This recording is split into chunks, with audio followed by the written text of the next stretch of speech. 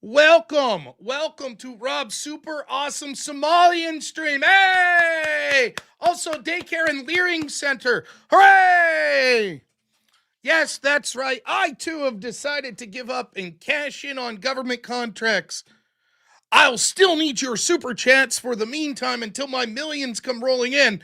But it feels so great to be multitasking and have a center here for your all's leering enjoyment. And to also, I'm zoned for hundreds of kids right now at my daycare. Of course, you can't come check on them, of course. And at the same time, just all things Somalian, as you know, the greatest, most assimilating people that have ever existed in any place in history. So I'm so happy to now be part of the Somalian Minnesota. Is it offensive to even use the term Minnesota at this point? Is that offensive? It seems exclusionary. I don't like that. I don't like using the term Minnesota. Minnesota. Yeah, that sounds like white bigotry to me. So let's just say, US Somalia. Yay, US Somalia. And I'm so happy to be part of that community. And I'm glad that you're all here as well. Little Sami, is that what we're talking about? Yes, yes. It's going to be a wonderful show. We have a great show booked for you. Now, before we get into the meat of the show and all things, again, the greatest people that have ever existed, the Somalian people, yes, until we get into discussing and leering about them, I thought that I would tell you a little bit about how my day's going. The first thing that I would like to say is, even though it's 2 hours early, happy birthday to the most lovely and greatest wife and mother in the world, my wife, Mrs. Noor. Happy birthday to her. Her birthday is New Year's Eve, and she is just the greatest person. I'm so happy to spend the rest of my life with her, and really, all joking aside, from the bottom of my heart, happy birthday to her. So I know she's probably not watching because she actually has a life, unlike me and all of you people. But if she is watching, happy birthday, wife. And I know you'll be asleep by the time I get downstairs tonight, but I can't wait to spend all day with you tomorrow and have an excellent birthday for you. On that note, I have some bummer news.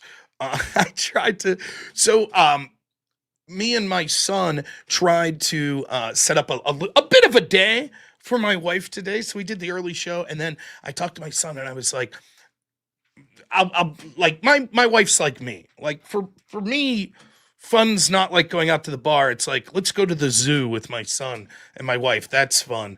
And so we had planned a special day of going to the movie theater, which is about an hour away from us. And we were going to go to the movie and watch the new SpongeBob movie, and then eat at my son's favorite place, which is Chili's. So that was the plan. And so we were going to leave at 5 p.m. and the movie started at like 7:15, 7:20. So we were going to drive out there, have time to eat, maybe go shopping a little. And my son was going to pick out another birthday gift for my wife. And we got on the road and we made it. Oh my goodness. 3, 4 minutes away from the house, and it was a whiteout snowing. It was that bad. And of course, I was like, wait, I was just driving around previously. I had to drive into town for something. The roads were bare. Everything looked good. And all of a sudden, it's a complete whiteout. Cars pulled off the side of the road. So we checked our phones. And of course, we have a weather advisory until 1 a.m. today. So I asked her, I said, do you want to do this? And so she decided that instead we would go to the restaurant that's closest to us, like 5 minutes away. And so we have to put her fun day on hold. So thank you, Arlino, man. I appreciate it, man. So we went to the Italian restaurant, which is a good restaurant. And my wife was excited because she likes calzones. And we had an old menu and they didn't have calzones. So when we got to the restaurant, they had calzones. And needless to say, she was disappointed in the calzone. Primarily because I don't know what your all's feelings are on calzones, but you have calzones and then you have strombolis, right? Now, stromboli to me is literally just a folded pizza, right? So it's everything you'd expect on a pizza. Your sauce, your cheese, whatever your toppings are, folded up, stromboli. The calzone, the two things that make it different were that you usually have a different kind of cheese, like ricotta cheese, right? That's in there. And then there's no sauce. That's how I thought calzones were, definitionally. Now, my wife prefers the calzone over the stromboli because, one, she does like the ricotta cheese and all that stuff. But she is not a big fan of marinara. And so she orders the calzone under the assumption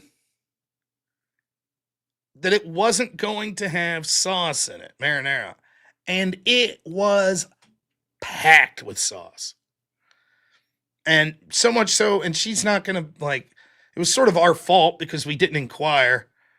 And so, there you go. Yeah, we thought sauce on the side too. So she's bummed out we didn't get to go to the movies that she wanted. She was bummed out because, yeah, it's what I always thought, sauce on the side for dipping. And she was bummed out because her dinner came out a little wrong, but we still enjoyed ourselves. And then we got back, and I had a lot of work meetings that I had to do. So I didn't get to spend a lot of time with her tonight. I hope to make up for that tomorrow. So we will be doing a daytime call-in show tomorrow. But immediately preceding that, I believe we're going to my wife's mother's house, and her mom's going to make her dinner, and we're going to play board games and just hang out there for the night. So I will not be, I will probably not be streaming tomorrow evening. We'll do the day show tomorrow. But not tomorrow evening. So I just wanted to, yeah, Jake not impressed with that. Thanks, Jake. So yeah, there was a little bit of a bummer. Now, granted, it's not my wife's birthday yet. We're still an hour and 45 minutes away. So hopefully her birthday is amazing and we don't have any run-ins. We got all the bumps out of the way today here. But yeah, that's what happened with my day. If you're wondering, we did do a call-in show today. Day shift dropped the ball. That's right. Day shift was incapable of reaching the goal of $357. Laugh at them, ridicule them. Day shift Rob sucks.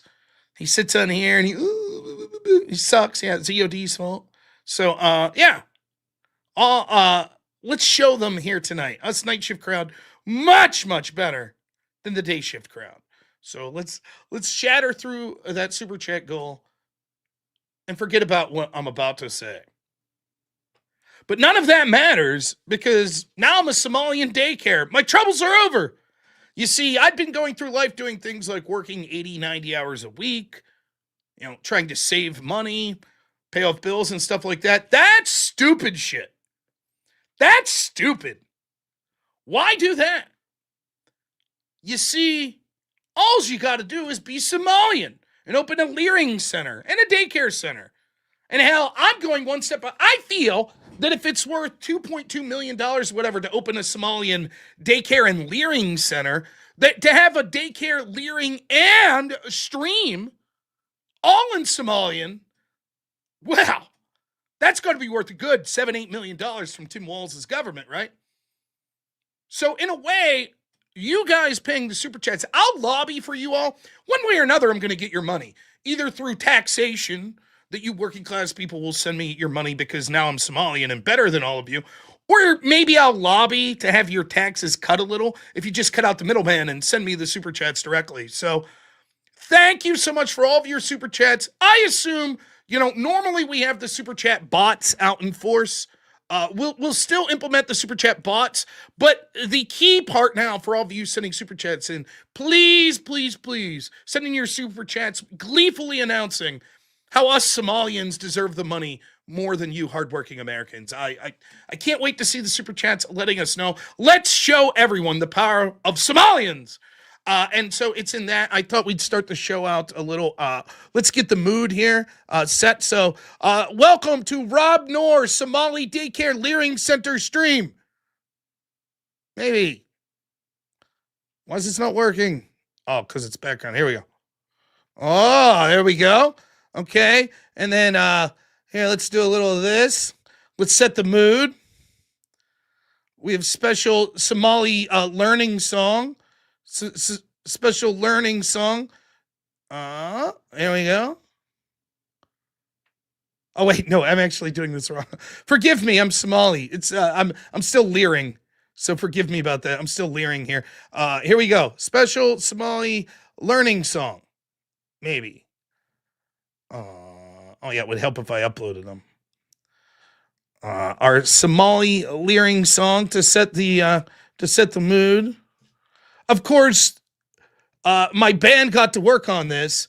The name of the song, and I won't even have to explain these lyrics because we all know Somalian is Zanano Iyo Zikmad. So please enjoy Zanano EU Ikbad. It'll take a minute to load. We're using Somalian internet here. And this internet was brought to you by Somalians that actually were at a learing center learning. Here we are. You ready? Ah, yes.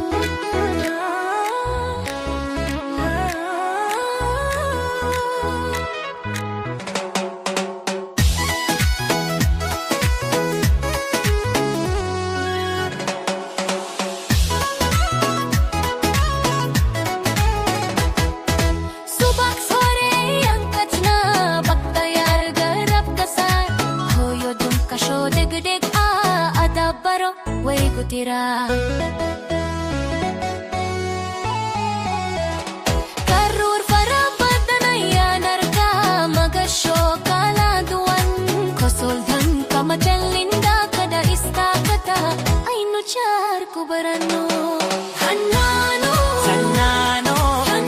Daycare. Send the tax dollars to me.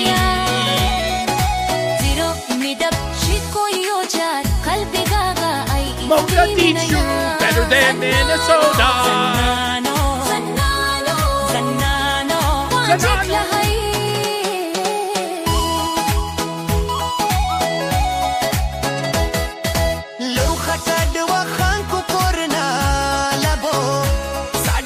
Yes, very nice. I can feel the desert heat.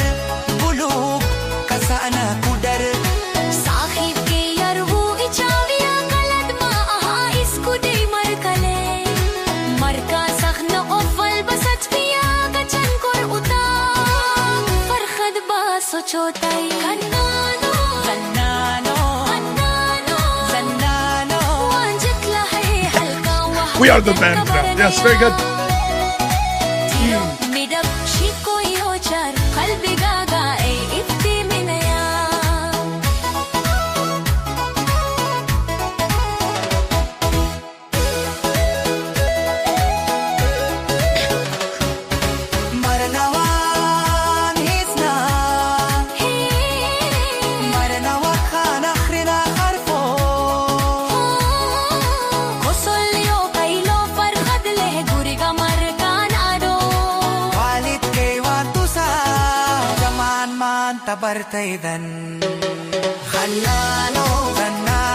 Zanano.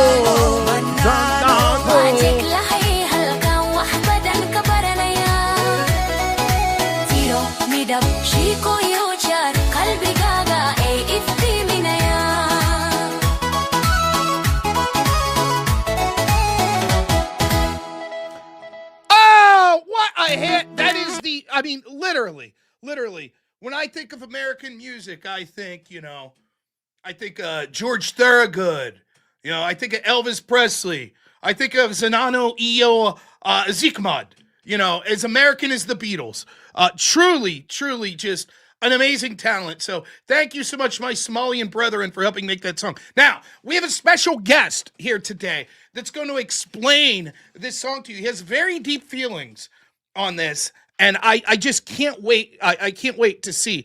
He was backstage listening to this. So I want to bring up a good friend of the show. This is Mayor Jacob Fry, Minneapolis Mayor Jacob Fry. Mayor Fry, I was wondering, what exactly did you think about the new Somalian American hit, Zanano Iyo Zikmad? Please, if you could tell us in your own words. Maaga Egawa Jacob Fry, Doke Magalada, Minneapolis. Damaan, Shaabka Somaliyed, Kayimid, Mogadishu, Garowe, Hargeisa, Bosaso, Bedabo, Kismayo, Wahan Rabah, In An Idin Shego, Minneapolis, Wa Magaladina, Wahad Hamid Tihin, Laf Dabarka, Magaladan Ka Digesa, Boshado, Isku, Duban. Duban. Si Tasta U Madewen, Donald Trump U Su Rugo. Really? Trump loves this song Minneapolis, too. Wa Magalo Garnesa, Wanaga, Iyo Kemaha, Ad Ledehin, Ugo Danbenti, Wahan Idin, Leahe, Eid Wanaksan, Eid Mubarak. Mubarak. Damantin, Wahana, Idin, Rejenaya, Well, of course. Hinad, Wati, Fian, La, Kadatan, Dadkina, Ad, J. Shaheen. My name is Jacob Fry, mayor of Minneapolis. Yeah? And I want to speak directly to the Somali community. Thanks, Jacob. We could not thank you more for those excellent comments on the Super robnoerr Somalia Stream Daycare and Learing Center and his band, the Mogadishu Madmen, and their hit song Zanano Iyo Zikmad. Truly inspiring to hear Mayor Fry talk in that way, and I'm pretty sure he said Trump loves the song as well. You know, now I know a lot of you are thinking I can't understand what Mayor Fry was saying there, and that's because you're a racist. At this point, if you don't speak Somalian, aka English or American, like I like to call it, that's what I like to call it. That's American. That's what that is. You're just upset you won't learn the American language because they're more American than you. That's the truth of it. And y'all ought to be ashamed. That's the truth. So, man, what a way to start the show up. I'm just so pumped. I'm so pumped here. Everything about this, it's just really, I'm getting the feel right now. Don't you feel like you're in Somalia, right? You close your eyes, you can vision it. You know, you don't have to no women walking alone on the street, faces all covered. Oh, it's wonderful. Look at that. Machete attacks. Oh, that's wonderful. Rampant crime. Yeah. A stench.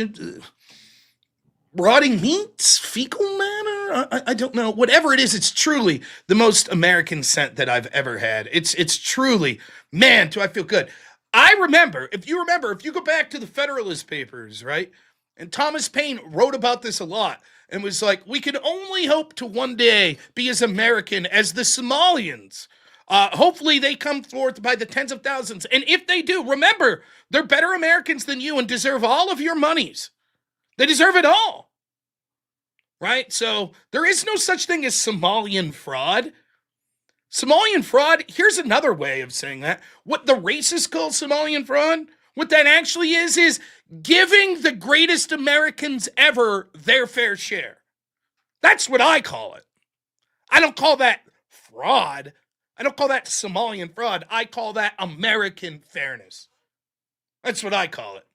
And so now that I'm actually part of that, by now being Somalian, aka American, I have my Super Somalian Stream Daycare and Learing Center. I have to say, it's wonderful. Now, the only question I have, listen, I'm giving you all a reprieve right now. You all, presumably, get a reprieve because you're watching a great Somalian American program right now. So you get a reprieve. But why aren't you all out working, aside from watching this? Us great Somalian Americans need your money. We need it. After all, 78% of us on welfare. We need your money. So you get a reprieve. You're watching the show. Send it in the form of super chats, aka reparations, whatever you want to call it. Send it in. And then as soon as my show, the Great Somalian Stream Daycare and Learing Center show is over, please get back to work and send your tax dollars in. I have a feeling some more of my brethren need to start. What's on the agenda next week? Autism Center. Yeah, fucking autism centers. Sure, autism centers. Look, there are still buildings in Minnesota that only have 17 autism centers in one building.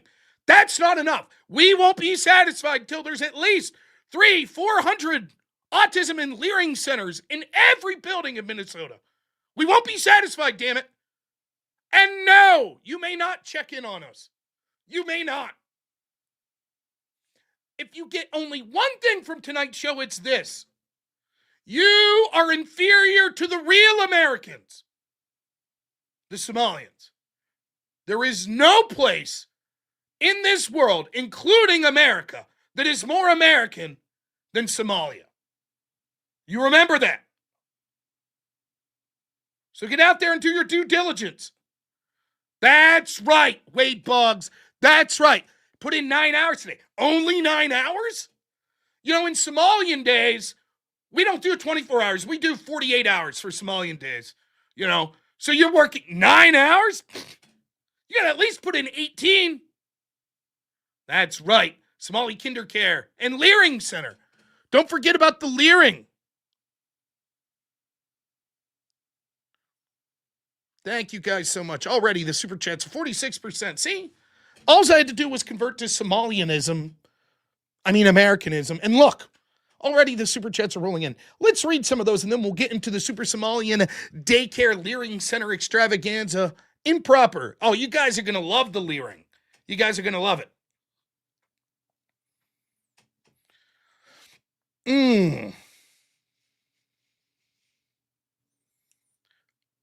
Roarcast $5 says, let's go on my last run of the holiday off. Back on January 5th. Glad to have you on while I make tacos.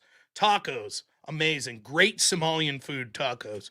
Good stuff. Left-handed assassin, $2. Thank you.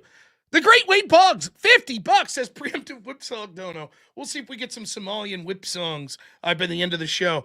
Naughty Germ, $5. Thank you so much as always, man. We got DeGooch, $50 says, for the goal, not one step back. When's Pam going to get fired? Is it me or y'all tired of not being down to any of these criminals? Why would I be? First off, the fact you call them criminals, racist, right out of the gate, racist, DeGooch, racist. There is no such thing as a criminal. There's only legally challenged Americans. That's it. We don't label people criminals here in the Somalian American community, which I'm happy to be part of. Why would I want Pam Bondi to crack down on Somalians when I could join them? In fact, listen, far be it from me to give financial advice, but have you all considered becoming Somalians? Americans? Have you considered that? Couldn't you use a couple extra $1 million? Don't you want a nice sports car? I don't understand. All these young people bitching about affordability, houses, and stuff like that. Why don't you just become Somalian? So you get your millions? If everyone did that, our economic troubles would be over. I don't understand the problem. Bandit, $5 says, for a proper dinner and a movie. Well, of course, we don't have a movie yet. We'll see if we can come up with a Somalian American movie. Crisco, $10 says, Rob, there's a white channel that pumps out 20 GBs of AI slop a day. In 14 days, it consumes the power of a Canadian household in a year. Joe rates to the moon. Well, I only hope that they're Somalian Canadian. Then it would be worth it. Independent thinker, thanks so much for being a member. The great Zach Gilpy, $10 says wholesome American music right there. Of course. Amagad, $10 says, don't open up. Chat is ice. Oh, all right. We'll keep the doors closed. Thanks, Amagad. Max Reddick, $2 says, what the fuck did I just walk into? Much love, Rob. Thank you. Thank you. Vita, $2 says, I think it's the stench of death. AJC, $10. It says, get your hand out of my pocket. Your pocket? Bigot. Your pockets exist for us Somalians, a.k.a. the true Americans. Anonymous Coward, $5 says, I haven't seen the left in this much damage control since Biden being sharp as a tack. There's so much misdirection. Any debates coming up on this? So, all joking aside here for a minute, there was a panel. Gibbs opened up a panel on this as well. Look, with the word war thing coming up the 10th and his amount of work that I'm going to have to put in to that show before the 10th, after the 10th, we'll see. I'll try to line up as many debates and stuff as possible. And on the 15th, I'm scheduled for Speakeasy for the debate series we're doing where I don't know the person I'm debating nor the topic. So perhaps the Somalians will be part of it. Of course, the great Brian Shapiro, you know him as like sort of the most important person ever. He called into the show this morning to talk a little about the Somalian stuff. So that was a win. Ah, look at this. The great unforced ego. $51. Please accept my reparations. You're as American as any of the rest of us with your beautiful, innocent baby angel, Aladdin. Put this towards unblackening the windows of your Learing Center. Maybe I'll do just that. Maybe we'll leave the children see a little of the outside by unblackening the windows of the Learing Center. Maybe we'll do that. And Piano Dean, $5 says, let's say this happened in a red state and instead of Somalis, it's those white South African people Trump brought in. Would the left be mad then? Who knows? The left, what, the Somalians? That's all I care about. I don't even care about the left. I care about Somalians. Of course they'd be furious. If they could blame Trump, they would be furious. If if it turned out tomorrow that all of this is exactly as it seems, except in addition to this, we find out that they directly communicated with Trump and sent him like $1 million to get away with this. All of a sudden, this very story that's racist to cover would be the biggest story in the world. And then it would be a big deal. Then the fraud would be, oh, it's connected to the Trump family. Now it's a big deal. Now, I'm just going to say something to the audience here. Now, don't tell anyone that comes on later. Cool, Vic, raiding in. Thanks, man. Really appreciate it. Cool. Listen, all of you that are here, don't tell anyone later that I'm actually Somalian. You can tell by my skin tone, I'm actually Somalian. But I don't want the rest of the people in the chat. So we're going to proceed as if it's just robnoerr doing his normal type show. But actually, just know that I'm Team Somalian. And I can't wait to start my super awesome daycare, streaming, and learing center. So we're going to move forward like this was all a joke. But in reality, you all that are here right now know. Team Somalia, baby. Somalia, the greatest Americans ever that have ever lived. You know? So yeah, all facetiousness aside, we'll play that Mayor Fry clip again, but my goodness, what is there to say? It's so crazy. We talked about this the last 2 times I streamed. I think it's worth talking about because to me, this story exemplifies everything that we should be talking about in this country with the problems with it. Everything. It hits the cultural notes, it hits the economic notes, the fraud notes, the disconnect from people in the, elite class to what people on the on-ground class are feeling. And so a lot of today is going to be things that I've already talked about if you followed the last 2 shows, but I don't give a shit. It's that important. I guess the biggest question to start off with asking tonight is how will Republicans fuck this up? How will they do it? Can't wait. Can't wait to find out, right? What's that website that people bet on? Is it Kalshi or there's one of these websites. I'm not a gambling man, really. But those websites that, you can bet on a bunch of different shit. I wonder if they have any bets on who's going to be the real victim in this. I think I know 2 weeks from now. DraftKings, maybe. I think I know. Polymarket. There we go. That's, yeah.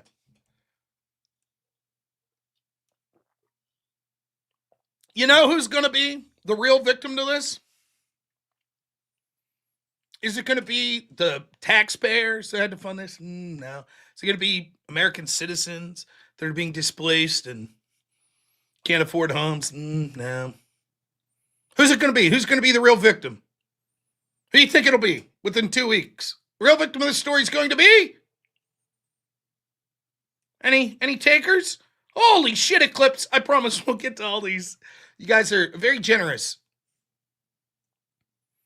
Anyone have a guess who the real victim will be? It's not going to be the taxpayer. Republicans will fuck that up. Oh, look at this. Randolph, it's going to be Ilhan Omar. The Somalians will be the real victim. Both good guesses. Tim Walz. Very good guess. No. Is it the Somalian children? A good guess. But no. You guys aren't thinking broadly enough. We're talking about the fuck-up Republicans here that could snatch a defeat from the jaws of victory in ways never thought imaginable. Of course, you can see them, the DNC. Nah. All of those you can see. I can see how this would fuck up. No. Lavin wins. The real victim in all of this is Jimmy Kimmel. That's who mark my words, within 2 weeks, Jimmy Kimmel will be the real victim. And the poor guy's gone through so much being the victim of the Charlie Kirk assassination. It's terrible. Still has to have a lot in his mind.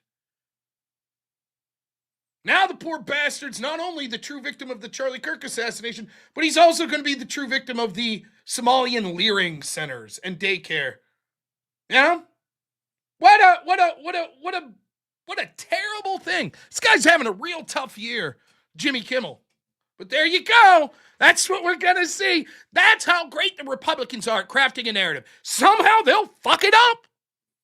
You know they will. Here's a story that almost anyone with any objectivity whatsoever that leans left, right, or center is going to be like, holy shit, this is bad. This is real bad. A story that's at the heart of what conservatism should be about. Rooting out corruption within the government. Displacing the citizens of this country with people from foreign cultures and it coming out to be a disaster. Disastrous government spending programs filled with fraud to the tunes of billions of dollars. Potential kickbacks going to politicians to ensure that nothing's ever done about that fraud. All of these should be exactly at the core of what it should mean to be a modern small government conservative. And they'll fuck it up. They'll do it. Someone in Trump's administration, Pam Bondi, will come out bizarrely and say, well, this is why we need fucking hate speech laws against Jimmy Kimmel. And then Jimmy will go, oh, being attacked. And everyone will rally around. And Trump will come out and say, Pam Bondi's a winner. She's great. And the rest of us are going to be like, what the fuck are we doing? Republicans will finally crack down, though. Finally, Republicans are going to crack down. And that's the one thing you can count on. You know, all right.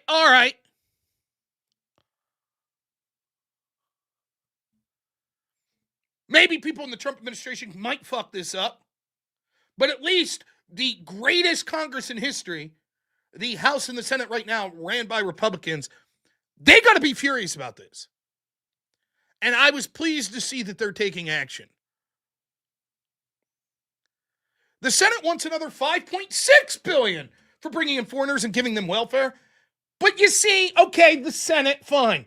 The far more reasonable House, only $4.3 billion. Are you tired of this winning yet? Huh? Amazing, right? We'll show those fuckers.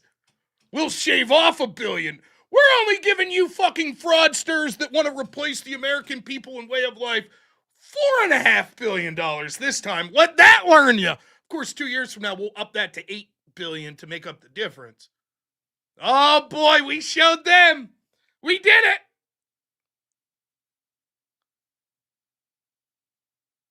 We did it. What's that? You got a problem with that? Racist, right? Now, a bit of a rehash. I'm going to read some super chats, and we're going to start in with the Republicans. We're going to play, again, truly an absolutely amazing audio clip from Tom Emmer, who is the Republican whip in Congress, basically the third most powerful Republican in the House. We're going to play some commentary of what he thought about his community having trouble with the mass importation of Somalians to his community in 2015. We're going to play that. But first, we will get to some super chats, which you all are you're so generous right now. You're almost as generous as the American taxpayer funding Somalian daycare frauds. Thank you so much. Big Mama C, thanks for being a member. Appreciate it. JJK, thank you for being a member. Cute cat. Eclipse, unbelievable, donates 50 memberships. What a legend. Thank you. Lavin, what's up? $5 says, all jokes aside, if this Minnesota fraud stuff was happening in, say, Florida or Texas, the left would be losing their minds. Of course. And they would do something about it. Wade Boggs, 10 memberships. Thank you so much, man. Incredible. Nico Pluto, $20 says, Rob is fair and admits when he's incorrect. Burke is the same. Weirdos he are. Old John. I wonder how John's doing. I haven't talked to him in a while. Good guy. Marky Mark, $2 says, you're more Somalian than Elizabeth Warren is Indian. Thank you for noticing. Nico Pluto, $20 says, never forget Big Pump of Fascist. Our good friend Andrew Wilson, yes. So if you missed today's show, I'm going to play this clip. And people ask, yeah, we all know that Democrats are all about this shit. Totally get it. Understand it. But why has it been allowed to go decade after decade? Let's start with this quote. And again, I'm not quite sure where this came from. So we'll start with this guy, Fisher King, who I'm a big fan of. I follow on X. I recommend you follow him as well. All right, all jokes. I got to get rid of this background. Jeez. Okay. Fisher King here says, This is the end of the first quarter of the 21st century. It started with the 9/11 attacks, spilled into the war on terror, then the 2008 financial crisis, then we had Obama and the rise of the woke. Now we're in the Trump age. The effort at undoing the decline of the USA, punctuated with COVID and the senile Biden presidency, which will be regarded as a shameful and retarded interlude. It's been a wild 25 years looking back on it. Consistent theme is government failure just about every step of the way. Massive increase in national debt across all administrations. Terrible foreign policy, with the exception that Trump didn't do foreign wars mostly. Massive foreign invasion of illegals and legal immigrants that make the country look and feel different from even 2001, let alone 1980. The positives in this era are all private sector. The iPhone, Tesla and SpaceX, crypto, AI on the upswing. These positives are okay, but don't offset the government failures that have resulted in the decline of quality in life despite GDP increases. It's good to take stock over 25 years, because most of us will be here alive another 25 years. If things go as they've gone since 2000, it will be very ugly. Sorry to be a doomer, just being honest. In response to this, Harry Bergeron, I don't know what he's quoting from here, but this quote sums it up. It says, the United States emerged from the Cold War with such historically uncontested hegemony that they had to invent a new word, hyperpower, to describe it. Depending on how things turn out, the mismanagement of the country in the 3 decades since then will be remembered as an unfathomable failure of similarly unprecedented magnitude. Maybe they'll have to invent a new term for it too, like uber fuck up. Now, you could say, well, listen.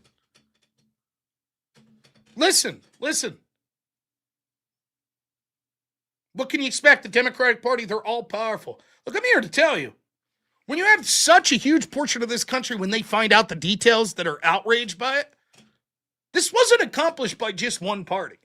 It is a uniparty system. And the truth is, Republicans were all in on this shit too. And that's why I want to present to you Tom Emmer. Now, if you were watching Tom Emmer's feed, and we'll get to some of this, don't worry. We will. Tom Emmer's been out there, and he's just eviscerating Tim Walz. Emmer happens to be a congressperson from this district. Oh, Tim Walz, under his watch, this fraud continued. Now, again, we covered this morning, and I apologize for it, but it's that important. I want you to understand this. Understand this. The reason that this is allowed to go is because one party actively and openly celebrates and talks about it. That's the Democratic Party. And the other party also cheers for it. But then when there's enough public uprising from their own people, pretend that they were against it all along. But in reality, they still accept it and were for it because they saw personal benefit themselves. So I present to you the co-founder, along with Keith Ellison, of the Somali caucus, Tom Emmer, the Republican whip right now in Congress. Right now. He told me he started. This is from a town hall in 2015 in St. Cloud, Minnesota. Bobby told me he started freaking out about this exactly 1 year ago. It was in July of 2015 at a town hall meeting in St. Cloud. I wish all of you guys would give him the big hand here at ACES. This is Bobby's local congressman, Tom Emmer. They're at the Aces bar in downtown St. Cloud. The room is packed. People are squished in around the bar. This is one of many town halls Emmer does regularly all over the district. And it's going normally, a little awkwardly, till this guy says, I think most of us are here to find out how you feel about assimilation of immigrants. Assimilation of immigrants. The congressman is confused, so the questioner clarifies. We did not ask for those Somalis. Nobody asked us if we in St. Cloud want those Somalis, and we understand that social groups like the Lutheran Social Service and the Catholic Charities, they're dumping them in areas like St. Cloud. Okay, and so the question is, how many more are coming? We didn't ask for these people. Everybody that you read about is talking about this. So that is a main issue in this city. There is no control. The people have no control over any immigration. The mayor doesn't. I don't know. Now, notice, again, I mentioned this earlier, but notice he says that social groups like Lutheran social services and Catholic charities are dumping in areas like St. Cloud. Yes. And again, I mentioned this morning, but it's worth re-mentioning. Notice when Tom Emmer responds, he's going to be like, immigrants could move wherever they want, ignoring the fact that they're intentionally being placed in certain communities by charities that your tax dollars are funding. So here's a little bit of how it goes. United States foreign policy is a fucking disaster. People like me are against the disastrous interventionist policies, but people on the left overwhelmingly, they're okay for it. They like the CIA. They like those intel agencies, particularly when they're going after right-wing populists and they're going after people like Donald Trump. They like that. That's good. Good stuff. Yep. A+. When the State Department's testifying at Trump's impeachment hearing, his first hearing, saying Trump went against our foreign policy by doing things like wanting to pull troops out of Syria. Yes, that's good. These people like, then these people turn around and say, but America fucked up these countries, and so now we must be punished by bringing in these refugees, who, by the way, are greater Americans than any of us anyways. They're the fucking best. So your tax dollars go to send to those countries in the first place. Then you're told because your tax dollars went over there, it fucked up those countries. So your tax dollars go to NGOs that then bring people against your culture into your communities that make your kids' schools worse. Then they exploit tax dollars in the form of welfare that you pay for. And lastly, as the greatest slap in the fucking face at all, they engage in fraud and drive around as fucking millionaires while you work a second and third job to pay for it all. So that your children will wake up in a fucking country that you don't recognize. That's what's happening.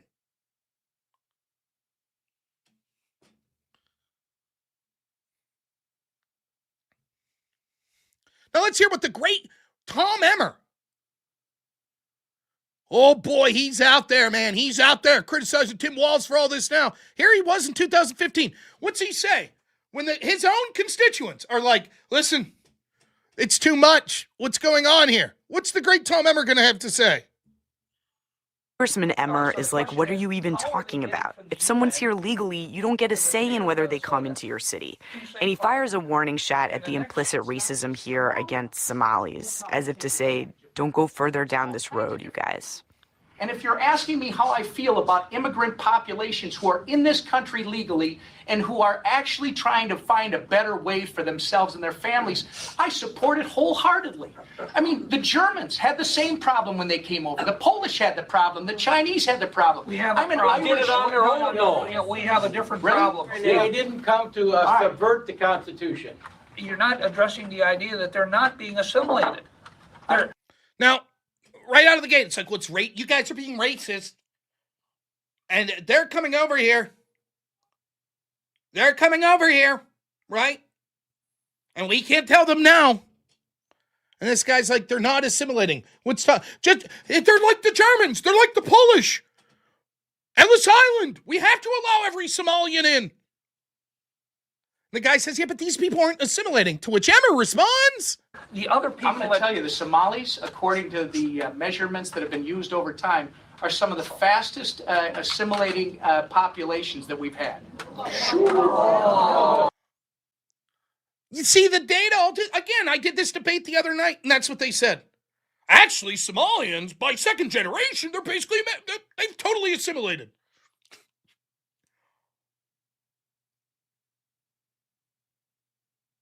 Now, the crowd knows this is bullshit. This is Emmer's own constituents. This isn't Emmer at a town hall that Democrats are in there yelling at him. This is Emmer at a Republican event where he knows all these people that are like, what are you doing? And he's just parroting the same old bullshit left-wing talking points. Well, you're a racist. We have to open up our arms. And this is the same as the Poles coming over and the Germans and the Irish. Same thing. They assimilate. They're the fastest assimilating group. You know, if we would bring people over from Canada or the United Kingdom or, Italy, they don't assimilate near as fast as the great Somalians. There's a group of people. There it is. That's a group. In fact, as I said earlier, Somalia is more America than America.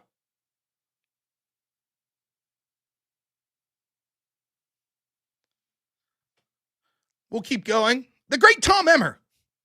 Don't worry, Somalian people there are going to speak up. They're going to tell you how great they are and how they've assimilated, and how dare you notice. There are Somalis in the room, too. I hear all the time the word assimilation. You know, I feel myself assimilated. I speak English, I have a job, I have a family, I drive the same streets every day, just like you. What's the thing that's missing? You should not be afraid of Muslims here. That's right. Don't be afraid of Muslims. Now, the one bright spot in all of this, if there is a radical Muslim overtake of the United States, it'd be terrible. And I'm sure I'll be taken out with everyone else in that. But at least the people that will get it the hardest are the very progressive, shitbag, LGBTQ, feminist communities. At least they'll get it the hardest. At least. That's of small comfort, I guess. Right? If you guys have any questions, anything to talk about, come to us. We'll answer all your questions. Yes, I have a question. Can we get into the daycares that you're running? Oh, what's that? No, you board us out and tell us to fuck off? Interesting. We will address your fears. But I don't think there's nothing we have to fear in America. Okay, first off, how dare you apply that it's like the only problem is that we may be afraid of you? How about we don't fucking want you here because you don't mesh with our culture and you're a drain on our fucking system? How about that? It's not fair to say, oh, you're taking resources out of our country? Go fuck yourself. You're massively changing our culture? Go fuck yourself. Oh no, you don't have to be afraid of us. Who said afraid? Get the fuck out. Some people in the room don't buy it. They push back and demand a vote on refugees. Emmer pushes back too. I'm going to say it out loud. When you move to a community, as long as you are here legally, I am very sorry, but you don't get to slam the gate behind you and tell nobody else that they're welcome. That's not the way this country works. And if we're going to talk about... I didn't think it was a problem until... That's not the way it works. This country, the founding fathers set up a country so that Somalians could come here by the millions. So that we gave them monies for their daycares that damn near equaled the GDP of their own country. That's what this country's all about. Now please send more money to my campaign and enjoy the massive government spending and inflation that we as Republicans co-sign off as well. somebody I knew really well, because they got upset. This is Tom Emmer talking about that night. They said, it sounds like you're telling us. You're not listening to us. We also work hard, and we also pay our taxes, and we also have kids to raise and go to school. And there's a huge economic burden placed on us now. And I think part of the fear that some of you talked about, our fear, is that we don't feel in control of what's happening in our city. It is out of our control. Where is our say on what happens to our schools? I don't know that you heard us. I feel you told us.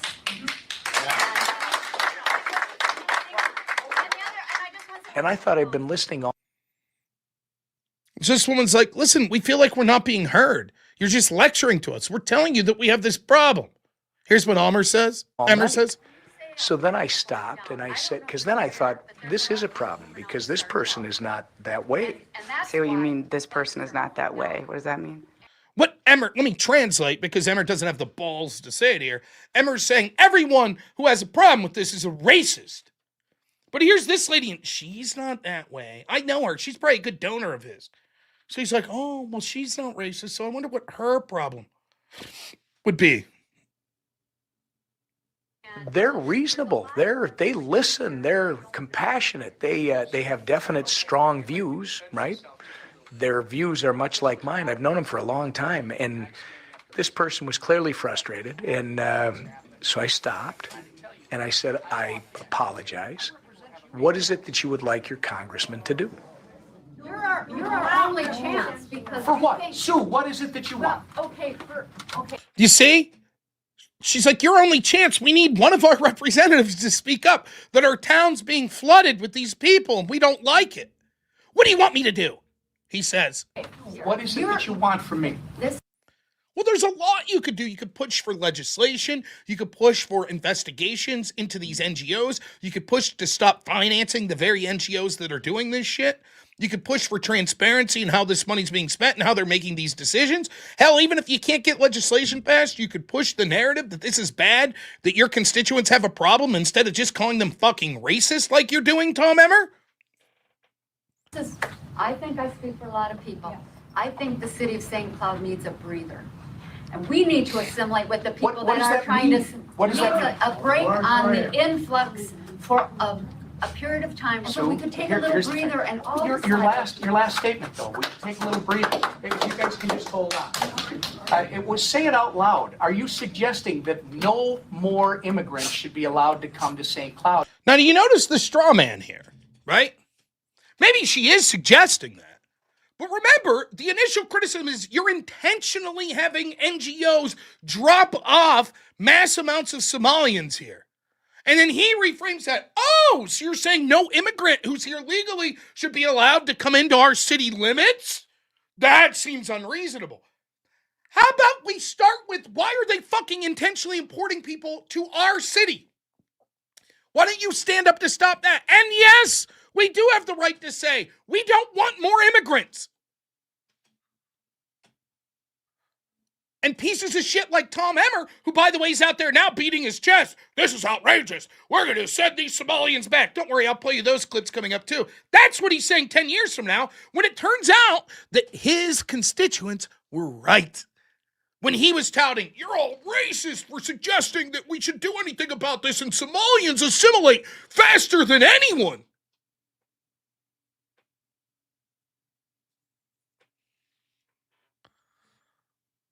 A moratorium for The whole United States. All right. Here's the thing. All I can do is respond as open and honest as I can, Sue. That's not something that I can do. That's not bullshit. Of course, as an individual congressman, it's impossible for you to pass universal legislation that would push a moratorium on immigration. Of course, that's true. However, there's all sorts of steps you can push in that direction. Number one, you could push against these refugee policies. Number two, you could push legislation for transparency or to stop the funding of the monies going to these NGOs and the other sort of programs that are going through. Number three, even if you can't push that, you could at least start advocating for how they're massively changing the system and use your bully pulpit to go out there and help change the discourse. And number four, you could at least stop calling your own constituents racist.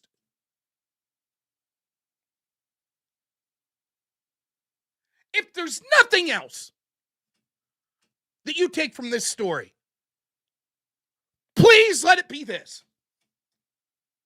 You absolutely have the right to say, I like the culture of my community and don't want it massively changed. And anyone that calls you a racist, you tell to fuck right off. Fuck you.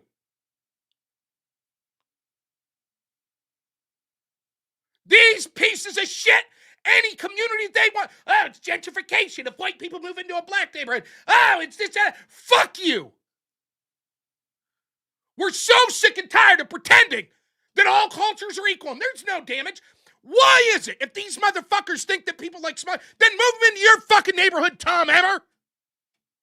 Move them into your guest house. They do the same shit with the illegals. Oh, the illegals are better than Americans. They commit less crime. They're the best. Oh my gosh, they bring diverse food. They're great. They're awesome. Okay, here you go, Martha's Vineyard. Here's 50 of them. We don't want them here. What the fuck are you doing? Miyama, get these motherfuckers out of here. Remember that? Fuck them. They'll sit there and lecture you. Victor Davis Hanson, who, by the way, prayers out to him. I heard he's having a serious medical procedure. One of my favorite people to listen to. Absolute stalwart of sort of true conservatism and the corruption that we see going on. Great man. But a quote he always said that stuck with me was, Democrats are always pushing for a utopia that they'll never have the misfortune of living in themselves. They'll tell you, bring in all these milieu of people. Diversity is our strength, blah, blah, blah. You don't need guns. You don't need police. Well, they live in their gated community that's all monolithic. That's good for them, but not for you. That'd be racist if you want to do that. That's xenophobic if you want to do that. You live with all those fucking Somalians. Your kids should go to school with them. And if that means that the schools fail because they can't teach in English anymore exclusively, so they have to divvy out their resources for kids that don't even understand the language, well, no skin off Tim Walz' back. No skin off of Tom Emmer's back. They don't give a fuck. These people that want to sit and fucking lecture you, oh, you're a racist. Fuck you, man. I don't even want a bunch of fucking people moving into my community that are fucking from the city. I don't want it. Now, am I suggesting that there should be a law that says that no one can buy property here that's from the city? No, but I'm allowed to have a preference. And as a country, we're allowed to say this is who we want in our country and this is who we don't. We don't have to open the fucking floodgates. We don't have to accept tens of thousands of refugees. We don't have to ship them to specific cities. And these people in these communities have the right to say, no, fuck that. We like our community. We don't want it overran with people that don't share our culture, that are a drain on us. Fuck you.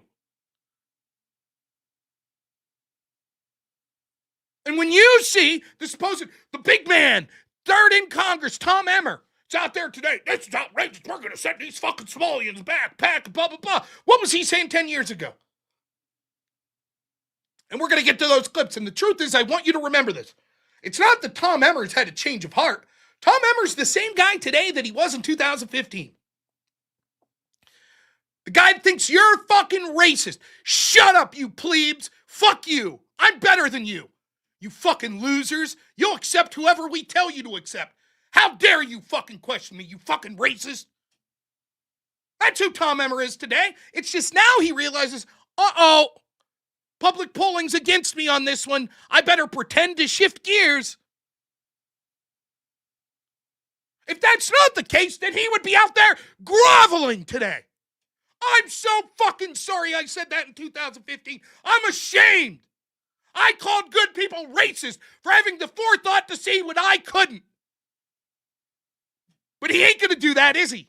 No fucking chance.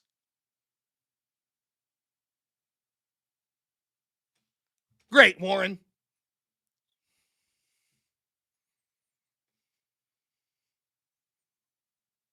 You call in, Warren.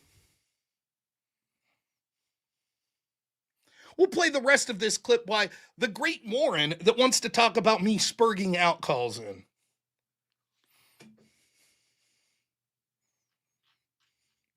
Finish the clip. That's something that our Constitution says that we do with people who are... And that was the first time that I think I realized that even good people, really good people, because I know this person is not a xenophobe, not a racist. I know this person for several years. This was a big moment for Tom Emmer. This is when he understood two surprising things.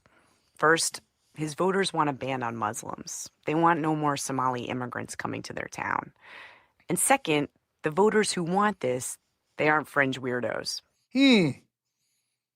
Oh, Emmer learned that. Right, Warren? You there? Row beef.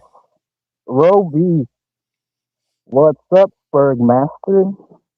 Well, sorry, I can barely hear you. It sounds like you have something in your mouth. Hang on. Maybe you're using the wrong microphone?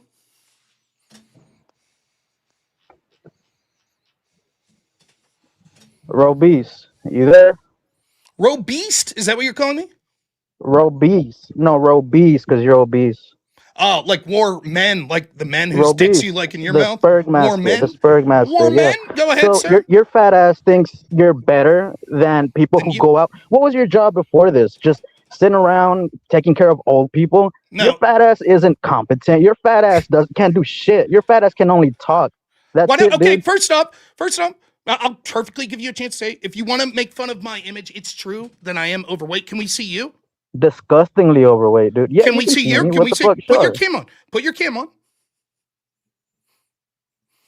Right? That seems fair. If you want to criticize dude, I'm not fucking fat. No. It's perfectly fine. If you want to criticize my appearance, it's totally fair game. I don't mind at all. Let's see your cam. All right, sure. Hang on. Okay.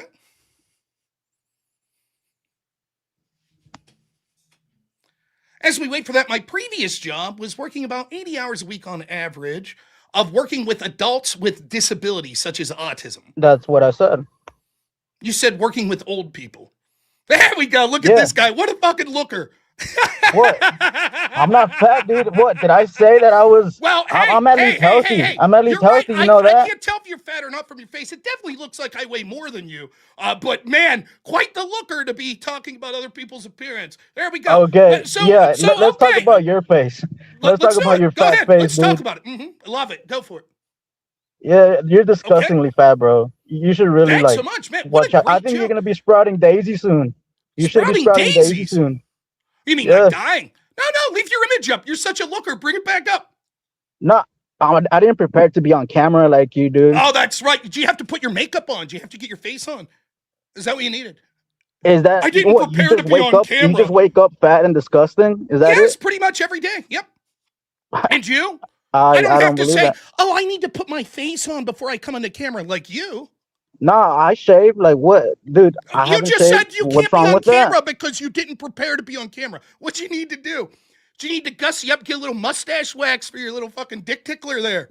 Yeah, well, I was gonna shave. What's wrong with that? Oh, nothing wrong with shaving. I assume your boyfriend likes you to keep that for certain occasions, right? Little New My boyfriend. Year's evening with Let's him? talk about your fat ass wife. What about her? You ever Yeah, seen her? no, she's just as disgusting as you. Have you ever seen her? Yeah, I saw Where? her when you were having a live on what the fuck was happening. Oh, it was off after Andrew's event. After Andrew's event Yeah, at DebateCon. you were driving back. I was driving back from DebateCon Yeah. in the car, and you saw my wife Yes, there. I don't So you're a understand why frequent. this So has to be excellent. You're a repeated. frequent. You're a Yes, frequent watcher of my show. So you must be married. I caught that live, dude. That Sure. what? I mean, You must be married, right? I have a kid. What? Oh, Yeah. no. I said, are you married? And you said you had a kid. That doesn't sound married.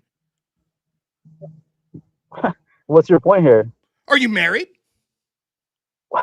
Okay, your Christian standards don't mean anything What's it to have me. to do Okay, with so I have a kid. Christianity? It just No, sounds dude. to me. So if your question is I am married according to the law in Texas. You're married I'll go according ahead to and what? to the law in Texas because we've been living together. Okay. Oh, so you're What I'm common law saying married. is we You're didn't common go law through married. the church. We didn't go through the church. Mm. That's all I'm saying. You didn't go We've through the lived church, so together, you're and that's common it. law I mean, married. but regardless, this isn't about my No. personal. It's about what I choose to want to make it about. We You're the can person who talk called about in and made it whatever you want. personal. Go ahead, Rob. That's right. You called in and made it personal. You could have talked Sure. about the issues. You wanted to make it personal. So you're common law married. How long have you What? been Yeah. together with the same lady? Yes. How long have you That's been right. together with the same lady? Yes, that's right. That's not an answer. Now, where are you from? Are you from? Born in the United States? Born in Texas? I'm Texan. Yeah. You were born in Texas? Yeah. How old are you? Yo, why does this matter, dude? I think it was relevant to Let's get on to the substance. What were you? We what are were you talking on about the about? substance. We're talking about the substance of. It clearly seems like I'm dealing with someone with a diminished mental capacity. When I said, so how long have you been with Dude, the you're current the woman? one that And your sounds answer, close-minded over here, normally when spurting. someone says, You when think someone asks you you a can question just spurt that has to out do with and the have unit of all time, your audience look I at mean, you being again, emotional I'll give you a chance. I'll give and you a being chance all to speak. passionate or whatever? I will But give you a that's all chance you to. I can will do. give That's you a all you can chance. do. That's all You your will fat ass can absolutely have a do. chance to speak. You absolutely will. What I'm going to explain to you is why I think you have a diminished mental capacity. I asked you a question that was about time. And instead of giving a unit of time, when I said, how long have you been living with the same woman? You said, yes. That's not an answer. That signifies to me that you're either too much of a coward to answer the question or you have a diminished mental capacity. And you think when someone says, how long have you done X, that the answer is yes. Do you understand how yes isn't an answer to that question? I didn't hear you wanted a number. Okay. What did you think 5 I years. want when We've I been said, together how for 5 long have years. you We've been been together with the 5 years. same woman? We've been together for 5 years. Okay. The only one with You've a lived mental together for 5 condition years? is the autist, the spurg over here, who thinks that he can get all emotional and get his audience all riled up with this BS about you thinking that you're more competent at being more versatile with different types of jobs when all you can do is take care of old people and talk. That's it. Your fat ass can't do nothing else. Your First fat off, ass can't do anything else.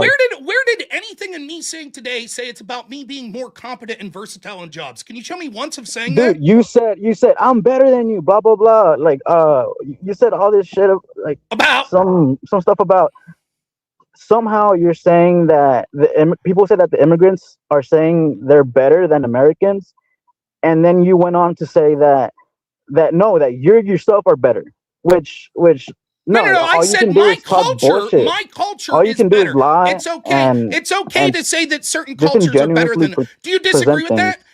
I don't recall saying I'm better because I have more versatile job skills than you. I don't recall saying that. I said that some cultures, it's okay to say we like our culture and it's better than other cultures. Do you disagree with that?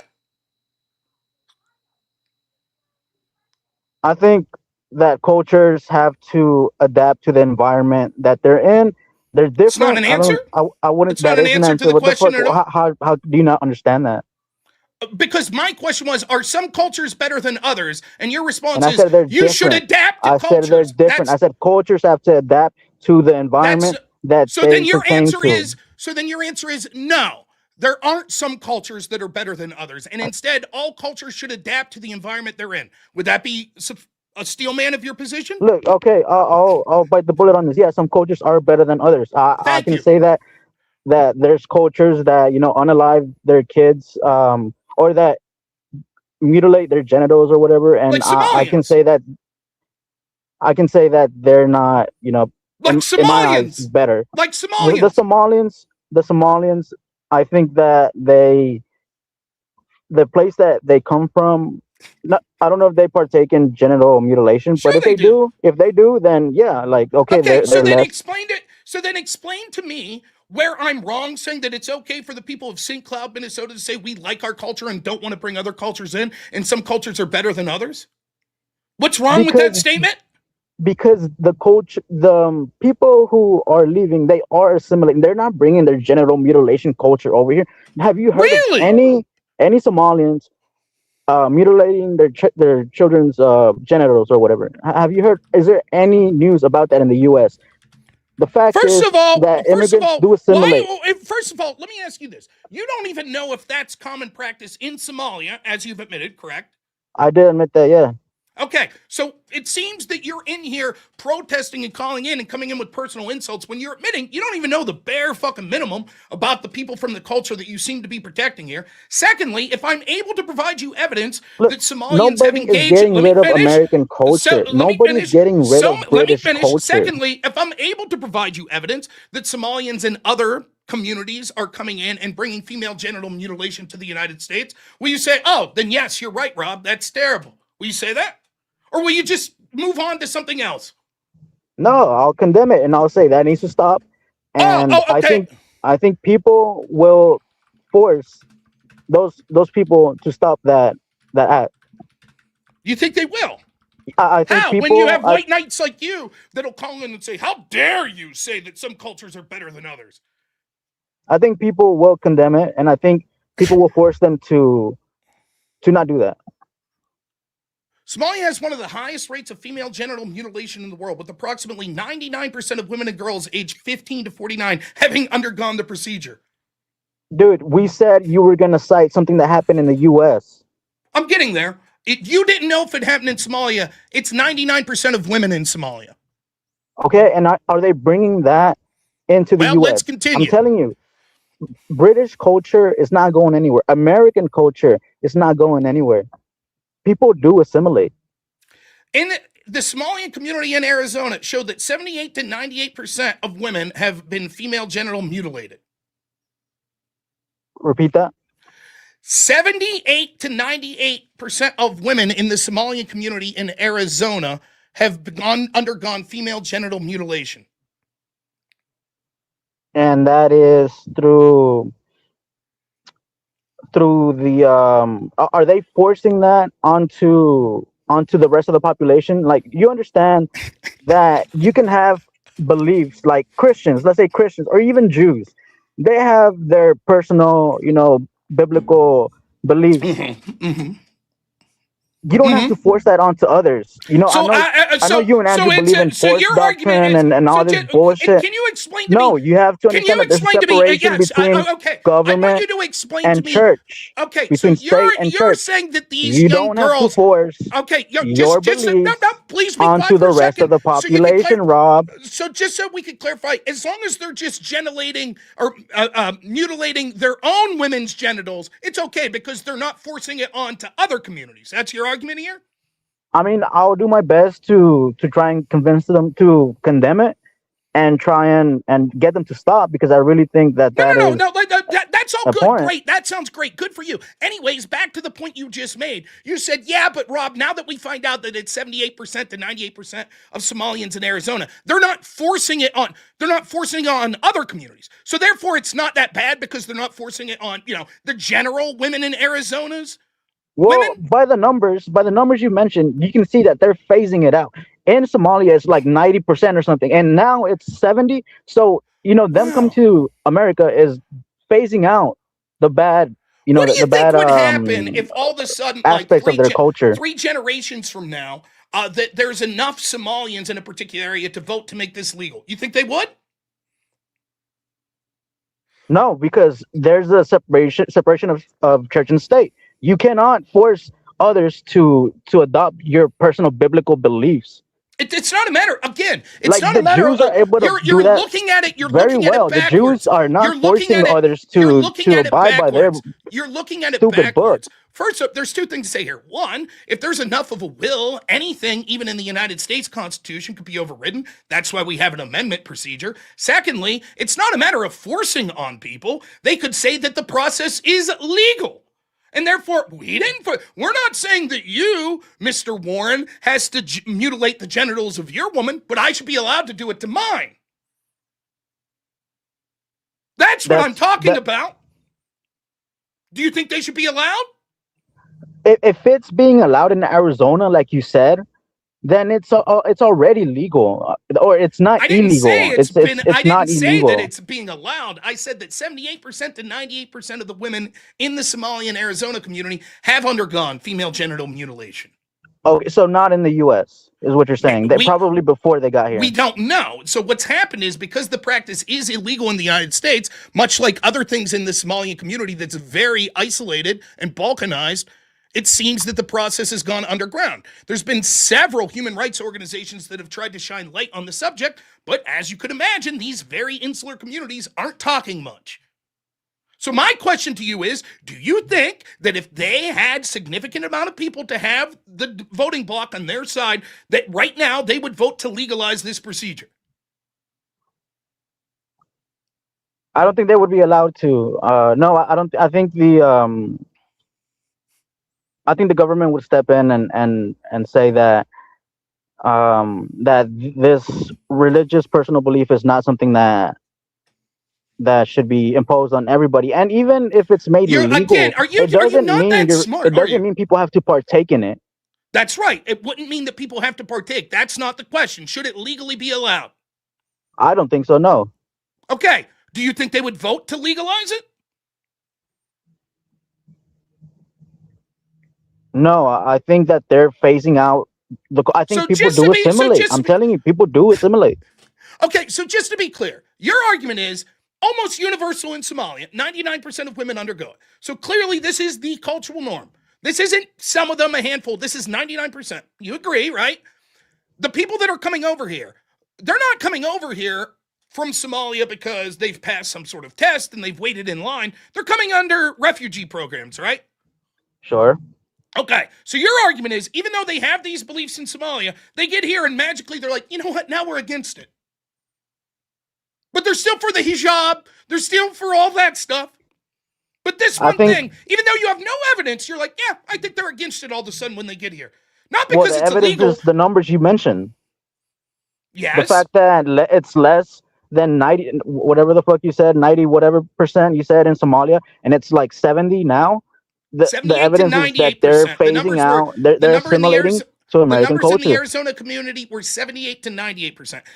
I noticed that you only take the low number. Fine. Let's say that they take the low number. Do you think that the reason that that number has shrunk to 78%, which is still over 3/4, do you think the reason that number shrank has more to do with, oh, now that we're in America, our attitudes have changed, even though we adapt the same cultural practices with all the other things of our religion? Or do you think it's because now it's illegal? Is it illegal in the U.S.? Oh, Yes. so yes, you said it is illegal. Yes. So yeah, I mean, I think that it's a product of the environment. I think that they're adapting to the new environment, and yeah, they whether they like it or not, they're going to have to adapt to the fact that it's Okay, so illegal then here, if they and if they they will, don't and they have. they have okay, so explain to me how they have. Go ahead. Because the numbers decreased. You said okay, 78 to what did you say, Right. like So 80 what 80 something what percent? we're no, you seem to say that they're assimilating, they're adapting. How?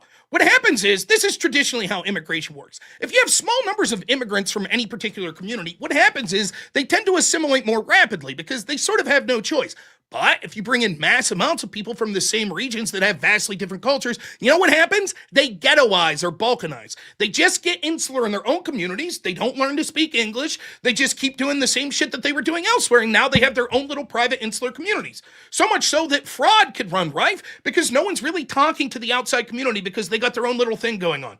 Just like we see right now in places like Minnesota and St. Cloud. You mean like what happens with Chinese people, like Chinatown, and how it happened with the Irish and the Italians before? They all assimilated, Rob. They You're just eventually fear mongering. they eventually assimilated in many ways. However, what we're talking about is people that were importing from vastly different cultures than, say, the Germans or the Poles or even places like China and Japan. We're talking about people that have a vastly different culture that we're intentionally bringing in numbers that allow them to ghettoize and balkanize, and then we're feeding them assloads of money while 78% of them are on welfare. Why should the United States be obligated to bring in people that have vastly different culture that'll be a financial drain on the system? Should we be obligated to bring them in? I mean, people will argue that it's because their region was destabilized by American intervention. Okay, so explain to me how America interventionism, when did it start to destabilize Somalia?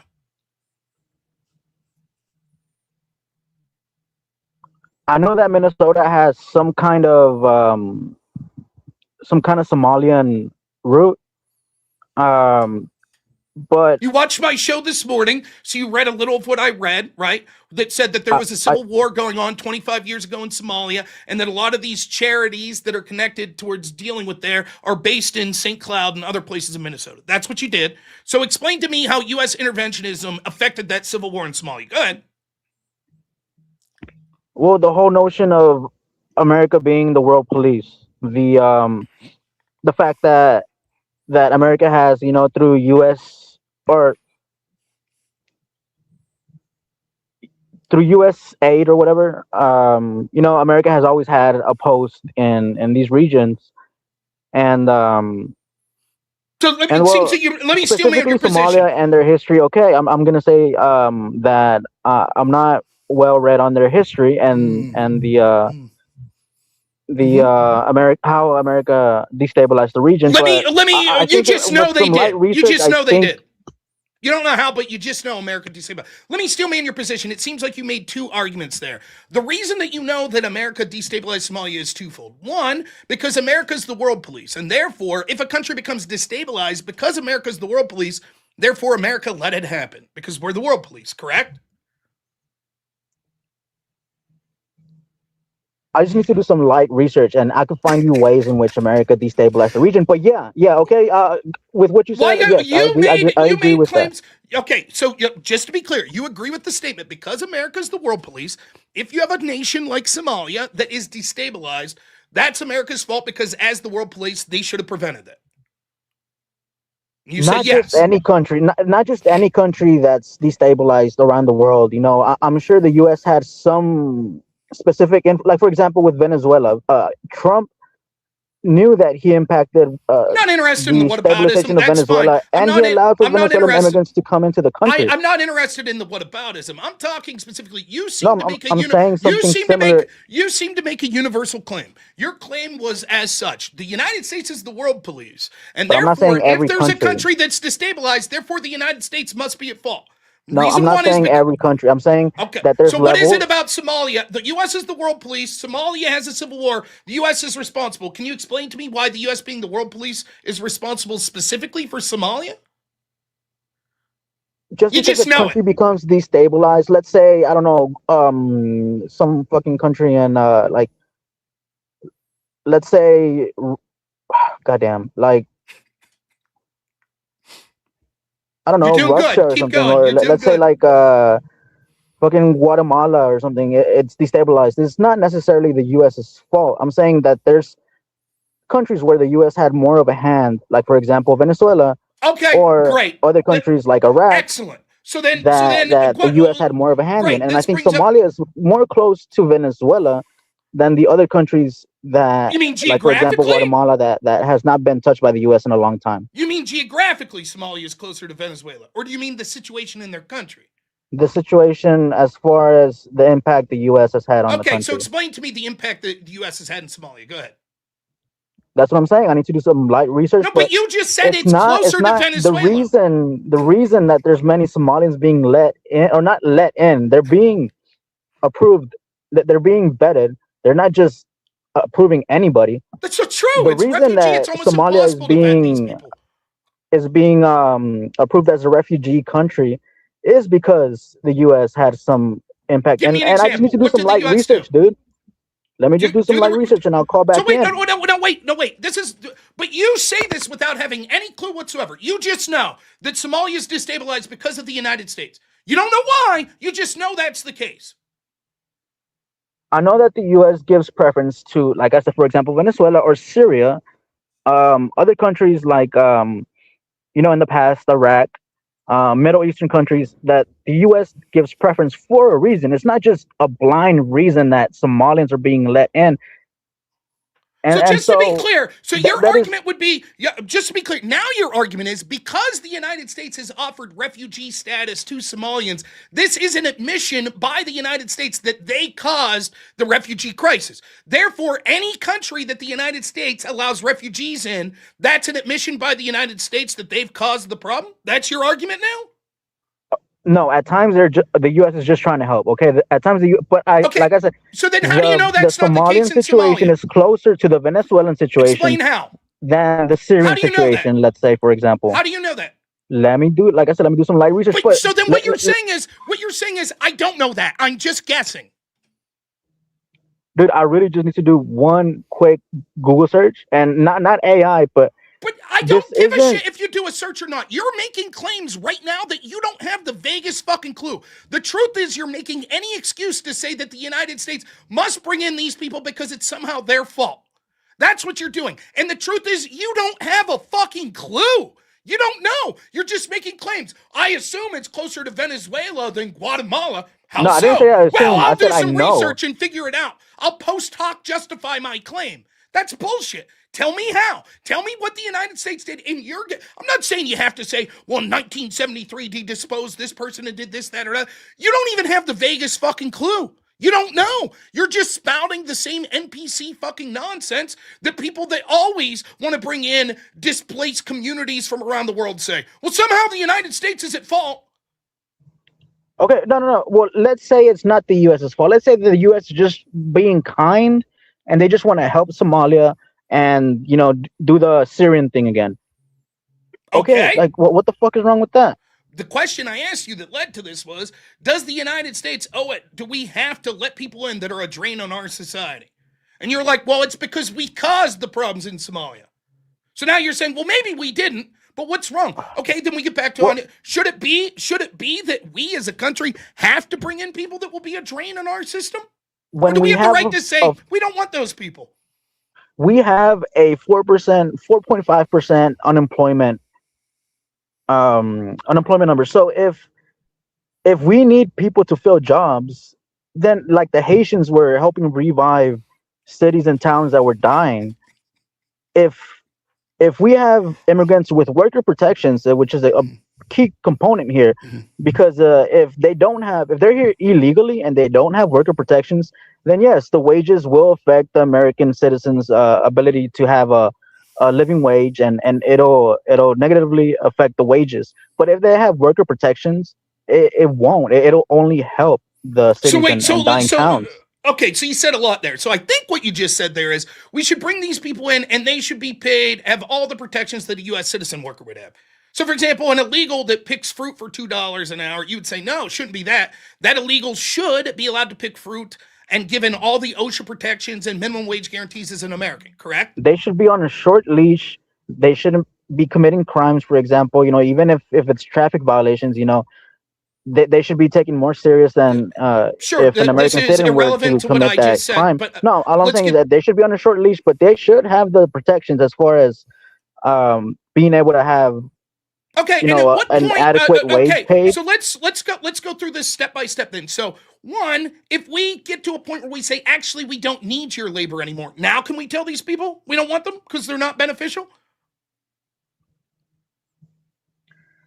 I don't think we can just kick them out of the country, but if they start to become a drain, if they start to become a problem as far as there's not enough jobs anymore, and yeah, I think we should give preference to American citizens. No, wait.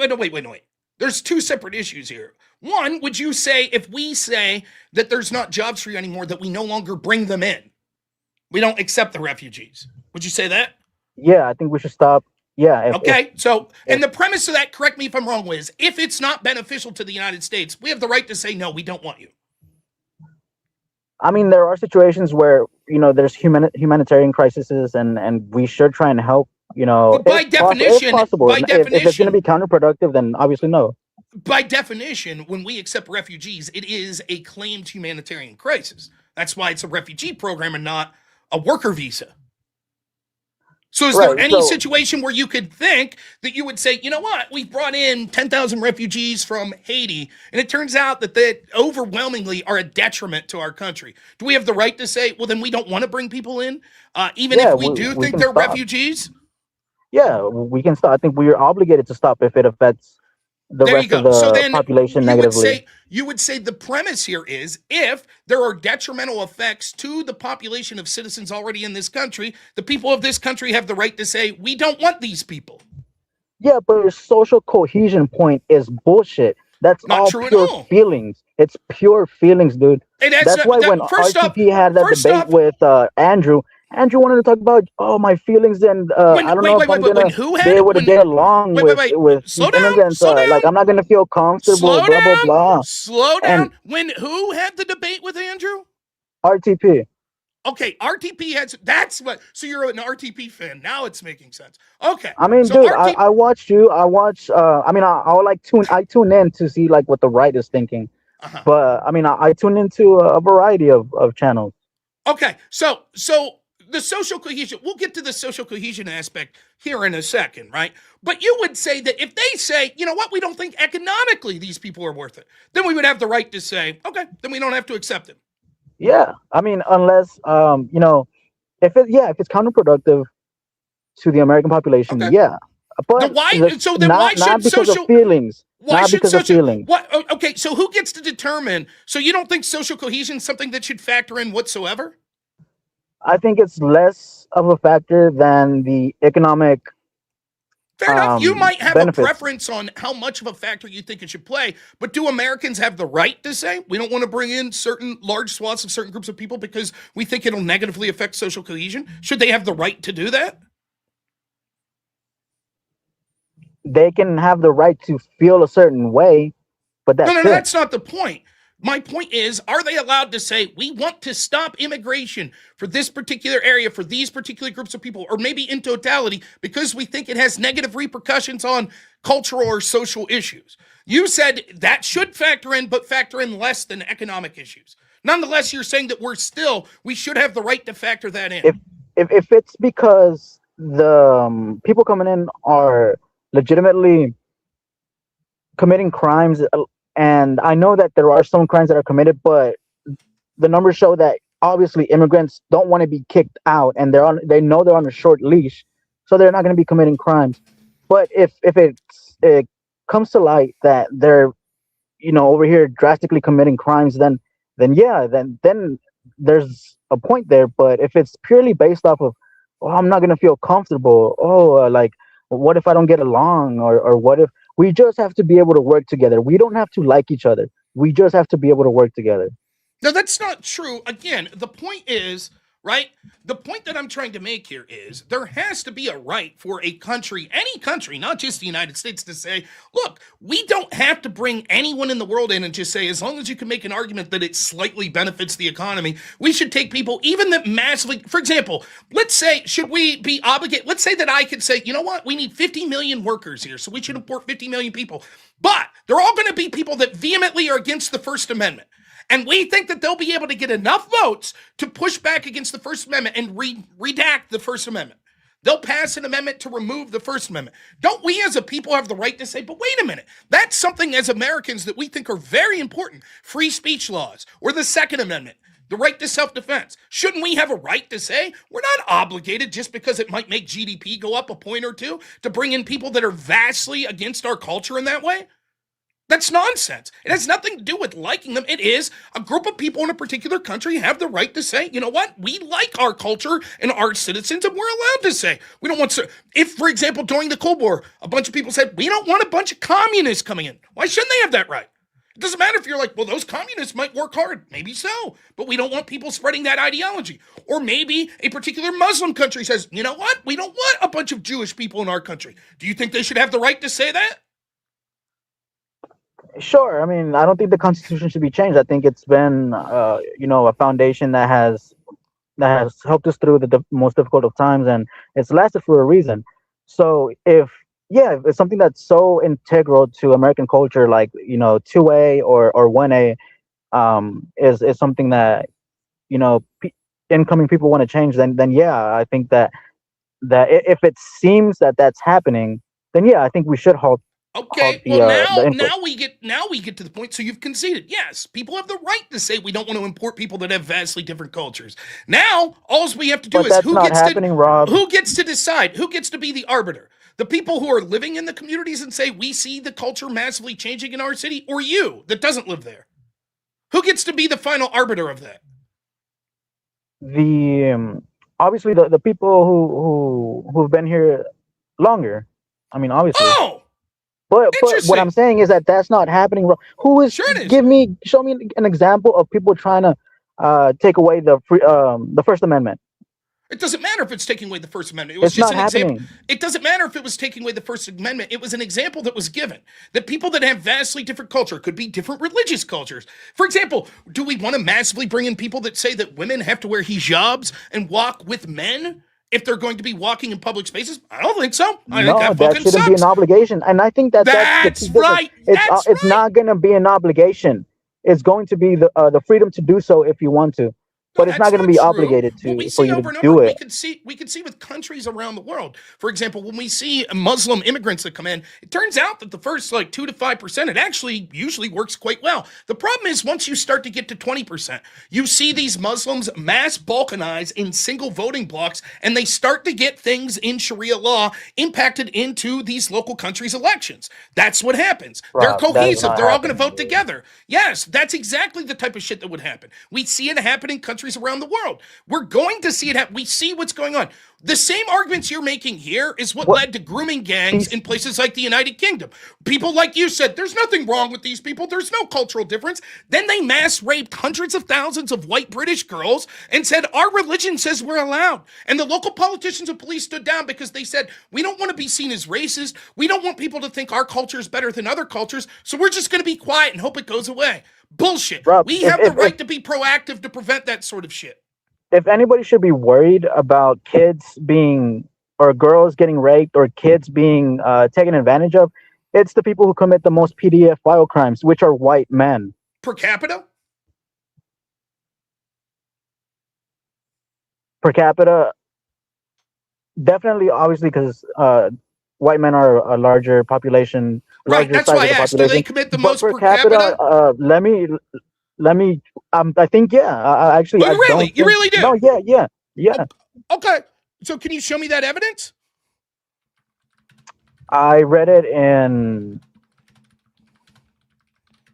I mean, just Google it, but definitely an absolute number, right?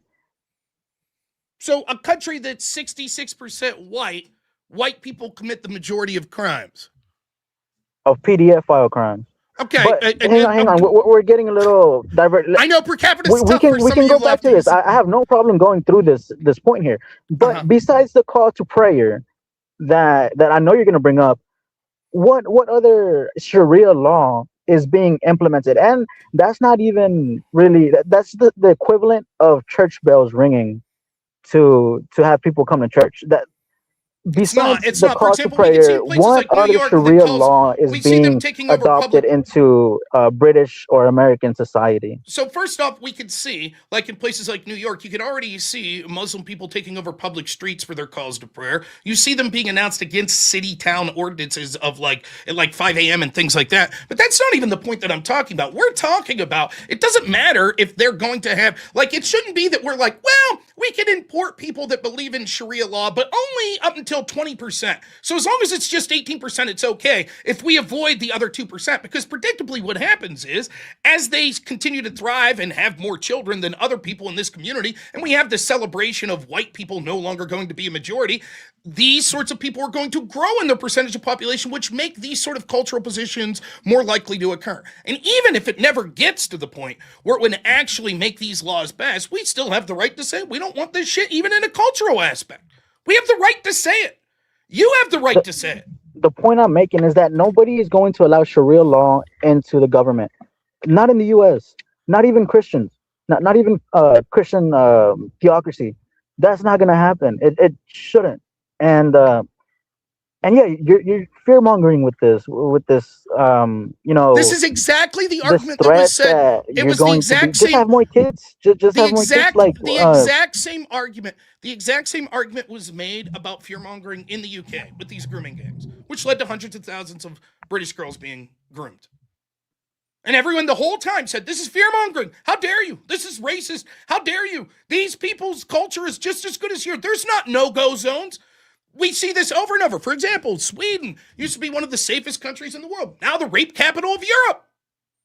Why? Well, because they mass imported the very people. And you're saying, oh, no, they didn't. The Swedish people didn't have the right. They didn't have the right to say, because that would be fear-mongering bullshit culture stuff to say, we don't want mass amounts of people from these other communities. Like, meanwhile, we see if places like Charleroi, Pennsylvania. They should be kicked out. Go ahead. Oh, okay. They should be kicked out. Okay, then why don't we have the right to just say we don't want people that come from these communities where this sort of things are cultural values that we could predictably see, like people from Pakistan or people from Somalia or people from Haiti, where 99% of the women undergo female genital mutilation. Why don't we have the right to say, let's stop it, instead of, well, bring them over, and then once they molest someone here, then we can kick that person out. How about we just say, you know what, we're under no obligation to mass import people like that. Fuck that.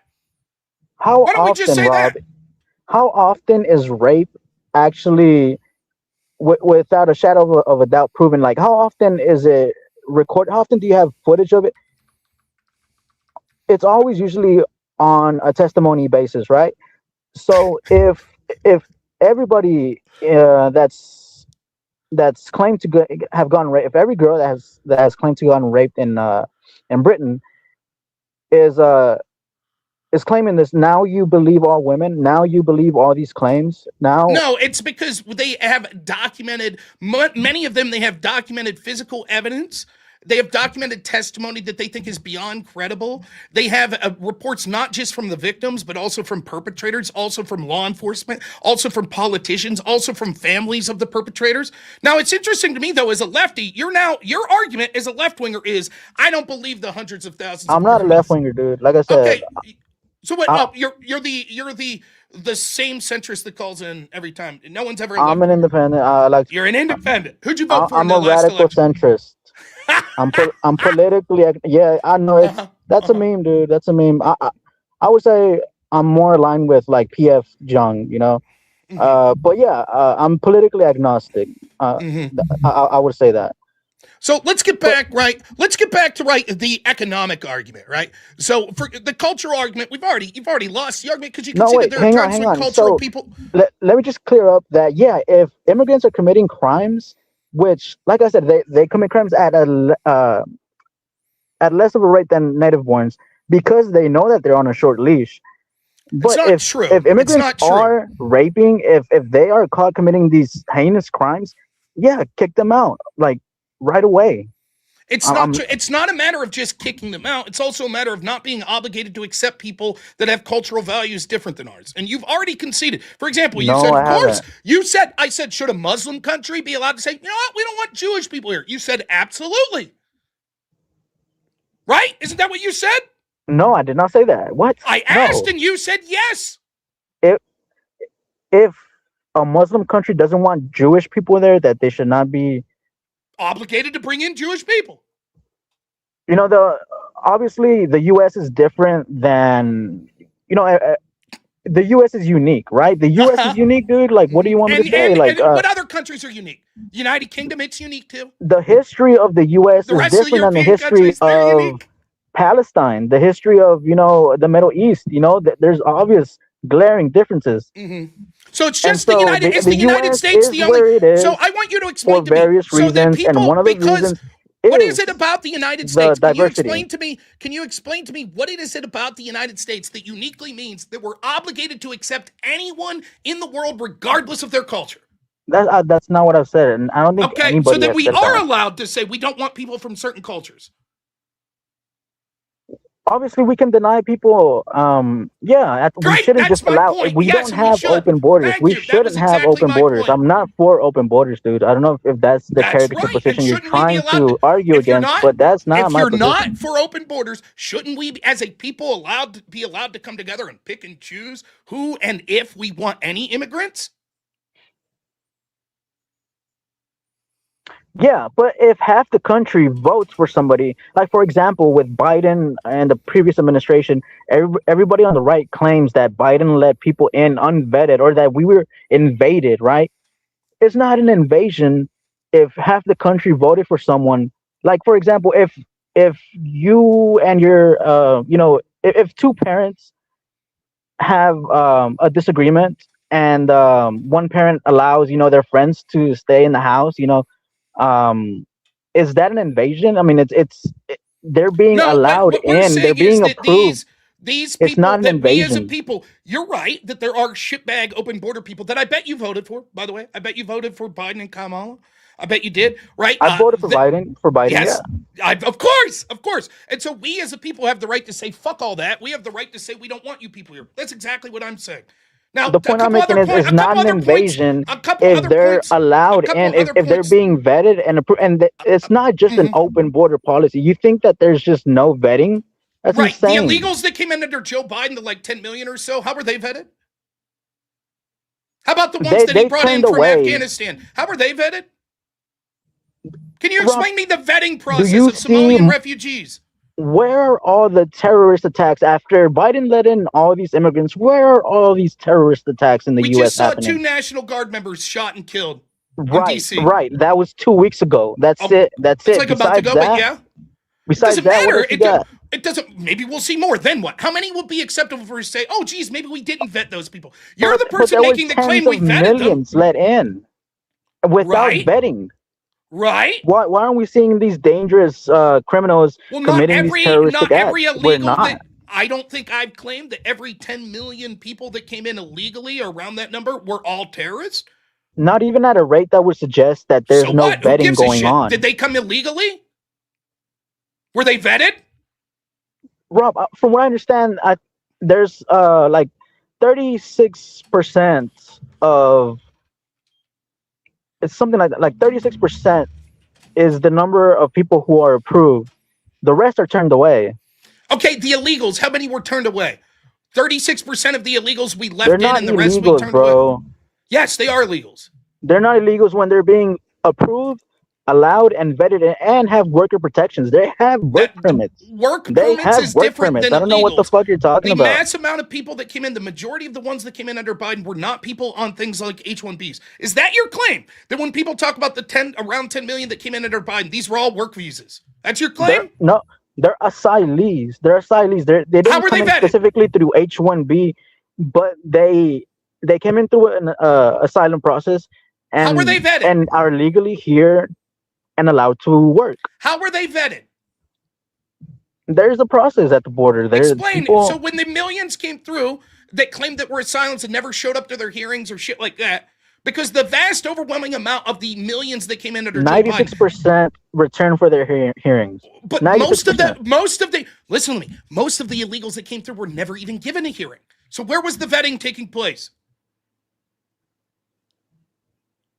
What's their names? Show me a list of their names. Surely, if the Biden administration vetted these tens of millions of people, there's a list of names. There's a list of their history, right? That has to exist if they were all vetted. There should be. But there's not, because most of these people came in and there's no paper trail of them whatsoever because they came in illegally. Now, some other factoids that you said. You claimed that per capita, whites were the most likely to be PDFs. This is from the U.S. Census population. Let's see, what this is from. The NIBR that takes statistics on these things. Now, granted, this is just a simple search, so I'll have to dig into the data more, but this confirms what I've read in the past. Here is the list. Number one group, American Indian and Alaska Natives. 14 per 100,000, 665, right? Of sex offenders. Number two, blacks, 161 per 100,000. Number three, Native Hawaiian and Pacific Islander, 88. Number four, white, 46 per 100,000. Number five, Asian, 6 per 100,000. Now, this might shock you, but white is also going to include Hispanics because Hispanics are considered white under these sort of crime categories. Yeah. So you were saying that so whites are the most likely per capita? You said the first one was Native Alaskan Indians, like Inuits, Native Americans, etc. They have the highest PDFR rate according to per capita statistics. Correct. 200. Now this is all sex offense. It's hard to find specifically based on children, but when it comes to all sex offenses, overwhelmingly, the National Crime Database show the per capita Indians and Inuits are the highest rates by a long shot. Again, whites get lumped in with Hispanics, and they're still second to lowest with only Asians, which, hey, one of the arguments I make against the white supremacists all the time is most of the metrics we use to talk about whether it be IQ, work rate, average employment, least likely to be incarcerated, Asians outperform whites all the time. So do groups like Ashkenazi Jews and other groups, which is odd for a country that's white supremacist, that we have all these other races that on average are doing better than whites. Nonetheless, you get the point. So you're willing to admit that you were wrong about that data. I understand the meaning behind per capita. Okay, I completely understand it. But I know that there is a case, or whenever the populations are so drastically, the numbers are so drastically different. Like, let's say you have a group of 10 people trying to compare per capita with a group of 10 people to a group of, let's say, hundreds of thousands. That's where per capita, when the numbers are too drastically different. Okay, so what groups are you suggesting? What groups? So when you said, okay, so we can't compare whites to any other group, you claimed that they had the highest per capita, but because they're 66% or so of the population, it's unfair to compare them to any other group? That's your claim? It depends. Can we compare them to white, or can we compare them to blacks? It depends on the, the absolute numbers, but it depends on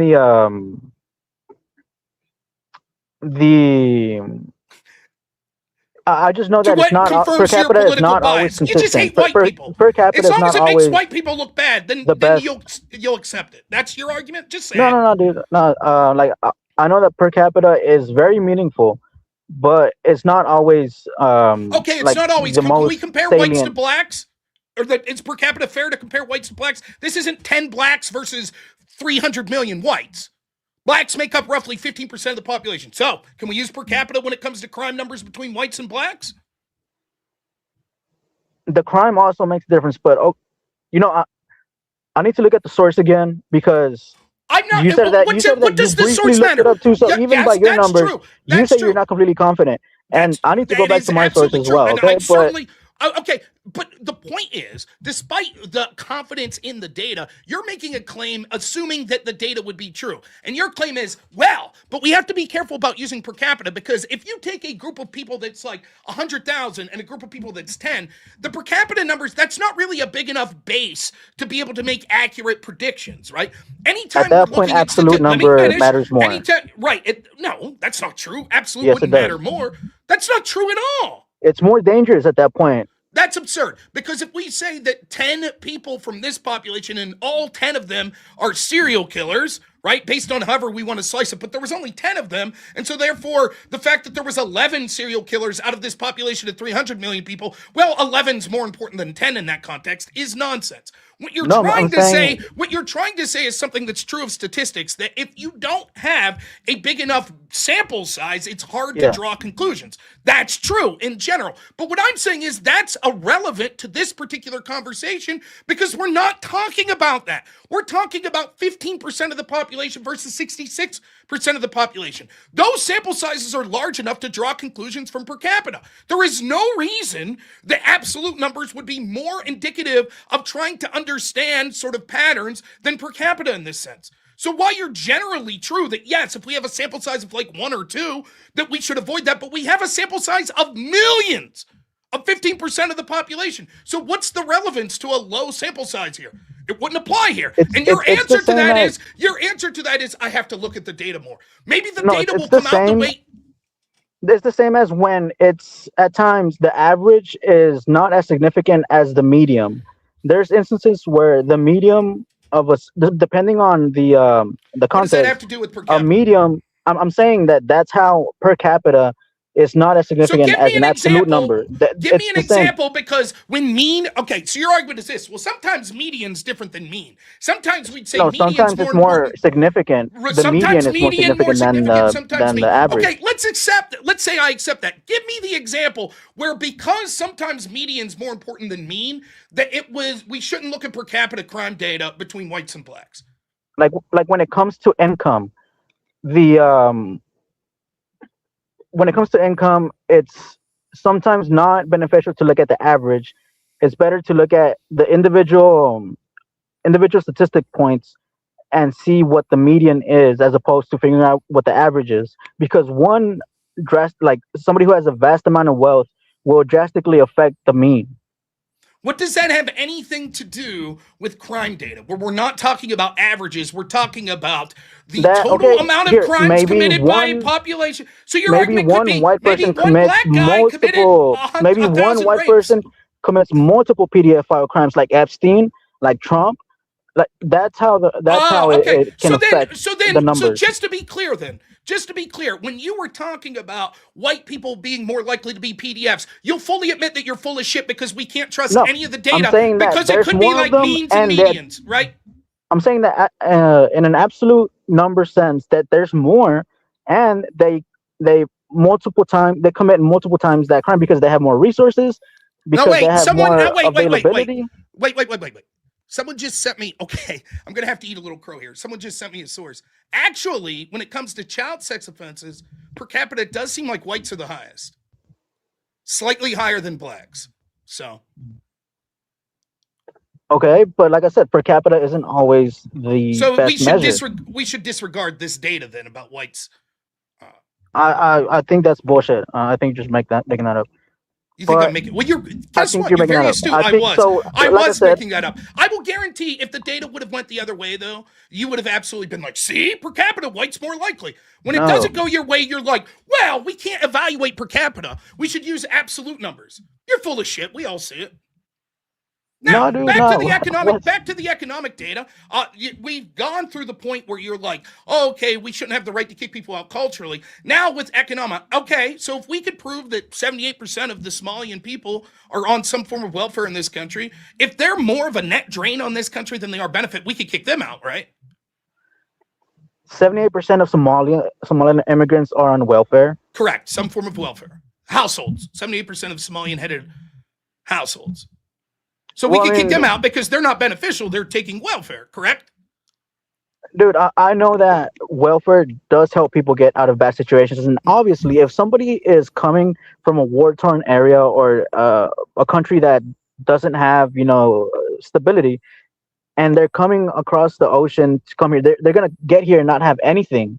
So But that obviously, wasn't your they're going to argument. be on some kind of assistance. Your argument was we have 4.9 unemployment, and so we need these people to work. But if they're Right. actually more of a net drain, they're taking more out of the system than putting in, then why don't we have the right to say we don't know? Now you're back to, yeah, but we should have a big heart and accept them as refugees.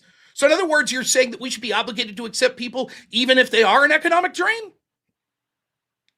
No, no. I said that if it's counterproductive, then we should halt the immigration and Send them try back. and revive our country with what we have. Okay, so But then on to the it's point of not St. a Cloud. gotcha to say that immigrants who are coming from across the ocean from war-torn areas are on government assistance while they No, I are agree. No, filling in the here's jobs something. that need to Here be we filled. go. Thank you. That's actually That's not a something we gotcha. agree with. Yes, you're right. It's absolute bullshit when people on the left try to gaslight us. These people are coming over and they're immediately so productive to our economy. That's bullshit. They're Every filling one of us jobs would we need intuitively filled understand if in you're dying taking a bunch of cities, if you're like the taking a bunch Haitians. of people, if you're taking a bunch of people from war-torn countries that can't speak the language, that don't have high education levels, then no, they're not going to be massively beneficial to the economy. In fact, chances are they will be an immediate drain on the economy.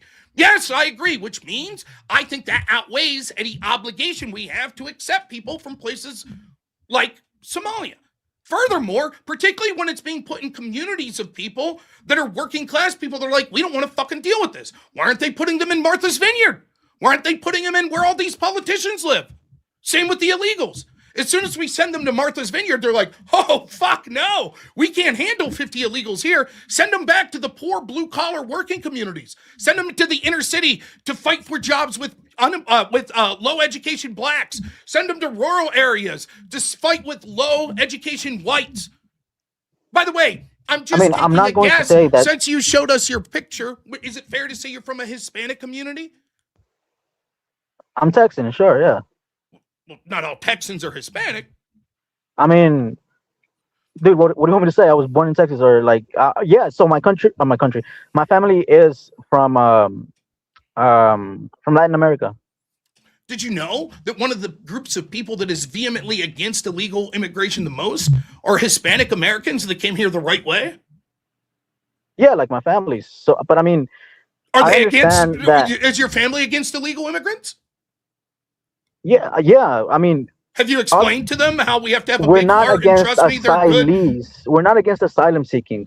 Okay, yeah, we're against people crossing the border, jumping into trailers to try and sneak in, or yeah, obviously. But we're not against helping people. We're not against asylees. Okay, so everyone who claims to you're be an able to asylee, prove everyone who your claims to be case, we should leave everyone that claims to be asylee in? if we have the resources, then yeah. I mean, if we have the ability, if it's counterproductive, no. I would love to talk to your family. I don't know that they would necessarily agree with what you're spouting here. Because a lot of these illegals are, quote unquote, they claim that they're asylees. And there's an awful lot of people in the Hispanic community like, we don't give a fuck. We're tired of them being put in our communities. We came here and did things the right way. We actually worked our ass off. And now these people just hop the fence and say, trust us, we're fleeing something. The truth is they're not asylees. They're economic migrants, most of them. Dude, the truth is that the immigration system is purposely inefficient so that people have to be here illegally, because people cannot afford. Who gives a fuck? It's our because right of money or because of the time. So what? They Who can't gives a fuck? afford to stay in line. So and what? So, who gives a fuck? Let me just explain that there's companies and businesses, on both sides of the aisle, left and right, who want illegal immigration so that they can take advantage of the entire, even American citizens, so that they can take advantage of the entire. So the immigration system needs reform, but they won't do it because it gives them profit. Because it gives the capitalists. And I'm not a socialist. I'm not a communist. All of that's true. But capitalists on both sides want the immigration system inefficient. So no, it's not that they want it inefficient. It's that They they like do. this system. It's that they like this system. They do. Democrats like it because they could reliably import voters and have democratic displacement, which they want. A lot of Republicans like it because it's cheap labor, and so that's why you're absolutely right. The difference between me and you is you're like, well, these poor illegals had no choice. They had to because after all, we set up in an immigration system that they won't be able to come through the legal way. So fuck them. We set up a system that says that I can't afford a Ferrari. Does that mean I get to steal one? And it's their fault for making the Ferrari unaffordable to me? No. We're under no obligation to have an immigration system that says that it has to be affordable. Bullshit, dude. Why is it bullshit? Explain to me. Because a Ferrari is not fucking a Ferrari is materialistic. It's not like it's not the opportunity to have a better life. I mean, it is, but a car is not the same I as can't afford a home, so I'm just going to steal this home. opportunity A home's very important, right? in a career, for example. I changed the analogy. I can't afford a home. I think a home's very important to have stability and have a quality way of life. And so therefore, because homes are unaffordable, I should be allowed to steal it. Right? No, dude, it's still not the same thing. It's still Why? materialistic. We're talking about a material thing versus like an experience. We're talking about an experience. Explain that to me. Explain that to me. Like traveling. Like traveling is an experience. So we have an obligation as a country to set an immigration system that people could afford because it's a human right to travel? Because it's an experience? Is that what you're suggesting? It's not a human right to travel. I mean, the point I'm making is that the opportunity to have a better life in terms of having a better job and a better environment where you're not being threatened with violence or with your life being taken away, any day. It's not the same as a car, or it's not the same as a house. That's not true. In fact, housing would fit almost that's about an apples to apples comparison you could get. The stability from owning a home and the mobility that allows you and your family very much is less about materialism and more about, you might say, well, to own a mansion, sure, but I'm talking like a little starter home. You know how much benefit that would be? What that does to a culture to allow home ownership? It's very important for upward mobility and all sorts of downstream effects we'd see. For example, health effects. You tend to live longer if you own a home. It's more stability, right? All you have to do is look at the homeless population, right? So, like, the idea, like, you're making basically what you're saying is this. Listen, these people need to be here. It's an experience that they need. And therefore, it's the United States' fault for having an immigration system that doesn't allow them to easily come here. And so, therefore, we understand why they break the law and come here illegally. Bullshit. We're under no obligation to make it easy for anyone to come to this country. We absolutely have the right as citizens of this country to say we don't want anyone. Fuck you all. And the idea that you would say, well, you can't say that. They have a right to be here. And so therefore, they'll just break the law. And I sympathize with that bullshit. No, they don't have the right. Do I have the right to go to Mexico and live there? How about Japan? It's a life and death situation.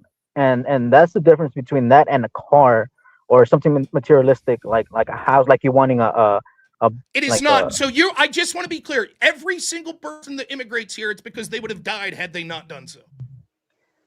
It's because their chances of dying are higher. Okay, is your chance of dying higher if you don't own a home?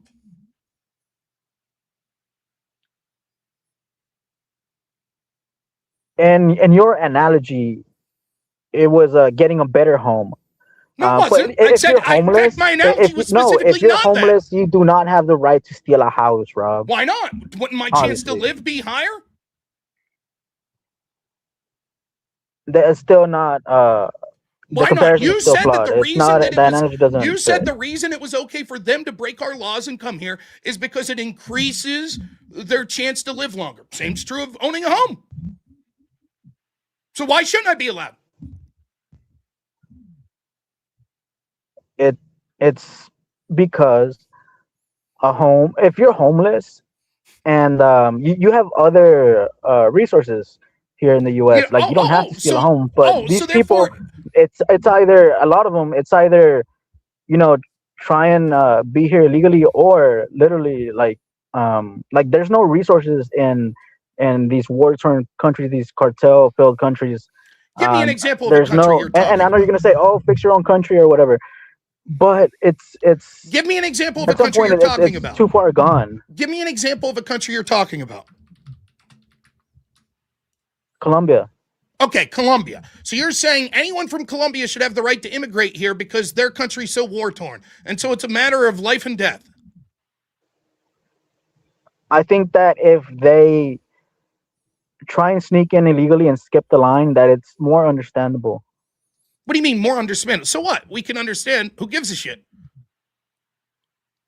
I mean, I could say I could say the person No. that steals a house, it's more understandable if it's a poor person than a rich person. And what's that have to do with shit? Seems that you're making an argument that we morally are responsible for them coming illegally because we've set up a system that makes them hard for them to get here. But it's our moral obligation because it's life and death for these people. You say Colombia. Let's take a look depends at on the country.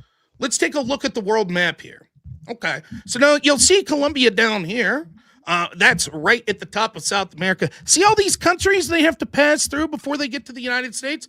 Plus, there's all these countries they could have went south to. Can you explain to me why it's necessary for life and death they be in the United States? Because the groups that they're trying to flee from, the cartels, the gangs, or whatever, they have posts all throughout the South American and Central American countries. It's really it's the U.S. that's the bastion of. Do cartels operate in the security. United States? What was that? Do cartels operate in the United States? With much less. Nonetheless, freedom, they do. Much less Well, power. but we could say the same for the example. The cartels, different cartels and to different levels operate in a place like El Salvador or Costa Rica than they do Mexico or Colombia or Ecuador or Peru. All of those have different cartels operating at different levels. In fact, El Salvador is one of the safest countries in the world at this point. So why don't they immigrate there? That's super safe in El Salvador. Because El Salvador is being ran by a dictator who anybody with any slight dissent is being put in a camp. And it's not necessarily it's or safe. Are you just spouting the optically. nonsense from? Are you spouting the nonsense from people like the New York Times that didn't give a shit when El Salvador was the murder capital of the world and their people were suffering immensely? But now that someone took radical action to protect their own people, now you call him a dictator. No, because there's no due process really. Like it's. Explain how much do you know about the legal system in El Salvador? Go ahead.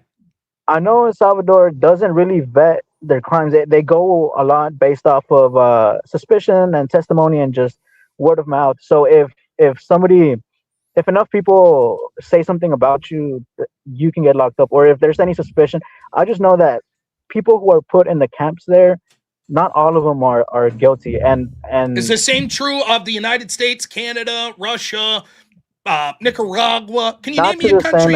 Not to the same degree. Okay, so give me the extent. What extent of people locked up in El Salvador are innocent? I forgot who I was watching this. I don't know if it was Vice or something like that, but they are constantly putting people in jail who have not been proven to be the culprits of the crime. And does the United States do that? It's rampant. This happens. Yeah, I don't give a shit what you're vague. I saw an article on Vice. By the way, how many articles do you think Vice did about the people of El Salvador being victims to fucking murderous cartels for years and years and years, making them the murder capital of the world? Would it surprise you to know that Vice probably didn't give a shit then? They didn't care. They didn't care about that. But now when a guy comes in, I'll fully concede this. Do I think there are a certain level of people that are probably falsely incarcerated in El Salvador? Sure, I think that occurs in every country. Though. Might it be more in El Salvador than other countries? Maybe. Yes. It may be. However, I will say this. You could understand it when you see that this place was literally the murder capital of the world, and this man in his tenure as president has taken it from the murder capital of the world to one of the safest countries in the world. And to have people sit back and go, wow, I don't like that. I'm just pointing out why people would skip the country. The reason they're coming to the United States is for economic viability. That's why they're coming. Because they're not refugees. A refugee would be someone that fears their life in their country, and as soon as they're outside of that country would settle down. These people intentionally skip multiple countries to come to the United States, or in Europe, they skip multiple countries to come to a place like the United Kingdom because they get more benefits, because their economic viability, as is proven by the Haitians, who are scamming to the tune of $9 billion and will probably find out more on all sorts of welfare systems. Why wouldn't you come to the United States? Fuck, I don't even blame them. If it's like, well, let's see, you can settle down in Mexico and work your fingers to the bone, and it'll be an honest living, and you'll have a chance to live. Or you can come to the United States and drive Ferraris and start a fake fucking daycare center and scam for millions of dollars. Plus, you'll be given welfare on top of it. Yeah, I guess I would choose the United States. Point being, we're under no obligation, and it's absolute bullshit. The argument's like, well, they're fleeing war-torn countries, so they have to come to the United States. It's absolute bullshit. Go elsewhere. Go to the United Kingdom. Fuck it. We are under no obligation. I mean, the point I'm making is they'll skip El Salvador for that reason. And usually, if you're fleeing violence, it usually goes hand in hand with poverty. So the financial incentive is going to be a factor as well. Of course. And so we are under no obligation more to bring resources people than in. El Salvador. The United States is under no obligation to bring people in for their financial incentives. None whatsoever. It's not purely financial.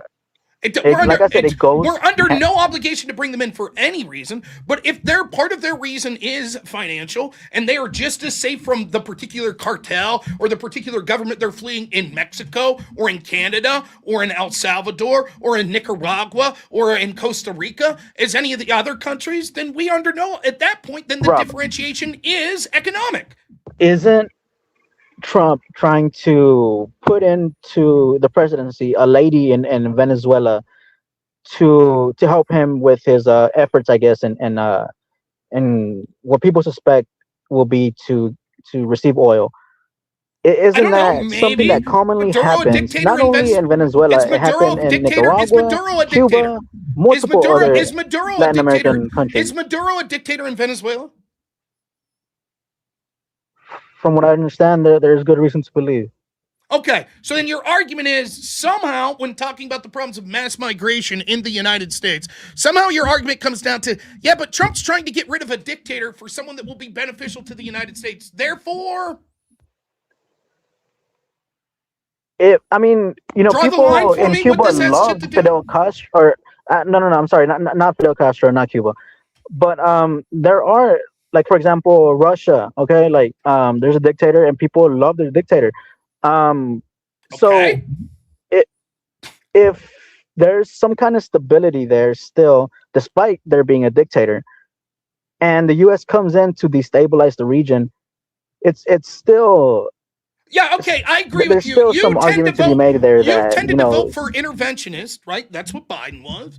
That's what Kamala Harris would be. You tended to vote for interventionists and then say, because the United States intervened one way or another, even if they intervened to depose a dictator, well, the dictator probably brought stability, and so therefore now we owe some sort of obligation. Which gets back to the first point. Let me finish. Which gets back to the first point that you made, which was a point about, well, the United States is the world police, and therefore, even though you don't know shit all about the United States involvement in Somalia, you just intuit that the United States is somehow, to some degree, responsible for all sorts of bad situations in Somalia. And here you justify the reason. Even if the United States does anything to promote its side, even if it's to depose a dictator, you'd say, yeah, but that dictator may have been a source of stability. And so therefore we're responsible for bringing in people. I say, even if we accept that, I voted against that interventionism my whole life. Not you. You voted for people that specifically did that. And one of the things I'm tired of hearing is people that support organizations like the CIA and the FBI, particularly if they're going after Trump, then saying, well, because of actions places like the FBI and the CIA have taken, we've destabilized countries and have to bring these people in. Which, by the way, is a goal that you wanted in the first place. How about we stop fucking with the rest of the world and stop allowing these people to come in? How about we do both? I agree with that much. But so back to the Somalia thing, dude, I did not say that I said that it's likely that Somalia is closer to what happened with Venezuela than what happened with Syria as far as helping people in their time of need. Okay, if Somalia is being helped for purely humanitarian reasons, what the fuck is wrong with that? I don't even think you understand what happened in Syria. You're saying, correct me if I'm wrong, you're like, this is how you've set this up. Venezuela's a situation where the United States is responsible because we're in there fucking with the leadership of the country, right? Unlike Syria, that's your claim, right? Yeah, or was it We Yemen? were bombing Syria, Assad in Yemen, Syria. We it was one intentionally of those. displaced Assad in Syria. So even your own analogy is poor. Syria is more like Venezuela than you're claiming. So what country was it? Was it Yemen or Yemen back? The purely United States backed the Saudis in bombing Yemen.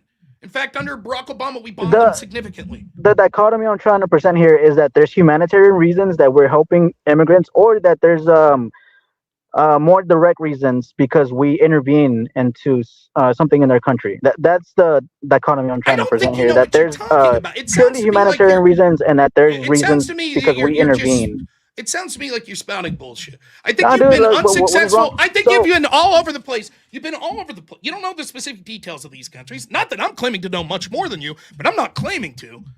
In certain aspects, I am, like Syria. Let me put it this way. There's countries that we help because something terrible happened in their country, like a natural disaster or something like that. And there's countries that we help because we intervene, like in Venezuela. That's the dichotomy I'm trying to present. And so if the Somalians are being helped for either reason, what the question wasn't the question. For example, and I understand if it's counterproductive, then yes. Let me explain to you why the question's irrelevant. Let's say that you really give a shit about an earthquake that hits Haiti, right? And even whatever you think about the history of Haiti, this is a real fucking shitty earthquake. And forget about the destabilization of the French and all that shit, right? And you yourself say, man, this fucking blows. I'm going to work overtime for the next month and send every extra dime I have to Haiti, right? You follow me so far? Sure, yeah. And I say, okay, I don't have a problem with that. Should I be forced to send my money to Haiti? No. I mean, with the dismantling of USAID, I'm not completely against that. So let's go a step further. So when you say, what's wrong with the United States wanting to help these countries? Nothing. Any individual has the right to want to help anyone they want, and you're free to send your dollars to do so. That's different than forcing through taxation and force to take people's money away that are American citizens to give it away on their behalf. That's different. In other words, what's wrong with it is we are under no obligation. Just like I'm under no obligation to pay for the Haitian peoples whose country was devastated by an earthquake. By the way, just like they're under no obligation to pay if the United States is hit by an earthquake. There's no obligation. You can feel free to do it out of the goodness of your heart. Fine, no problem. But you're saying what's wrong with it? It has nothing to do with what's wrong with wanting to help people. It's that we are under no obligation to do so. And if significant people in this country, like people in St. Cloud, Minnesota, are like, what the fuck is happening? You are taking our community and inundating it with these Somalian people that are balkanizing. And our schools now are filled with people that don't speak English. And our community's radically changing. And they're using up all of these resources. And now we find out that there's this endemic fraud. And you're like, well, they don't have the right to bitch because we're helping people. And shouldn't we help? You're forcing these people. And coincidentally, you ignore that they're not going to rich neighborhoods where people would have the resources to help these people. They ain't moving into Martha's Vineyard. They ain't moving into Aspen. They ain't moving into where the politicians live. They're moving into inner cities. They're coming to places like Haitians are coming to places like Charleroi, Pennsylvania. Population 4,000 that was forced to take 2,000 Haitians. Now 1/3 of their community are people that have nothing to do with their culture. If they would have taken 20 or 30 Haitians, then yes, those Haitians likely would have been forced to assimilate more. But when you bring in 1/3 of the population of this town in Haitians, what do you think the chances are that they're incentivized to assimilate? Not very high. And that's what you're seeing. People in these communities saying, what the fuck is happening? And meanwhile, you've already lost the debate because every argument that you make, we can see was exactly made in places like the United Kingdom, and they're fucked now. Because people listened to people like you and said, oh, it's bigoted, it's racist. You don't have the right to say that there's cultural differences, this, that, and the other. And now the people get poorer and poorer, and the people that work their ass off are told, you know what, you no longer have money for housing for you. You got to put up these immigrants. You got to do this and that. In Canada, they're talking about taking away people's property to give it to immigrants. That's what happens when you tell a group of people they don't have the right to determine who gets to come into their country or not. I fundamentally disagree.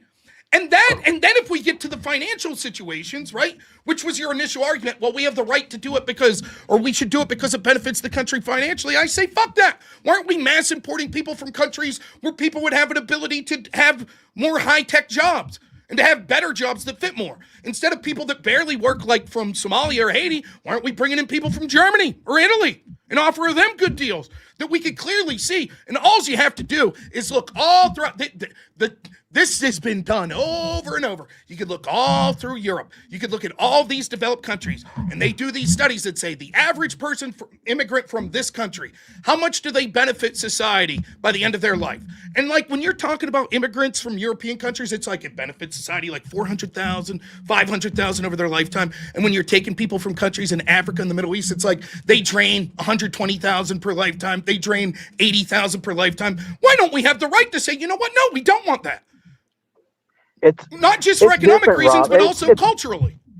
It's different to have people come in. It's a give and take. If jobs need to be filled, if there's dying cities, dying towns, and there's a job surplus, which we had before Trump came into office, if all these things are happening, we did not have a job surplus. And we have immigrants who need help, and they can also fill jobs and help stimulate the economy. It's different than us sending our taxpayer money to another country through USAID. Those are two different things. So I want you to prove your argument is that unemployment was higher under Biden, or there's more unemployment under Biden than Trump. 4.2 under Biden, and now I think it's at 4.5, and I think it's closer to 5 now. Okay, what does unemployment measure? I mean, it was the opposite. I mean, when Biden was in office, we had job surplus, and we had a job. We needed people to fill jobs. And no, wait a minute. Was the unemployment numbers higher or lower under Biden?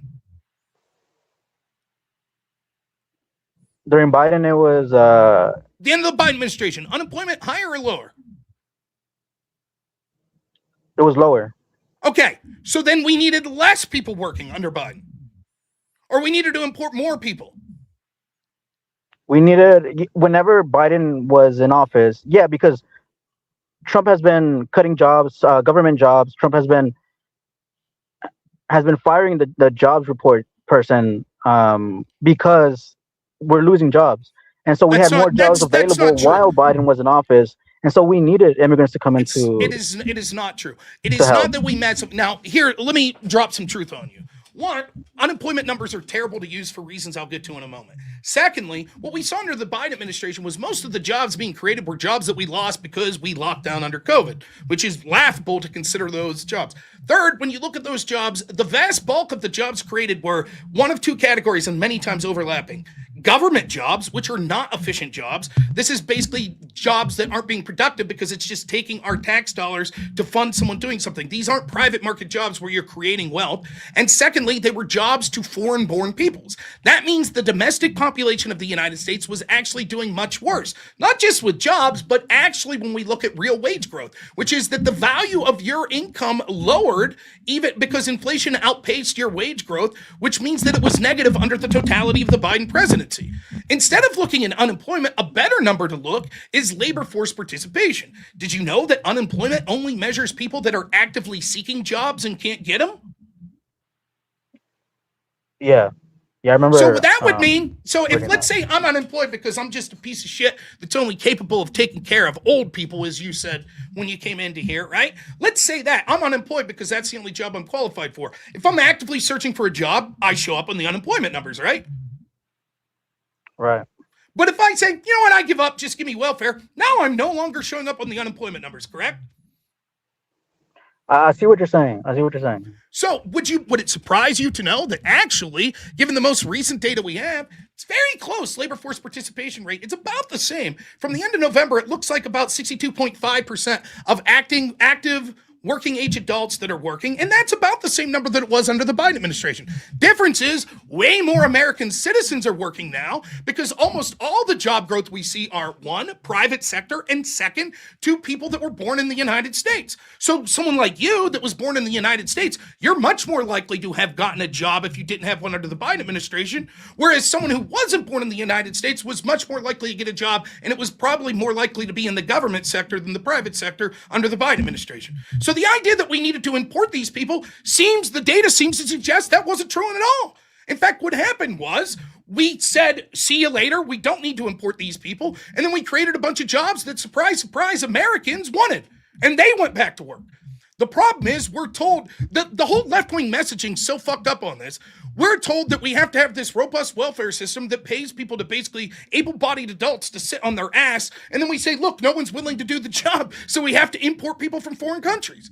Just like we say, and this was an argument you made earlier, well, have abortions. Go out and just fuck whoever you want. Don't worry about getting married and starting a family. And then we say, oh, but we don't have enough kids. Now we need to import people from the third world. It's because these aren't accident. These are policies that are designed to denigrate the citizens of this country, white, black, or whatever. I don't give a fuck. My group that I focus on the most is rural people, right? But I would be a liar if I told you that because of the animosity that so many people have towards white people, that I don't have an affinity for that. The same would be true of Christians and in general American citizens, regardless of their skin color.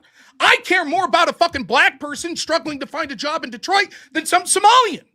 So when we tell that black person, fuck it, just take the government dole, take welfare, and we're going to import someone from Somalia and give them a bunch of credits to start a fucking daycare, I find that outrageous. Why didn't we do that for the actual person that was a U.S. citizen living in Detroit? And we've ran your experiment. We created all the jobs for foreigners, and all it did was to lead to the United States working people getting less and less purchasing power. Now, under the Trump administration, we see real wage growth up. We see job creation less in the public sector. In fact, one of the reasons that unemployment's so high is because we're firing a bunch of worthless bureaucrats at the government level. We don't need them. We don't need millions of people working for the government. Just like at your local university, you don't need a bunch of people that are administrators. You need professors. You need janitors. You need cooks. You don't need fucking the seventh person working in the administration office. That's how the Biden administration created jobs. Gave cheap jobs to foreign people and government jobs. So I can fundamentally disagree. With when you talk about Trump getting rid of, for example, in the big beautiful bill, right? That he got rid of. He's taking people off of welfare, right? Now that would increase the labor participation rate. So that's the secondary the effect reason would behind be that. yes. Either if you, for example, yes, one of the things would happen, like let's say I get paid to stay at home. I'm 41, I'm able-bodied. So if I just said, you know what, I don't want to work, and there's some government program that I could get money. If you take that program away, it doesn't force me to go to work. But the second order of consequences, I'm like, well, fuck, I need money. I guess I'll get a job. Because it turns out that a lot of people, and sort of human nature is, a lot of people, if they don't have to work, they won't. They'll say, okay, then I'm not going to do anything. I'll sit around and play video games. I'll get drunk. I'll smoke weed all day. That's what happens. When you say, hey, man, there's nothing wrong with you. You're fucking 35 years old. Okay, these systems exist as a temporary safety net. It's not a fucking way of life. Get out there and work, young man. Right? Well, guess what happens when you stop giving them the free shit? They say, I better go work. But instead we say, we're giving that guy free shit and he doesn't want to work. We better bring in this Haitian. We better bring in this Somali. And then it turns out it's like, oh, fuck, they're not really working either. Would be cruel at this point to not provide for them. And then we're really left holding the bag. So what happens? We're in $38 trillion in fucking debt. 30 years ago, we were the greatest superpower the world's ever seen. The fucking economic prosperities of the middle class and working class blue collar people in this country through the fucking roof. And we pissed it away in 30 years. I mean, largely due to Trump, no? Because Trump increased the debt more than anyone. Look, the way I understand it, Bill Clinton, he balanced the budget. Then Bush came in, did the whole Iraq thing, fucked everything up. And then Obama inherited a bad economy and he did his best. He got it on track, and then Trump came in and ruined it again. No, That's not. sort of That's the so. trajectory Let I me educate understand you the first. economy to be. Enlightened centrist, right? That seems not to be an enlightened centrist. Seems that you're a tried and true Democrat based on the narrative you're spinning here. Well, it is true Do you that disagree the with? while it is true that the Clinton administration definitely did have a surplus, the problem is many of his free trade policies were responsible for offshoring labor and manufacturing from the United States to these places around the world. Turns out that just because we had a year or two of surplus or near no deficit, that we had negative consequences that came in the future. Many of the policies that we saw, particularly with foreign policy, you say Iraq under George Bush, make no mistake, this was voted on by Democrats, included Hillary Clinton. And there's no reason to suspect Bill Clinton would have done anything different, particularly because Bill Clinton himself was an interventionist, right? In fact, we saw even before, when did Clinton come in? 92. When was the first Iraq war? It may have been when Bill Clinton was president. I'd have to double check that, but nonetheless, so there's no reason to suspect it would have been any different. Obama administration, we see the boondoggle that created. Not only did he cause so many problems socially here in the country with all the woke bullshit that started under him and sort of the race hatred that we saw that was, everything was about evil white people, et cetera, et cetera. We also see that many of his signature economic policies ended up being an unmitigated disaster. See Obamacare. Now we're told that even though we were told it was going to be so affordable and great, not only has things gotten more expensive, now we're told that because they fed us a line of shit and this was terrible policy, we need to perpetually spend billions upon billions more in subsidies just so people could continue to pay their increasing premiums. That's how bad of a policy that was. Trump administration wasn't perfect. He certainly spent more than he should have, continuing a trend. But the only reason that it's super inflated is because the last year under COVID, which is absolutely bullshit and Trump should be blamed for. But let's not pretend that the Democrats weren't trying to spend even more and have even more lockdowns. Then that policy continues under Joe Biden, which is a fucking disaster. We see the disastrous economy under Joe Biden. The economy was doing very well for 2.5 years under Donald Trump, and it seems so far to be doing pretty good.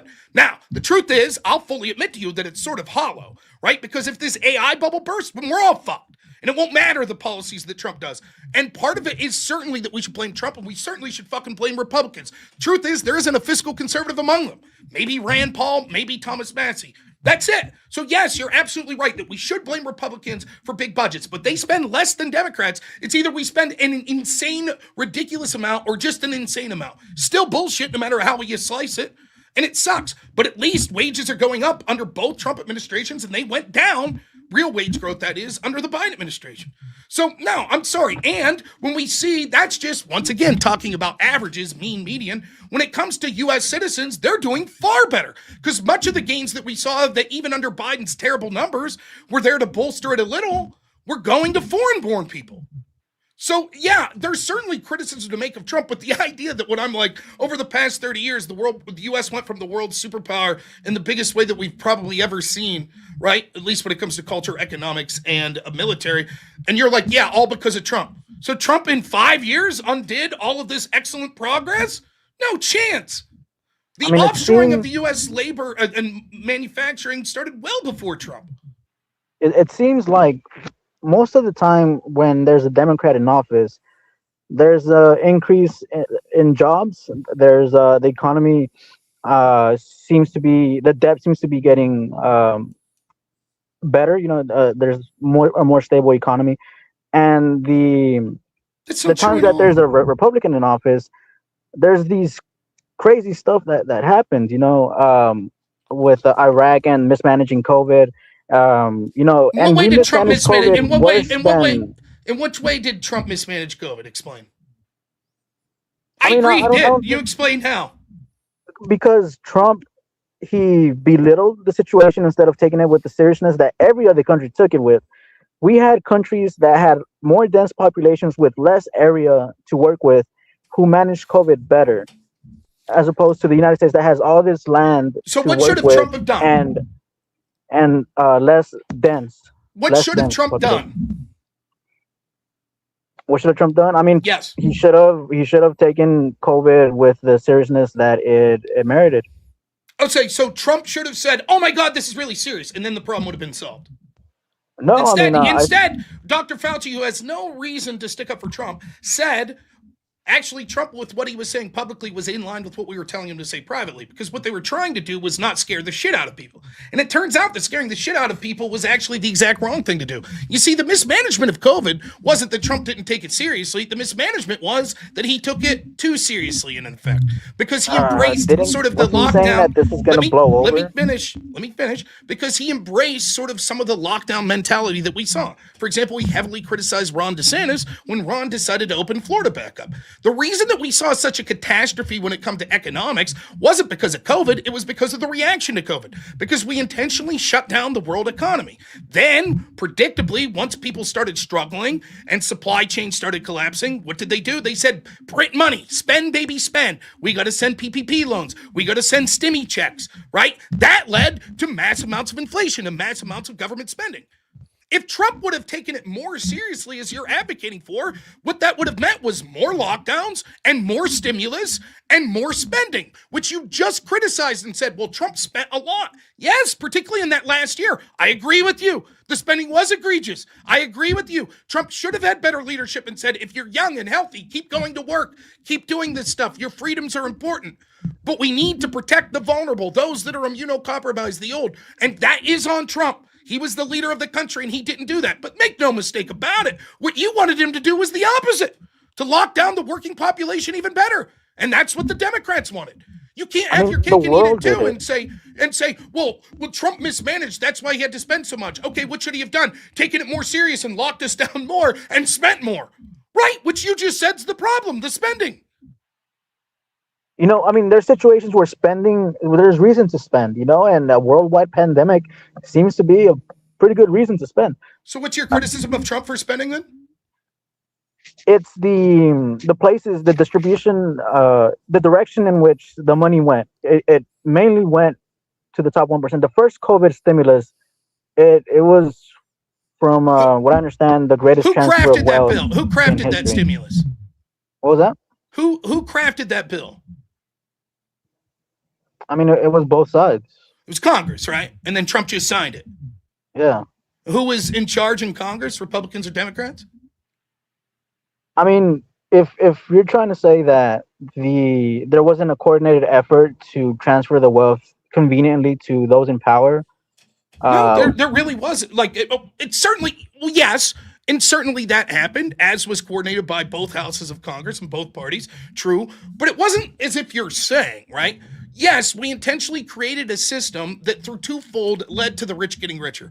One was we locked down sort of a bunch of places like privately owned, individual owned small businesses. In fact, some things said that 50% of small businesses that closed during COVID will never reopen. So while my local hardware that was owned by an old man who's been there for generations, it closed, I could go to Home Depot.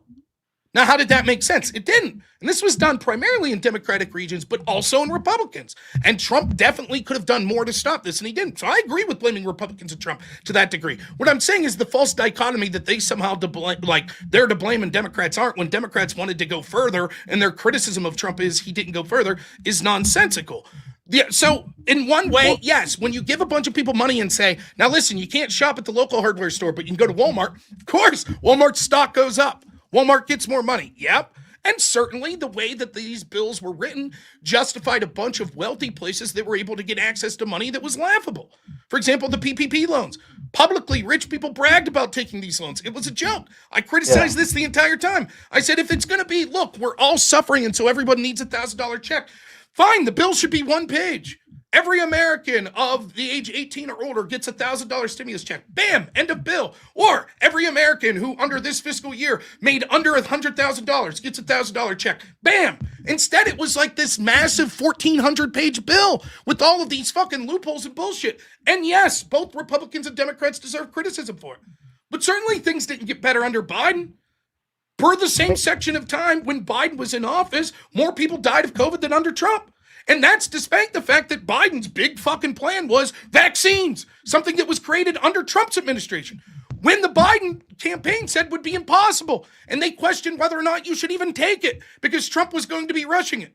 So Biden was given all the tools that he would end up using to fight COVID and did worse than Trump. The spending is not really the problem that I have with how Trump managed COVID. It's really the messaging. the messaging when everything first kicked off, you know, belittling COVID was not probably the best move, even though he was trying to, from what I understand, trying to diminish or trying to not make It's a everyone very panic. weak. You The understand that panic. it's weak. This is a sign of I'm weakness. saying that. Okay, I'm saying that what do you? we should Let's do have it this way. we should have Fine. handled it how many other Okay. countries around All the right, world fair did enough. as well. What do They you took think? it with the seriousness that it required. What do you think the best defense we had against COVID ended up being? Probably knowledge on the virus, or I don't know what you're Knowledge getting of the virus in at. I general. mean, just like a better understanding of the implications. Well, that's not what most people in your position say. What do you think most people in your position say? You know what it Probably was that turned the did corner? masks or distance. I don't know. Wasn't mask or distance. What do they say? I mean, I'm guessing that's what you're trying to get me to say. No, Yeah. that's not it. What is it the Democrats say? This is the thing. And these fucking Trump supporters won't do it. And that's the problem. They're the reason the virus is spreading. What was it? I don't know. I don't know where you're getting at. Ignorance. Vaccines? You don't remember hearing that? Oh, true. Okay. Yeah, sure. Vaccines. Yeah. You think the vaccines were very helpful? I think no, because every year you would need a new vaccine. So I think ultimately, I think the virus molds or it So evolves. the vaccines weren't helpful. Yeah, I mean, no.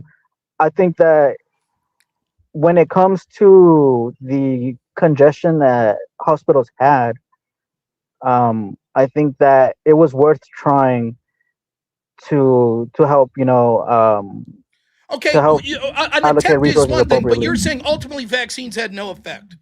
I mean, they help the symptoms. They help people not have as serious symptoms. Okay, so you think they were good? Not. I mean, I thought it was worth here's what I'm trying. It was confused about. worth You're the like, try. It if was Trump worth. would have taken things seriously, it would have been better. I'm like, okay, what? So let's say Trump was like, holy shit, guys, this is really serious. What do you think would have happened that was different then? Explain it to me. I think people would not have been out, ignorantly trying or ignorantly just, going to parties or I think that people would have been was more illegal. careful. That was illegal in many places, anyways, right? And I think that the people that were willing to break the local mandates to do that shit would have done so, even if Trump told them not to. In fact, Trump told everyone to take the vaccine, and predominantly it was his supporters that didn't, right? Right. Yeah. Yeah. Okay, I mean, explain. after the vaccine, and Trump gave that messaging, Republicans died at a higher rate than Democrats Why? because they didn't want to take the vaccine because Trump told them not to take the vaccine. So then the vaccine saved lives. I mean, the numbers seem to indicate that. Okay, Yeah. so Trump told them not to take the vaccine. Yeah, he did. Show me that Oh, quote. no. He didn't say not to take. He said that they shouldn't be forced to. Okay, so just to be clear, right? One, you said that the vaccine wasn't effective. The Biden administration tried to force us. Now you're changing and you're saying, so did you support Biden's vaccine mandate? I didn't think that people should be forced to take the vaccine. Okay, so then what's your problem with Trump? Biden wanted to force them. Trump didn't. Trump suggested everyone take it. Biden didn't. Biden and Kamala were the two that cast shade on the vaccine until they got elected. Then once they were elected, they were like, oh, when we were saying all that shit about not trusting Trump's vaccine, now we think you should take it. In fact, not only should you should be forced to. So explain to me how that was a better situation. The only person that ever cast shade between the Biden administration or between Biden and his team and Trump and his team on the vaccine was Biden. In fact, one of the things that Trump supporters are still pissed at him to this day is that he still touts Operation Warp Speed. His own supporters pissed at him for that. He's the biggest vaccine salesman there is. I mean, probably time was a factor that allowed people to feel more confident in the vaccine after Trump's initial rollout, because it was done rather quickly. But yeah, I mean, after a certain amount of time, there was more trust So just to be that people clear, could have in the Trump doing vaccine. it quickly And I was know it sounds risky, but it convenient, saved lives. So but therefore, Biden was justified in saying it's too fast, it should be risky. But coincidentally, the timing was as such that as soon as Biden won the election, all of a sudden that was enough time for Biden to realize it wasn't risky and force people to take the vaccine, which you yourself said initially wasn't that's how that time helpful. works. That's how time works, Rob. Yeah. No, that's not. That seems to be a pretty big coincidence.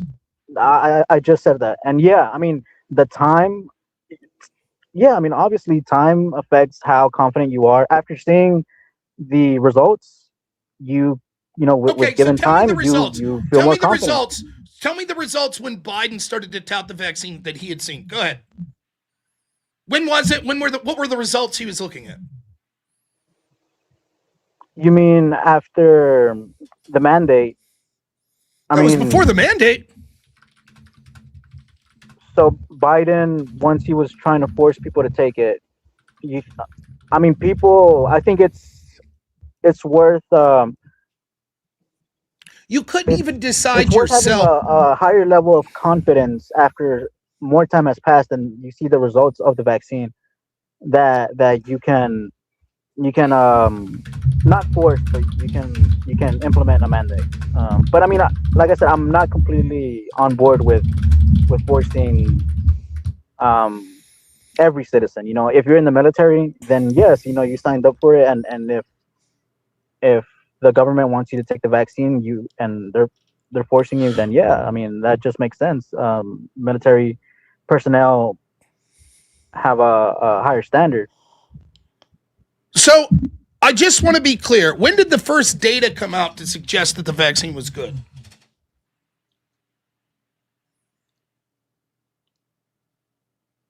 Because a lot of people were. When were people? Because Kamala and Biden switched their tune on the vaccine. That Your claim is this: that it seems like a coincidence, but this is how it went. Before the election, Biden's team questioned the vaccine and whether he should take it. After the election, they saw the evidence that it was worthwhile. I said, that seems mighty coincidental. You're like, yeah, but that's how it worked. So I said, where's the evidence that they were looking at? That's all I'm asking you. When did we first have evidence from we had a large population of people that took the vaccine? We said, oh, this is working very well. Like, when was the CDC's first study on this? To be honest, I couldn't give you a date. Okay. Do you have a guess? I'm guessing 20.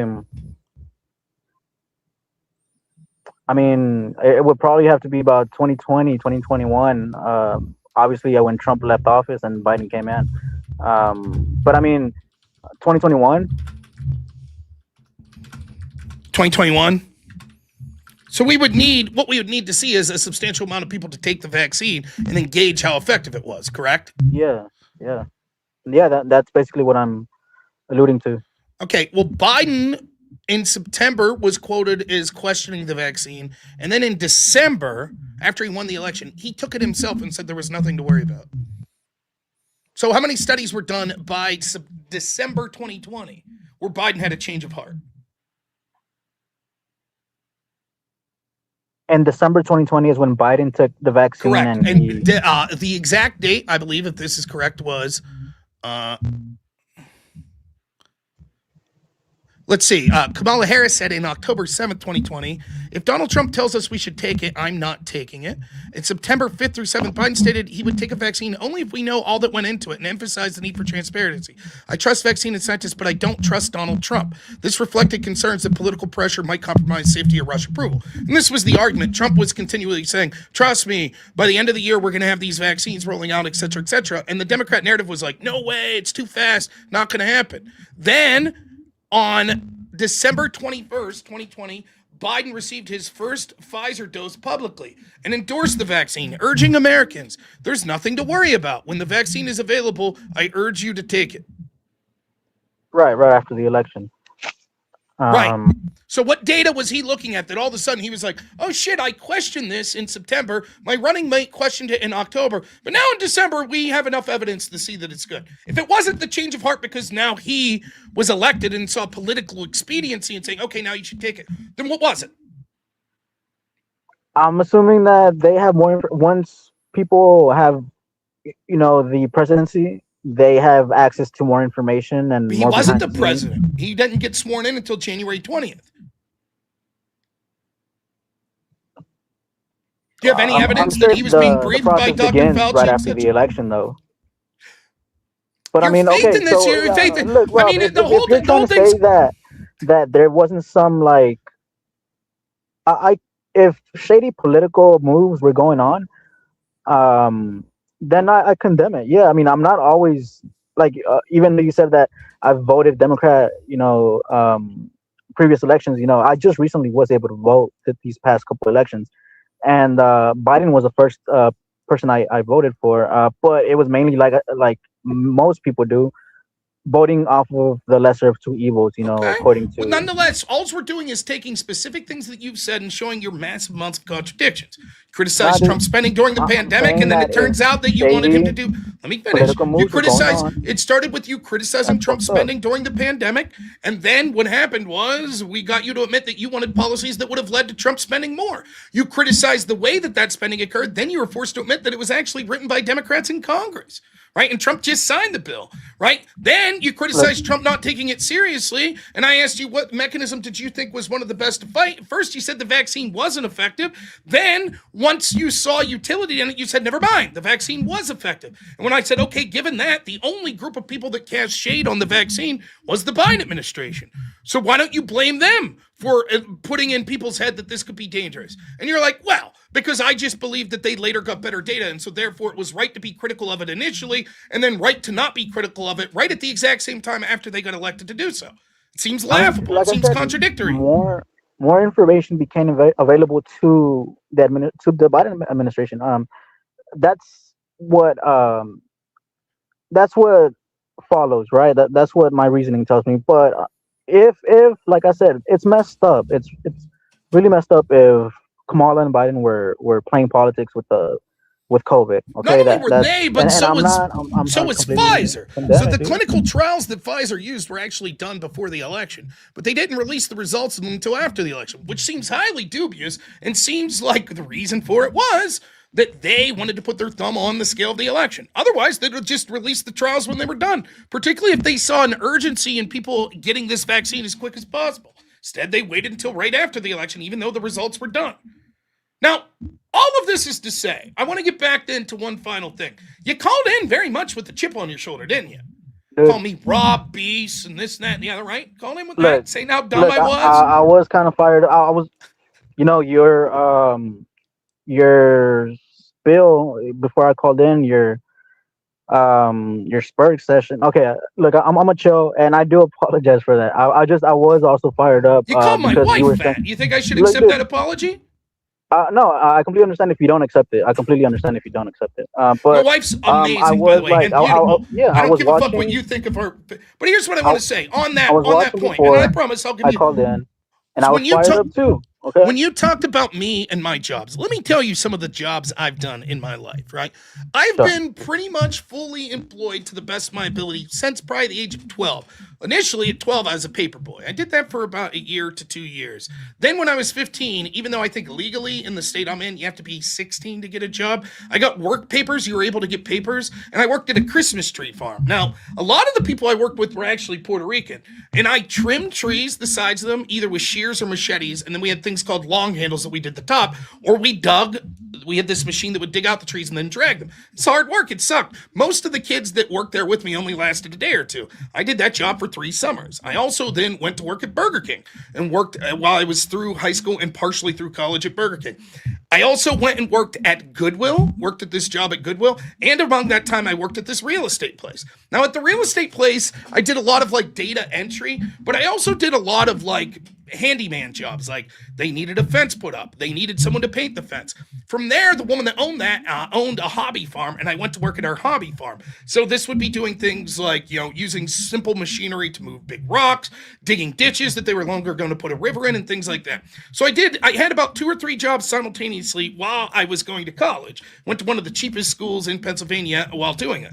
While I was there, I ended up leaving Burger King, obviously, and I left the real estate job, and I ended up becoming the assistant debate coach at at the university. So I did that for quite some time. And then simultaneously, not simultaneously, right around the time that job went, I did work for the real estate people and the farm people some during then.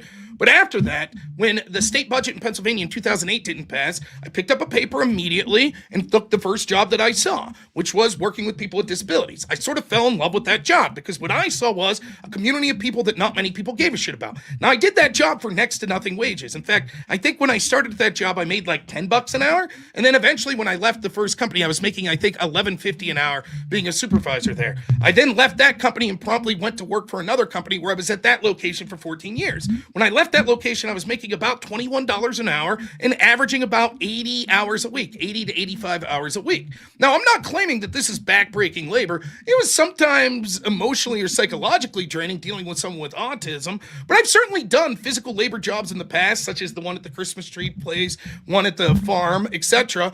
And so the idea that somehow I don't have a versatility in jobs that I'm capable of, I wonder, what's your job history? No, look, times have changed, Rob. Okay, how long ago was that, by the way? How old are you? Can I ask you how old I'm you are? 41, so I worked for probably roughly 16 years with the people with disabilities. The last time I worked, the Christmas tree farm, I would have stopped working when I was like 17, 18. The farm probably when I was like 19, 20. So 21 years ago, man, what's the relevance? Okay. What are the jobs you've done? I've worked I first started at a call center. That was my first job ever at a call center. No, that doesn't sound like a job that's too manly. This was when I was like 18, 19 or something like that. Okay, Or like, cool. I've been whatever. working for 5 years by that point, but go ahead. Your first job was at 18. No, like before that. So my family has a remodeling business, right? And we do a lot of roofing. Actually, roofing is where we started, and we work through insurance. We have our own company, and you're a roofer. Now we have a granite company. Now we're in granite, but we work through insurance. We get overhead and profit. So you work for your father's roofing company, and now you work for your father's granite company. No, the granite company is mine. The granite company is like, again, we work through insurance. The granite company is something that it's fresh. It's brand new. We're barely starting it up. But the roofing is mainly what I've adopted, or I'm taking it over. So let me get this straight. Your first job was a call center. Then you went to work as a roofer for your dad's company. And you've saved enough money to now you've started your own granite business. I started working when I was 15, 16, just, supervising jobs, Supervising. Yeah, like a lot of the time. That doesn't sound very manly.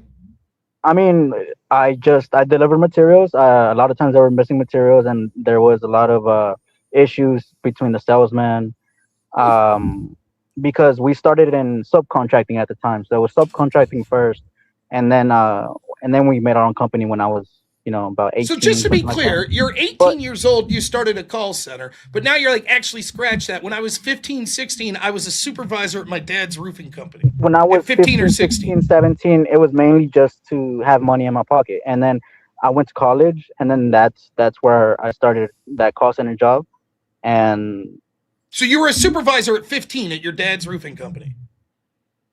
The way it works, Rob, is that there's people, like, for example, the homeowners. We worked in rich areas, and there was a language barrier, right, between a lot of times the labor and the Wait a minute, why? homeowners. I thought that there was assimilation. You had people working for you that didn't know the language? That's when we first started off. Were they legal? How it went. That's just how. Were they legal? Yeah. Everybody, like, even though they were asylees. So they were not on work visas. They You are were hiring legal. people. They were you hiring- asylees. What do you mean? You were hiring asylees. Yeah. How long have they been in the country? It varied, but a lot of honestly, at first it was mainly just cousins and family. That didn't speak the language. Your cousins and family don't speak the language. It took some time, but yeah, people do assimilate, Rob. I don't know why you keep harping on this point that people don't assimilate. American culture is not going anywhere. I'm going British you culture is brought not up going anywhere. my People work don't- and work that- history and made it people look- personal. All I'm doing is returning the favor. Now the question I have is, seeing as how the bulk of the conversation we had to do with assimilation. Now you seem to be waffling a little about the type of people you No. hired. Now you're saying it was I'm telling- family, so but they when we didn't speak first English. started, How long was? obviously- I'm just asking a question. How long was your family here that you worked with that didn't speak English? When we first started our business, and we had family that was already here. And that's And, mostly who you hired, the family that was here. Yeah. Well, Did they speak English? They were already here. so they had their own employees. I don't know where they got their employees from, but they sort of showed us the ropes. And at the time, my dad was he was a roofer, right? And then we started our own company with. So with let me the see if I time. got the. Tell me if I got the time frame. Your dad's a roofer and he works for your family. At this same time, you started working there when you were 15 as a supervisor, not for your dad's company, but your cousin's family or company. Fair? Once when I was 15, 16, we already had our company, but my dad got into the business through other family members. Okay, so when you're 15, 16, your dad has this company. You said he mostly hired your family, correct? That had already been here. We borrowed employees from our other family that already had established businesses. So so there weren't any people from your family that had already been here. You were all working with employees of your cousin's company or your uncle's company or something like that. The family that showed us the ropes, they had employees. They had groups of roofers that already were familiar with how things worked, and they would let us borrow those groups. So you were required to be a translator. I was basically there supervising jobs at 15, 16. I was there just basically if I mean the people that our family let us borrow the groups. Like I said, some of them did not have they weren't fluent in English, although they could understand and communicate. And they understood money. I'll bet not that's all of them basically were the American language, money. I'll bet not all of them were legal. I don't know what their status was, but I know that they were asylum seekers, or that they came here. All right. So then it could be that you were supervising illegal immigrants who couldn't speak the language. No, I mean, from what we they were legal. I'm telling you, they're asylees. They were asylees. You just said you didn't know what their status This was. is going off of what our family told us who they were. So that's basically how we started. How we started getting our foot into you the now door believe with, that their with immigration roofing status, projects. they were legitimate asylees that were legally here. Okay. So you did that until you're 18. Then you go to college. Then you started a call center. Right. Okay. I didn't start a call center. I worked at a call center just to have a You job started while I at was a in call college. center. Right. While you're in college. Fair enough. Great. And then after you're just ending college now and you've started a granite business? Any jobs in between that? I mean, I worked in like warehouse jobs during the summer. I had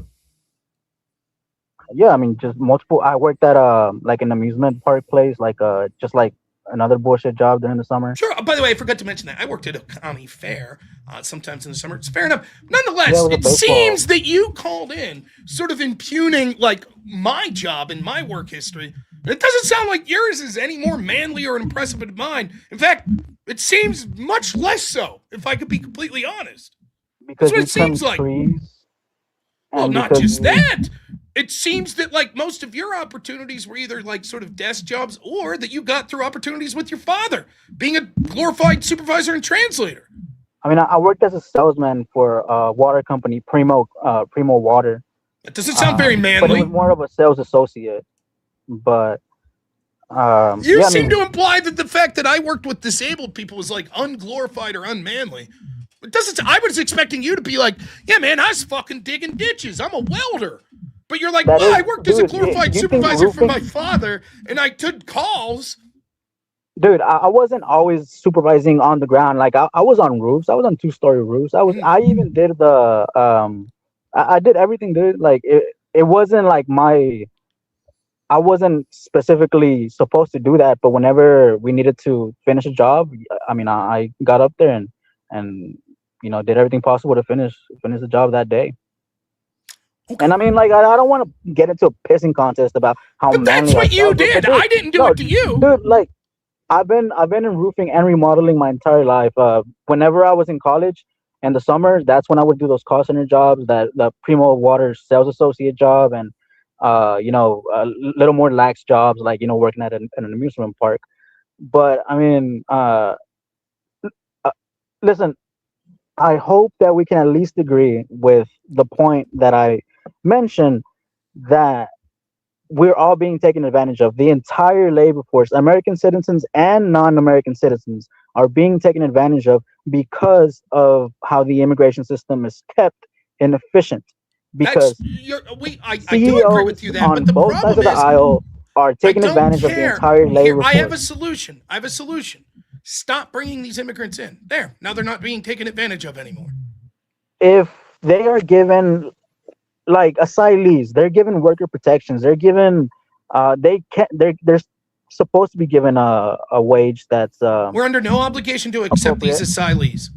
We shouldn't. But what I'm saying is that yes, illegals who get in through the river or whatever, or who through coyotes, or who sneak in. Yeah, like obviously, like uh I'm not going to be okay with that. Okay, so but Let me ask you. Let me ask you. if Let people me are ask given you worker another protections, question. then we are not You all taken see? advantage of anymore. Do you know what the concept of brain drain is? Do you know what that is?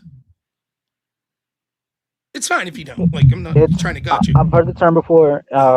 It's like here, start explaining it, and then it'll Brain drain would be ring a bell. like we take from the Western world people that would be amongst the top percentage of brilliant people in other countries. So, for example, we'll take the best scientists from a place like Somalia. And then Somalia never has the benefit of having that good scientist or good doctor there because Okay, they've left for the Western world. so we're taking the best from countries who could have fixed their own countries, is Correct. what you're saying. Correct. Yeah. Do you, now, I mean, when I don't, you I don't when agree with that you now when because you implicated the United States as involving itself and being responsible for destabilization in other countries, do you think allowing mass influx of people that would be working age populations in these countries also has that effect of destabilization? I think that those people would have otherwise passed away, or would not have had. They would have had a higher chance, a higher likelihood of being unalive, right? Had they not been given the opportunity to come to the United States. Well, maybe now it depends. Like a lot higher is doing a lot of work there. I'm not so sure. A lot of these places, I Depending on the fully country. admit that their standard of living and probably their life expectancy certainly would be lower in a place like Somalia, probably than a place like the United States. But the problem is, how will Somalia ever benefit if anybody who has any talent in their country just flees to the West? How will we ever expect Somalia to get any better? I mean, it goes back to what I said earlier. There's some countries who are too far gone. Who, if one of those gifted people were to stay longer, they might not have made it out alive. Like every day could be life or death. Like I said, depending on the country. Okay, so Somalia is one of those countries?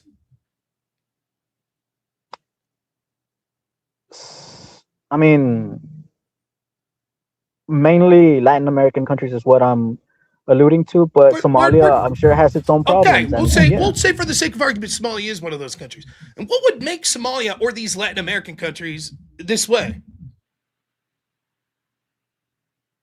What is it about those places? Is it the environment? What is it? I would say the history of the environment. Yeah. Like the weather, the environment. I mean, like the tensions between different groups of people in the area, and people.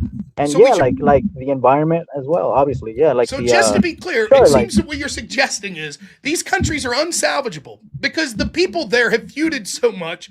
So therefore, we should bring the people here because they've made their country unsalvageable. I've made the point, Rob, that it's only okay when it's productive, when it starts being counterproductive to our country. And I'm not talking about social cohesion. I'm not talking about these feelings. Like I said, we need to be able to work together. We don't have to like each other. We don't have to like each other.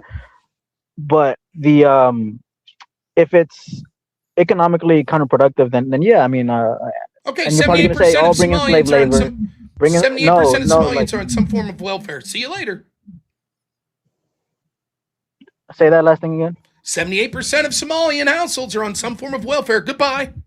dude. If you're doing We've so already gone through poorly this. that you I need told you government that it makes assistance, sense for people to come overseas and need some assistance when they're coming from a war, but from these a numbers. poverty Okay, filled area. so then let's say if you've been from Somalia in the United States for more than 5 years and you're still on welfare, can we deport you now?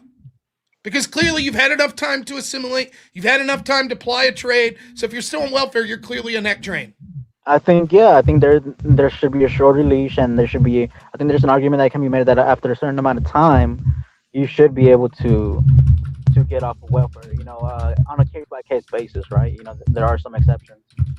But Now I'm going to try to find this you should be able study. to, after 5 years, get off of welfare if you're an immigrant. I'm going to try to find this study that I'm Especially if you're an referencing immigrant. here. And granted, different studies could say different things, but I do believe that Somalians that were here more than 10 years, it suggested that 78%, that's where that number, I believe it's 81% of Somalian immigrant households use at least one welfare program. If you've been here for more than 10 years, suggests 78% are on some form of welfare. 78% of Somalian households that have been here for over 10 years are on some form of welfare. Now, isn't that enough to start to say, geez, this is a significant enough data to say, wow, seems to be a problem with people coming from this community. This isn't just, okay, they literally come with rags on them and 2 weeks later we're like, what, you still don't have a job? We're talking 10 years later. Now Rob, what's the excuse? What percentage of, let's say, that the top 5% or whatever, they receive government assistance too. So would you, like, in one way or another, you're right? Like, what I'm saying is, what constitutes government assistance? Like, it could be pretty much anything. Like, if one time out of the year you're assisted by the government in I don't know, in some way, whether But it's through that's different. When we're talking welfare, the programs specifically that they're talking about are things like food what stamps, is it specifically? housing assistance. These are the types of programs that they're talking about. Medicaid. That's different than saying, well, ExxonMobil, the CEO, gets some sort of subsidy to produce oil. Now, by the way, I'm not a fan of those subsidies. And I think that our system is written largely by politicians that are corrupt, that have these bigger and bigger governments that makes the system more and more Byzantine, which means that the people at the top are able to find loopholes. One of the reasons that I'm for smaller government, so that there's less of an ability for government to pick winners and losers in that choice. Nonetheless, irrelevant to this particular conversation, you acknowledge that if they're on welfare, that's bad, and we would be allowed to deport them, but you give an excuse because they've been here a short amount of time. If 78%, let me say, if the exact same number, if we could take a community over the exact same time and say Spain, and immigrants we brought from Spain after 10 years, only 7% of them are on welfare. Why should we choose immigrants from Somalia over Spain if we really need them for economic prosperity? I mean, I think there's an argument there. Yeah.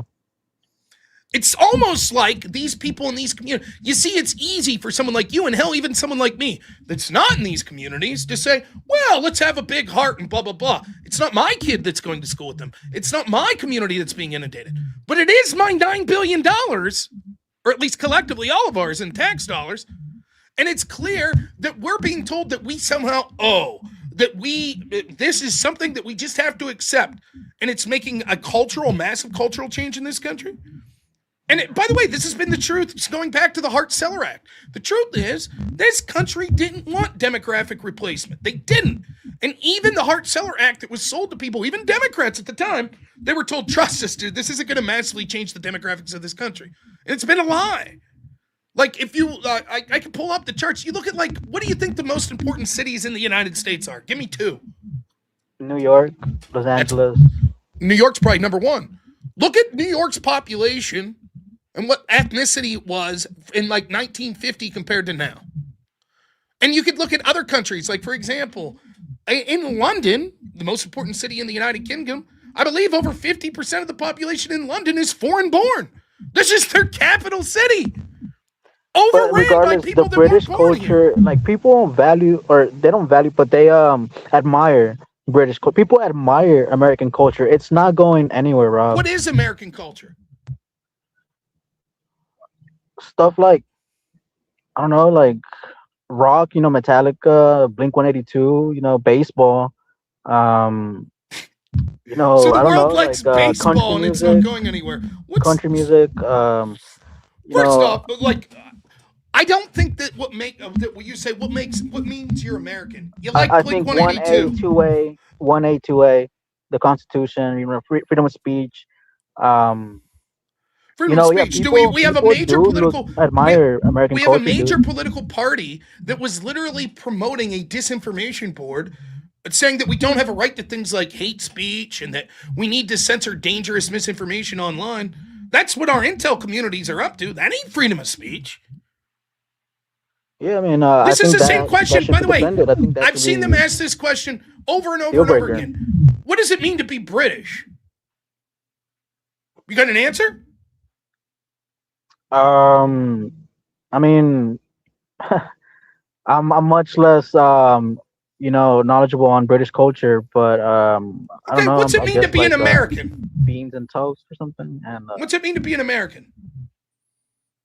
it means being able to have an opinion, and although not all opinions have the same weight, but being able to express that freedom of speech, being able to um purchase a firearm, being able to Okay, so then anybody in speak the to power, world, pretty much. I would anybody in say the encapsulates it pretty well. anyone in the entire world that's for free speech and firearm rights is an American? No. I'm not done. But being able to speak truth to power, I guess is the term or the Okay, phrase. anyone But I who mean, does all of those three things is American. I'm in Australia. I'm for free speech. I want to speak truth to power. I want firearms. Am I American? American is liberty and justice. I know it sounds like I'm just Okay, I'm in Australia. I'm for name liberty and dropping. justice. Am I Dude, American? like, where are you getting at with this, Rob? The point is, this isn't an answer to what it is to be an American because you could certainly say that there are categories of people that we would say aren't American who believe in all the things you talked about. What's your answer Japanese then? person could What is be. being American? Well, that's a great question, right? Let me get through this real quick. Let's say that I'm born and bred in the United States and that my dad teaches at Harvard, and I actually think we should repeal the First and Second Amendment. Am I American?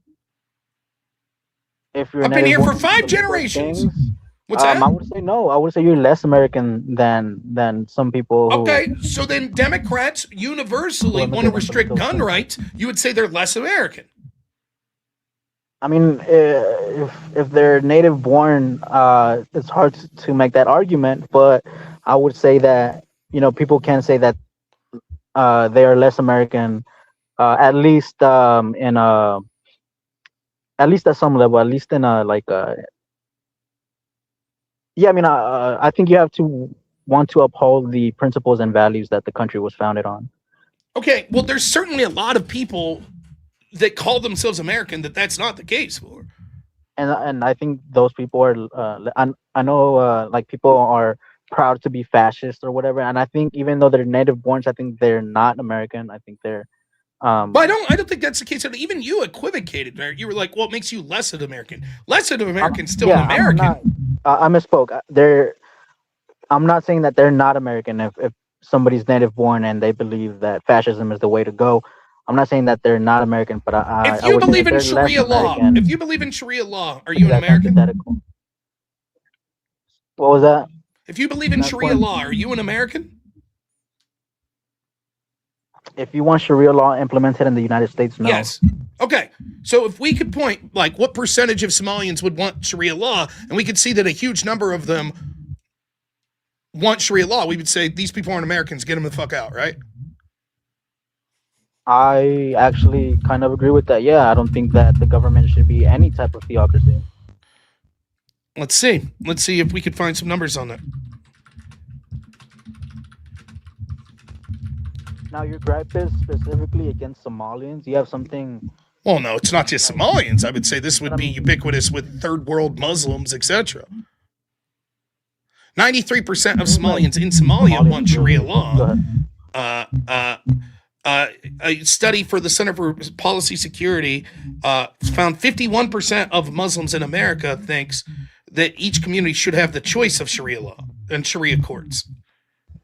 The choice of following Sharia law, like within their own. They should they should have Sharia courts. They could choose to go to a Sharia court. 50% of Somalians think that. Well, this was Muslims. This was Muslims in general. Say that again? This is Muslims in general, yes. I mean, 93% of Somalians in Somalia support Sharia law. And we're not just taking the ones that are fleeing there, that have been vetted. We're taking them as refugees. So unless you think that they magically change their opinion on Sharia law when they get here, it would seem to suggest many of them would support Sharia law. I mean, if the same with, I just think that if that's the case, then yeah, that shouldn't be allowed, and they should be. If somebody wants to implement Sharia law in the United States or any type of theocratical law, yeah, I don't think that has any place in American. The point that I'm trying to make is, right, that what we've accepted is, as we've had this sort of globalist project that says we don't have the right to, like, say we want to protect our cultures, etc., is we lose all meaning is what it means. Basically, what it means to be an American now is legally you're on U.S. soil and the government says you're American. Same with Britain. So if I say, what's the characteristics of a British person? You might say, bad teeth and, fish and chips and they, white governor, and talk like that. And it's like, no, actually, it's this Jamaican looking dude. He's British. And you'd be like, yeah, I guess he is British. So it's the same with America. Right? So that you're saying that 50% of Muslims want Sharia law. I said one study shows that. To have the choice. Yes. I mean, or the opportunity for that to be a reality. The way our courts work is we don't allow a system that says, well, I could voluntarily think that you should be held under Sharia. Like, let's say that I'm a Christian extremist, right? And I'm like, I think I should have the right, if I want my community to be held under Christian extremism law, to do that. And you say, oh, okay. That's not saying it's forcing on other people. And I go, great, that woman had an abortion. We're going to stone her to death. And you'd say, whoa, and I'd say, oh, you agreed that as long as my community wants to have Christian courts in the name of my religion, we should be allowed. That's not forcing it on you. So why shouldn't I be allowed to stone my wife if she had an abortion? See the problem? It doesn't really help to say, well, they just want it to be a choice in their communities.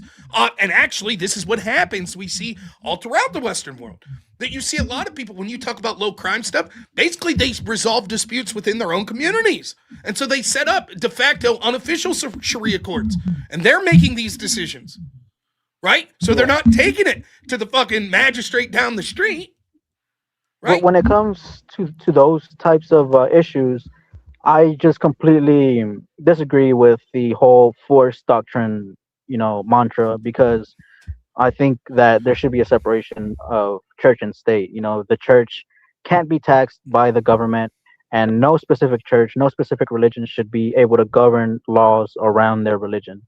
But So that's whether not it's what Muslim separation or of whether church it's and Christian, that's not what separation of church and state meant. Separation of church and state meant there shouldn't be an official state religion. It did not mean that specific religions couldn't enforce their code of morality and law through their religion in our legal system. In fact, at the founding of the Constitution and the signing of it, there were official state religions. There were different forms of Christianity. In fact, some states said you had to be a Christian to vote. The Constitution didn't say you can't do that. They not only knew about it, they signed it and said it was acceptable. So, yes, it's one thing to say the United States government can't come over and say the official church of the United States government is Roman Catholic. Of course, the Constitution is expressed. You can't do that. But there's nothing in the Constitution that says that you can't use your religion to influence laws. Now, having said that, my version of Christian nationalism, etc., would be vastly different than what a lot of people that would be more strict would be. For example, I'm not suggesting everything that I would view in the law as a sin should be made illegal. Do I think that it's a sin to be homosexual? Yeah. Should it be illegal? Probably not. Right? See the difference? But the idea, that's different than something like Sharia law. Sharia law is like, these are religious courts. You know, there is an official state religion. The religious law is the highest law. That's different. Yeah, no, I And the completely idea of disagree force with that. doctrine, this just shows me that you've watched Andrew and you probably don't. Force doctrine is not a subscription, it's a description. Andrew's not saying, this is how I want things to be. Andrew is saying, this is how things are. Your rights exist purely because of force. That's what it is, and it's true. What right do you think you have, and why do you have it? So when we look at, for example, Jews who they have, you know, Israel, where, you know, the Bible, the Old Testament, you know, is more influential in their government than the U.S. And Jews in the U.S., they don't try and impose their beliefs and force their beliefs. For example, when it comes to abortion, you know, they say we're not gonna abort, we're not gonna partake in abortion, but it shouldn't be illegal. That's Well, that's more or not less true. what I'm getting at. Well, yeah, I mean, certainly that could be true of some Jewish people. In fact, there's an awful lot. In fact, if you're talking to someone who's not too fond of the Jewish folks, they might say, actually, they push abortion, particularly with the Gentile population, on purpose. I'm not saying that, but I'm saying that a lot of people would say that. But certainly it's true that there are people of Jewish faith that are vehemently against abortion and think it should be outlawed. My good friend Zach Gilpey is Jewish. I guarantee if he calls into the call-in show tomorrow, I say, what do you think should the law be with abortion? He'd be like, ban it. It's murder. He's Jewish. And part of the reason he thinks it's murder is his religion. Yes, he thinks that God has created this spirit. So, I mean, you can't universally say no Jewish people in the United States want to ban abortion. That's not true at all. As a collective, is it part of like official synagogues and stuff? That I'm not sure of. I don't know about that. But we're talking about Jewish people that are like 1% to 2% of the population. What if all of a sudden they were 20% of the population? You think they'd be pushing more for their religious preferences to be enshrined in law? Probably. Yeah, I mean, what I'm basically getting at is in the same way that trans people want to force their delusions, I would say, when it comes to, you know, feeling like they're in the wrong body and wanting to transition, you know, in the same way that they want to sort of force that mentality onto people. I don't think any religion should want to force their beliefs on abortion, that, you know, fetuses and zygotes are children. I don't think that It's not a those. belief, that's science. I mean, Don't you again, think that the way? time Do you is a agree with this? factor. Do you agree with We're this? given Do rights you agree with? according to Let me time. ask you this. Do you agree at some point this becomes a human life, a fetus? Yeah, after a certain amount of time. And do you Just think we like- should be allowed to kill that human life? Is it a human life? It's yeah, I mean, it's going to be a human life, right? But like, you don't consider, do you give moral value to, like, say, an fertilized egg from off the bat? Do you right away give it? I give value to human life, and if I think a fertilized leg is human life, then I do. This would be I could turn the question on you. If you say, well, it requires the ability to survive, like out of a womb or out of mechanical, you know, okay, well, so then a man in a coma is no longer human. If he requires a respirator, he's no longer human. If he's unconscious, he doesn't have value as a human. No, but there's a difference between a zygote or fetus, that it's more similar to. The point is hopefully this: doesn't sound is there a too point? egregious, The but point a is this: parasite. the point is this: is there a point in where you think it is a human life and therefore should not be allowed to be killed? Whatever that point is there a point of that to you, or is it only at birth? No. I don't think abortion should be legal until, you know, 8-9 months. I think, So you know, then you would agree at some point it becomes a human life, and you say you can no longer abort it, with caveats of like the woman's life in danger or some shit like that, right? Yeah, right. I don't value Okay. a fertilized egg. Like, for Well, then- example, I'm not up in well, then- arms about somebody Then the getting question planted. isn't. Then the question that you provided to me is sort of, you can answer your own question, right? It's not. It's just a matter of threshold. It's not a matter of you're like, I don't want people that think it's a zygote. What you want is the scientific proof. You want where science may change. Maybe what we thought of fetuses in the 1970s, maybe we said, well, if we're going to say human life means that it would be, you know, the ability to have brain activity And maybe in 1970 they thought that was at 17 weeks, but maybe now in 2025 they think it's at 6 weeks, right?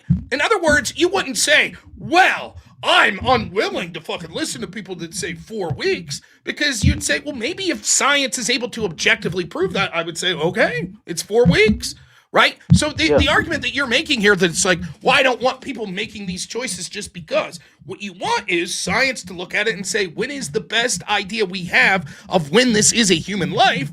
And then we decide you can't exterminate it anymore. And I would love to have you have debates with people that talk serious scientists, because guess what the majority of learned scientists talk about on this? You know, when they say life begins? When Conception. Yeah. Yeah, I mean, I don't think that, I think time is like, we're given rights according to time, right? So I think personhood should be, and I know personhood is like a term, like a new age, modern term or whatever. But yeah, I think after a certain time, it's no longer life that just responds to stimuli.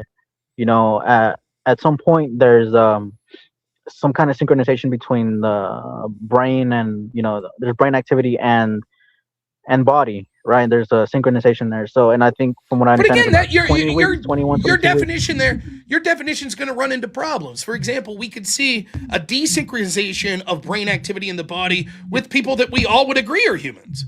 For example, I'm in a car wreck or something, or I get dementia, right? We wouldn't say, well, that person's no longer a human, because our definition is there has to be some level of synchronicity with the brain and the body. No, I mean, it would depend on how you define that synchronicity in the first place. That's kind of like the initial catalyst. So and once you're a human, you're always a there's, human. That's that? it. So whatever you have a definition of synchronicity between brain and body activity. Once you clear that metric once, then no matter what happens to you post that, you're always considered a human life. Even if that synchronicity goes away. Example, when you're saying that people who have some kind of condition that doesn't allow mind and body or brain and body to be synchronized, I think if that were to be turned off or whatever, I don't think that automatically disqualifies you from having life or from. The problem is that once you agree that once there is a time before the child is born that we consider it a human life, and that it is immoral to allow the extermination of that life except under rare circumstances, like when the mother's life's in danger, you're just now in a threshold debate. When do you subjectively feel that is? A lot of people say, this is why I suggest this. Some people might say a heart activity. Some people might say brain activity. Some people might say viability, when it could exist outside the womb, even with medical intervention. Some people might say when it could exist outside the womb without medical intervention. Some people might say, like you're saying, I've never heard this, but this synchronicity argument. I would bet that if I had like some biologist here, they'd be able to say, actually at conception, there is synchronicity with like a nervous system and sort of the material we see outside of it. I bet that probably exists to some degree. Nonetheless, some people might say consciousness, whatever that might be defined as. All of these are different metrics we could use to decide. But I think that to make light of like, well, this person's metric, I just think I'm incredulous about. I don't think that's the right way to go about it. And then you have to understand that the other side of this equation is people that say, nope, arbitrarily I say that life doesn't begin until birth. As if a 9-month fetus, 2 minutes before breaching, is not a human, but 2 minutes later is a human, which is nonsensical. And that's basically the standard Democrat position on abortion. It should be strictly between a woman and her doctor. That's the standard position. Hardly anybody believes that it's okay to abort a child when there's 7-8 months into the pregnancy. Hardly anybody believes that. That's not true. They might think it's bad, but they don't think it should be illegal. I mean, when the life of the mother is in danger, but I've heard this argument before that priority should be given to the more socially adjusted individual, right? Because newborn obviously is going to require a lot of care, a lot of resources to even get to the point where the mother is, to where it could reproduce, right? So ultimately for society becomes The Democrat position is it should be exclusively between a woman and her doctor. And they might say, I would be appalled if that woman wants to have an abortion at 9 months. And you'd say, oh, okay, then you would pass a law that not allow that. And almost every Democrat I talk to says, well, no. And I'm like, so you wouldn't pass a law? Yeah, but no one would do it, and I would think it was gross. But nonetheless, should she legally be able to? No. Because the problem is once they say, well, okay, yes, we should say that there's a law that you can't do that. Then the argument becomes, oh, so it's not just between a woman and her doctor. For example, when Dr. Oz ran here in Pennsylvania against John Fetterman, one of the arguments that Fetterman made over and over was attacking Dr. Oz, who admittedly said something clunkily, but that was objectively true. He was like, look, I'm not interested in a nationwide abortion ban. I think that it should be up sort of some local lawmakers, a woman and her doctor. And they were like, oh, you think some fucking lawmaker should have some say about a woman's body? That's gross. You want some alderman? Well, no, what he's saying is clearly there should be a legal framework for when we're allowed to have abortion. And they're like, no, that's grotesque to suggest. And so then when you ask Fetterman's team, okay, what are you suggesting? Lawmakers should not be involved. It should be between a woman and her doctor. Okay, so if the doctor and the woman both say 9-month abortion, that should be legal. And they'll him and haw, they'll be like, well, but I don't think that's a good idea. You might not think it's moral, but the question is, should it be illegal? And that's the standard Democrat position. Otherwise, the Democrats have to admit, of course, we think there's laws that should make certain forms of abortion illegal. And now, because then they don't get to stand on this moral high horse about a woman's right to choose. They say, we too restrict a woman's right to choose. We just have that threshold at a different place than your average Republican. That's it. I don't know that that's the standard, Rob. That's kind of, I'm sure some people believe that, but I don't think that's a standard. When you say that, do you think that it's standard Democrat talking point that abortion should be between at 7, 8, or 9 months? Do you think it is standard Democrat talking point that abortion should be between a woman and her daughter and not a politician? Doctor? I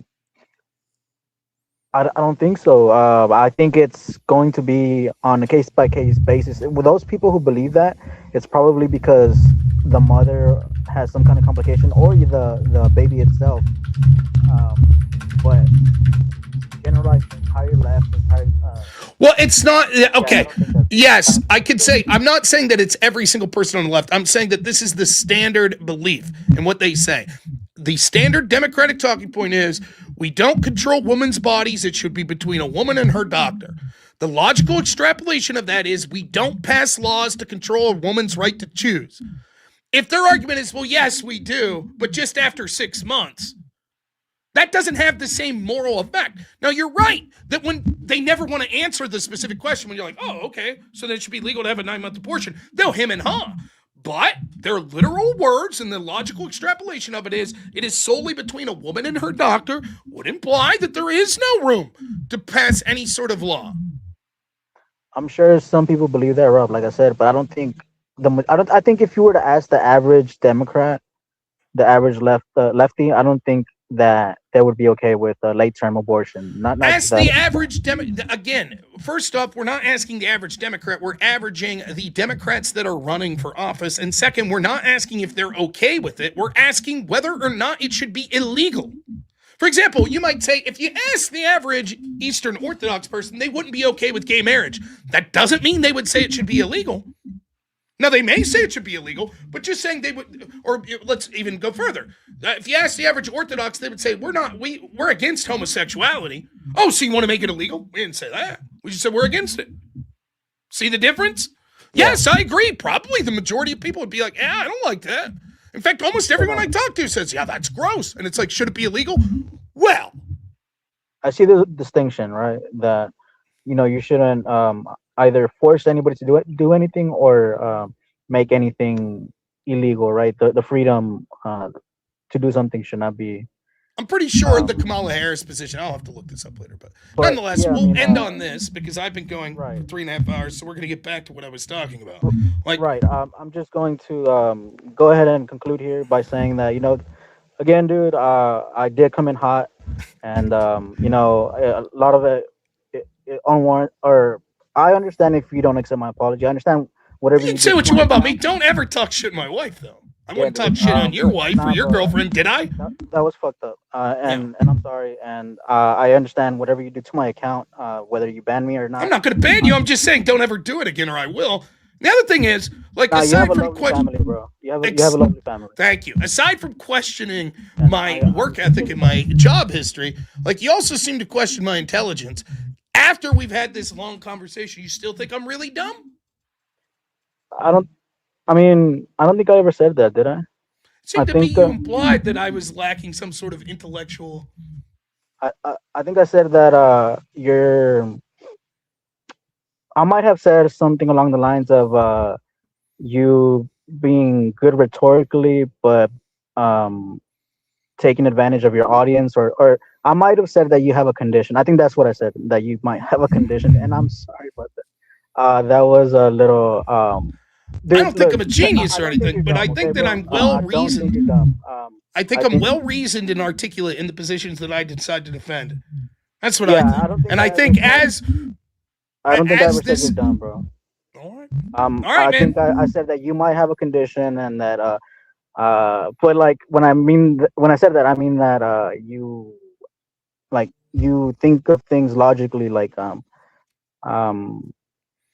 almost too logically, almost without a practical sense of So I don't know if I'm making myself understood, but I know this is, and I think I have some of that too, like as far as thinking about things too, all right. I just want to say this last piece because your mic's cracking up here. But I will say this: some examples of Kamala Harris, who, lest we forget, was the de facto choice for the Democrat candidate for president. Here's some quotes of hers on abortion. April 2023, Harris wrote, "No one should stand between a woman and her doctor." June 2023 speech marking the 1-year anniversary of Dobbs, which overturned Roe v. Wade, she said, "We stand for the freedom of every American, including the freedom of every person everywhere to make decisions about their own body, their own health care, and their own doctor." October 2024, criticizing Trump's stance on reproductive rights, she stated, "We believe the government should never come between a woman and her doctor." In September 2024 CNN interview, she said, "A woman and her doctor should make the decision, not Washington." So what she's saying here is there should be no law. That was the candidate for president. So yes, is it true that my neighbor that's a Democrat would say, "Oh my God, of course I would be against 9-month abortions." But their candidate that they voted for absolutely was for saying there should be no law. So it's not a fringe belief. This is the mainstream political belief of the Democratic Party. I mean, yeah, she was a bad candidate. I did not vote for her. I opted out. And yeah, I mean, that's a little that's out there. I don't agree with that. What do you think Biden said? You did vote for him. There should be a time limit. Biden, I just because of the current situation at the time, just with every day under Trump seemed like anything could happen, dude. Like we can be going to war with someone, or like something. It seemed like something crazy could happen any day, and I just kind of wanted some like Joe Biden, January 2024. Vice President and I believe that healthcare decisions should be made by women and their doctors, not politicians. Yeah, I mean, they said that over and over again, based off of the context, the situation that was ongoing with regards to like, with foreign affairs and yeah, I chose the lesser of two evils, Rob. Okay, and well, no, that's reasonable. Look, I won't shame you for that. I think you made the wrong decision, but fair enough. The point I'm trying to make is on this particular issue, this is the mainstream Democratic position. There should be no law. It should be between a woman and her doctor. That's all I'm saying. You could say, yeah, that's fucked up, but I still favor them as the lesser of two evils. And you'd say, don't you do the same, Rob? Aren't there specific things you don't like about Trump, but you still voted for him? I'd say, yeah, you're right. So I'm just saying, I'm pushing back at the idea that it's like, no one really believes that's a Democrat. No, that's the official position of the Democratic Party at this point. That is the heart of who they are on abortion, that there should be no law. Now, the average Democrat voter might not be for that, but that's the moral stance that Democrats have taken. There's a difference, right, between the representatives and the I mean, I see what you're saying. I agree with that. You're making between the politicians and the general public, But yeah, I mean, a lot of lefties do have these pie in the sky ideas about how things should work, and that's what I mean when I say that logically that that you're too logical. That that's sort of the same type of mentality that happens on the left, but without the real world practicality of implementing these ideas. And so yeah, it's just sort of the polar opposite of what happens on the left. But yeah, I mean, I do think that you provide a perspective that's you know that's reflective of what the right is currently thinking. And yeah, man, I tune in, dude. I tune into your show Well, to you see can what call me a fat fuck and an idiot and all that shit all you want. Just don't yeah, talk dude. about my wife and we'll be good. So, All right. Again, I apologize for that, and I hope you have a happy New Year's. I accept the And apology. I do. And I will have a happy new year. So, clutch. Okay. Hey, have a good night, Rob. And all right. You yeah. too, Warren. Take it easy. Okay. Take care. I get the feeling he got out of the car or something because his mic was fucking up there. Yeah. So I think you can see. You have to go through sort of chain of argumentation to get to the point. So enjoyed it. I don't know if you could tell. I absolutely thoroughly enjoy debating, and when people that call in that disagree, I fucking love that. That's me. That'd be every show if I could. Look at this. We're almost at 200%. Now, before we read super chats and all that good stuff, I do have to step out for a moment to fill up my water jug and use the restroom with my old man bladder. So, I'll be right back. The too logical thing reminds me, I've told the story of I went to a Pentecostal church, went to speaking in tongues and shit, and I was like, what are we doing? We're here to learn, and I can't understand. And you guys, and the preacher's wife pulled me aside and said, you're too smart for all of this. That's when someone tells me that I'm being too logical. It's like, ooh, reminds me of that. All right, I'll be back. Get him, chair. Hey, look at Rob's not going to do it. And while all of you are here, before you guys run off, I want to let you guys know that go to the Gabriel Cabarro Gaines voting pool and go vote for Rob. We need to take out this King Duke Pharaoh guy. So go ahead and get those votes in. Chairs even saying the same thing. While you guys were away, let me go ahead and to get those votes in, remind those people over there at the voting polls. This is the robnoerr Show. It's not the Nor Rob Show. This is my favorite show because it is my show. Oh boy. If this was your show, you'd probably like it more. But maybe that's just because it was your show. But it's not your show. It's the robnoerr Show.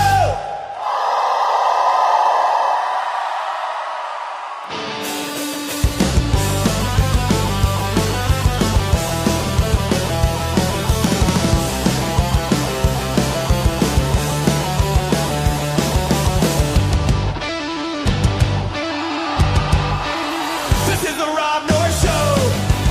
It's not the Nor Rob Show. This is my favorite show because it is my show. If this was your show, you'd probably like it more. But maybe that's just because it was your show. But it's not your show. It's the robnoerr Show. Make sure to get those votes in and go over to that YouTube. Oh, we forgot about this. Let's set that up. Did you? I already showed on the screen. I didn't post it yet. I was waiting for you to get back to post to YouTube. So I'm losing King Duke Pharaoh. I have no idea who that is. Objectively, he may be much better than me. Yep. Oh, So I just figured before the numbers start going down, which they are because certain events have happened. So yeah. Well, here is the link that I posted there. So NPC Panelverse Live Streamer of the Year. So there you go. I'm losing to King Duke Faro, who, like I said, maybe he's excellent. I don't know. But there you go. If you want to vote for me, or if you want to vote for Ruby or King Duke, have at her. So thank you so much, Gabriel, for There we putting go. that up. I appreciate it. So, Yep. Go get I'll the- put that link one more time if you guys want to go vote for me. But either way, happy to be part of that. All right, let's read super chats. And then we'll talk a little more about the discussion I just had there. The Great Way right. Bugs gives 10 memberships. Thank you as always, my friend. Where are we already read that one. Eclipse 50 gifted memberships. Thank you so much, man. Another 50. I think that was the second 50. Thank you. JJK, $20 says, I'm in the trucking industry. I've been calling out Somali BS for years when it comes to them getting commercial licenses while not being able to read a single road sign. Everyone said I was a bigot. I told you so, mofos. Dude, so I know a lot of people in the trucking industry, and they're telling me like DOT stops and shit like now across the country, they're doing like English tests. Like I had someone tell me that they had them read Dr. Seuss, like Fox and Socks. And he's like, well, and they're like, read it out loud. Prove that you could read English. That's how bad it's gone. Cathartic Munitions, $20 says obligatory Super 8 after gifted membership. Keep up the great work, Rob. Thank you. A point of speculation. I wonder how much our actions abroad against Islam nations will have an impact here, especially with the level of home front fatigue. Well, we're going to find out. Tiffany, $10 says legislation needs to be passed to not allow non-U.S. citizens to serve in our government. It's no coincidence that Elon is a Minneapolis rep. Deport her too. Every one of them involved gone. Totally agree. Adam Adamant, $10 says if this guy's a looker, then I need glasses. Yeah, he came in hot with the fucking personal insults and, abuse and shit. Reverse massage, $5 says, funny how the magic word racist used to be actually be effective. Once scary, but now embraced. Dummies never read The Boy Who Cried Wolf. Yeah. JJK again. Warren, I know a pilot that could fly a Globemaster through that gap between your two front teeth. Eclipse! Unbelievable. $100. We're going to have to even pick a whip song for that. It says, get the F out, Chico. Thank you. Reverse massage. What a legend. I didn't give that enough credit. Thank you so much, Eclipse. We owe you any choice of song that you have. Reverse massage, $5 says, why Speedy Gonzalez stalking Rob at DebateCon instead of picking tomatoes? Also, I bet his home country wouldn't let me move in undocumented. JJK, sock check this lame. Fo wears pink ankle socks. Oh, AJC, $5 says, I apologize for my cousin Warren. His mom took Tylenol when she was pregnant. Pooping while standing, $5 says, here's $5 having to deal with the low IQ caller. May he receive no points and God have mercy on his soul. I enjoyed the call, though. Zach Gelpy. Oh, there. See, Zach was listening. $10 says a few years back, Maine had a bill to ban female genital mutilation, but the demo of the bill lost on party line. And the bill sponsor was ending threats. In other words, life-threatening threats. Unbelievable. Blasterbot, $20 says, my mom used to run a daycare out of her home in Minnesota, I'm sorry. She closed it down after COVID made them massively crack down on things and add more regulations. She didn't realize that she was just the wrong kind of American for the job. Yeah. Roland, $10 says, there was no huge social safety net when Western Europe immigrants came. They had to sink or swim. That's why they assimilated. They had to, or they would be homeless and poor. Yes. I saw someone post this today, but have we finally realized we had the wrong protagonist?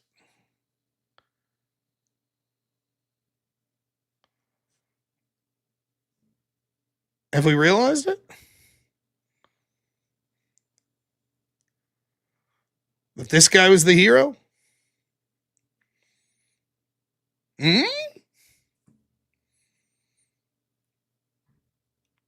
God bless you, Bill the Butcher. Ripped out his own eye. Huh? JJ, $5 says, go to Somalia, fool. Become the next Cesar Chavez. Walk the walk, man. Show us how it's done. Yeah. Derek's Fly Fishing, $5 says, this guy just keeps backtracking after every refutation. It's just feelings, bro, or whatever.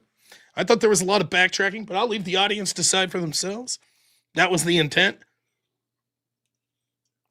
Because the initial criticism was me saying, it's okay to say we like our culture and we don't want people coming in that massively disagree with the culture. So he somehow said that's me saying I'm better than people. It's me saying my culture is better than other people's cultures. And I agree with that. And I'm tired of pretending it's not the case. Tiffany, $10, says, Andrew gets more free rent from these people than anyone. It's true. Left-Hand Assassin, thanks for the $5, man. Rachel Wilson, what's up? Member for 8 months? Hi, Robin Chat. How's the Somalian pirate daycare? Doing wonderfully. Caleb, member for 7 months, says Sharia law is equal to church bells. Stu's, yeah. Premonition, 22,000. Congrats. Really? Over up 500. Watching you go up. No stopping now. No shit. I'm over. Is that true?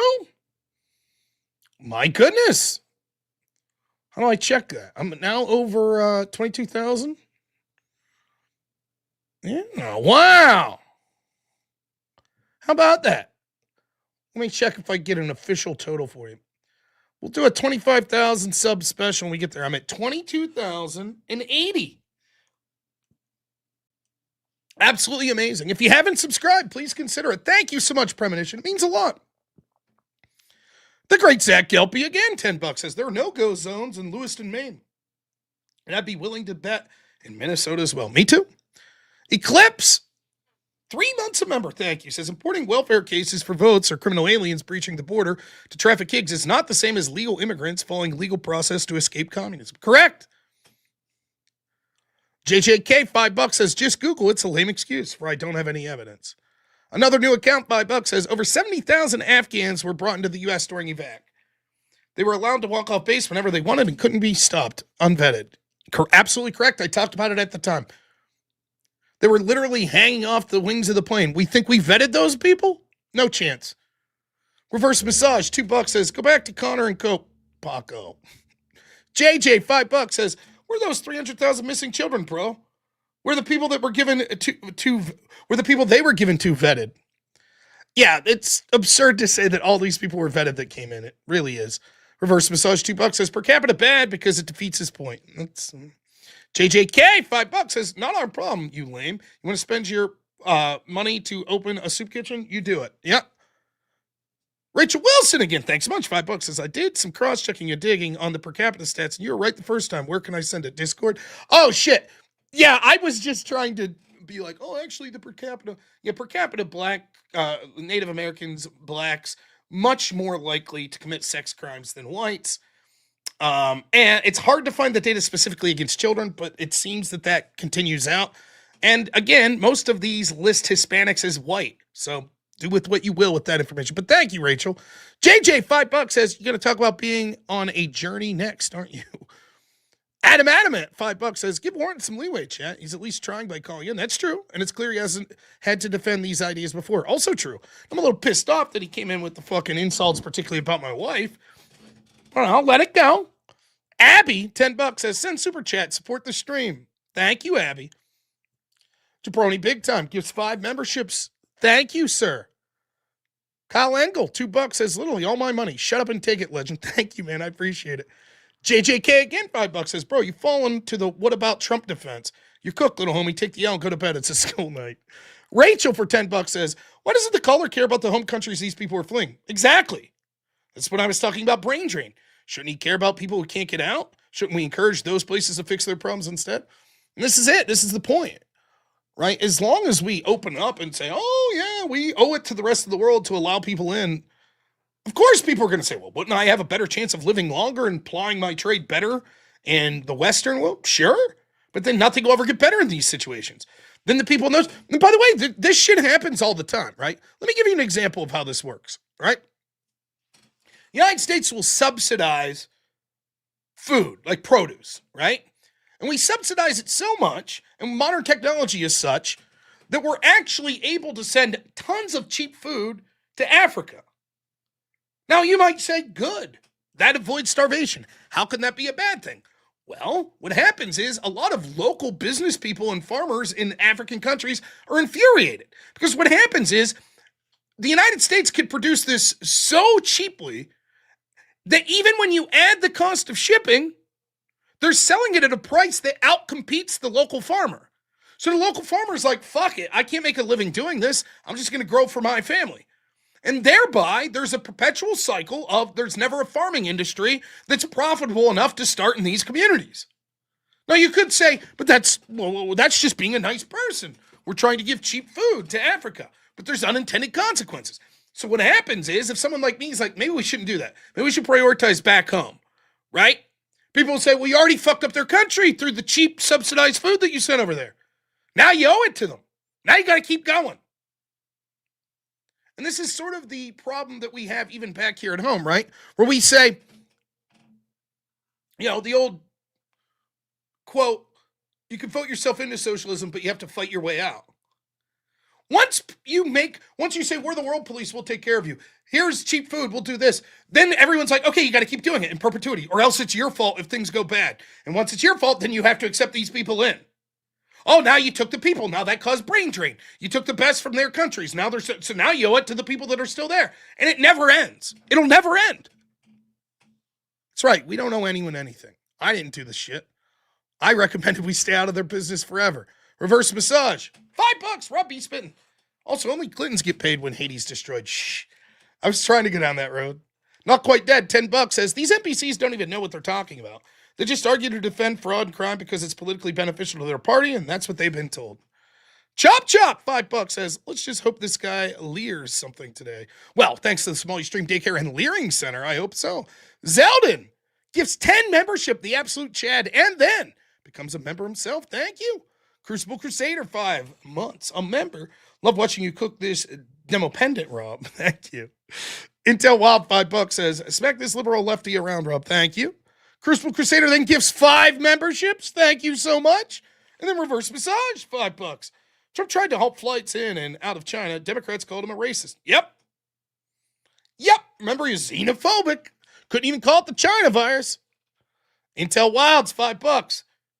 That's, oh, by the way, and you're talking about Trump should have taken it more seriously. Remember Nancy Pelosi in response to Trump trying to take it seriously and halt flights out of China? Said, go hug a Chinese person.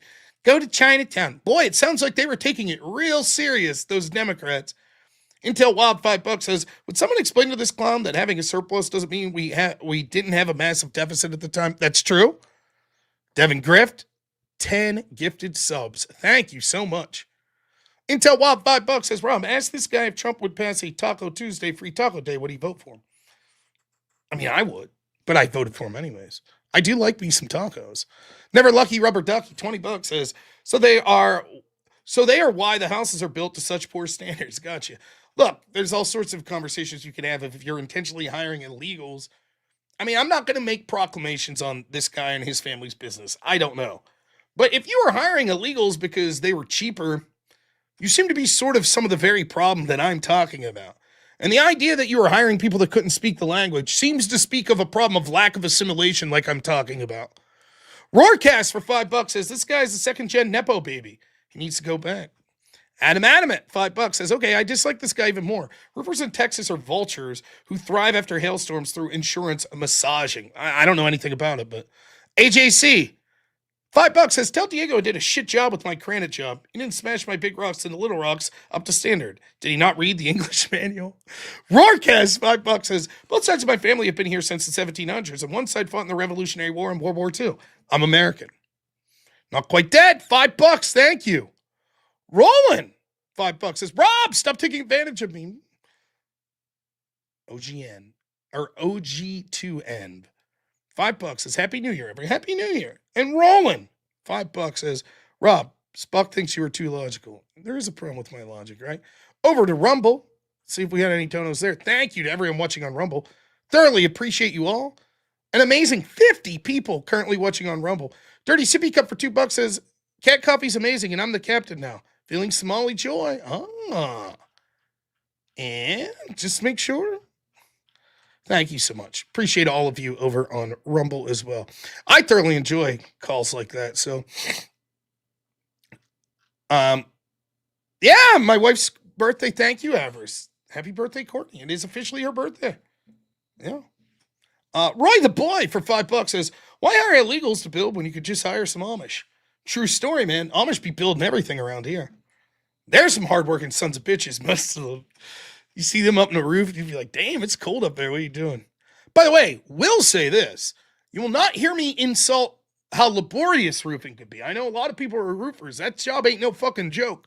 You try hauling 50-pound packs of shingles 2 at a time up a ladder. Not the fucking easiest thing in the world. I have never done that. a couple shingles and like sort of as the least effective person on a team helped a couple roofs be put on, one metal and one shingle. I basically did nothing, like handing tools and shit like that. But I almost lost my fucking fingers on a metal roof because the wind gust picked it up and it came flying at me. And I didn't realize until my father-in-law told me, he's like, that shit ain't no joke. Those metal roofs, like they will slice right through your fingers. So it is not an easy job and it could be quite dangerous. Eclipse $50 says, let's fucking go.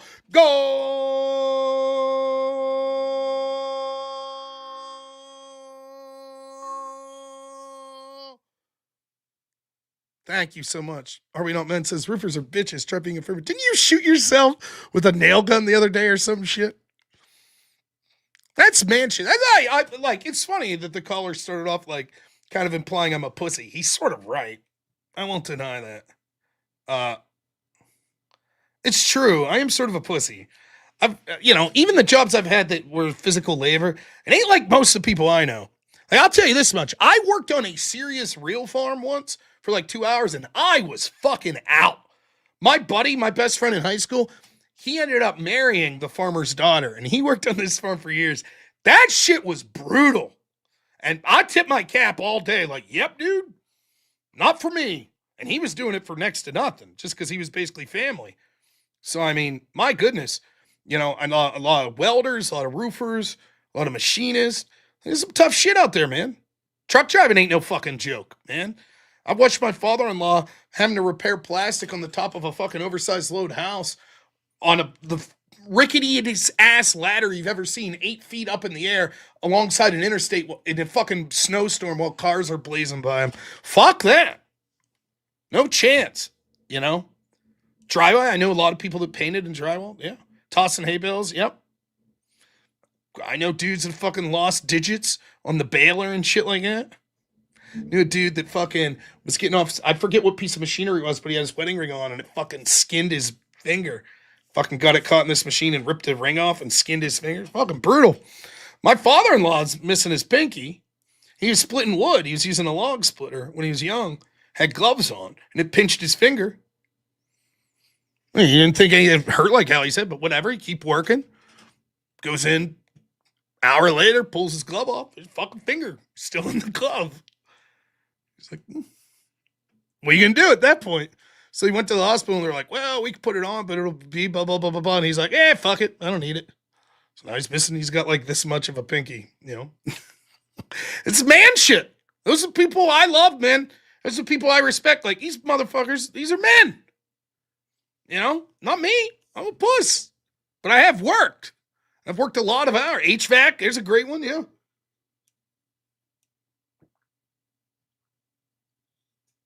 Yeah, man. Yeah, ripped fingernails up, yeah. Yeah, I mean, so it definitely, I sympathize with me being a puss. That I could get behind. All right, $50 chats. I owe 1.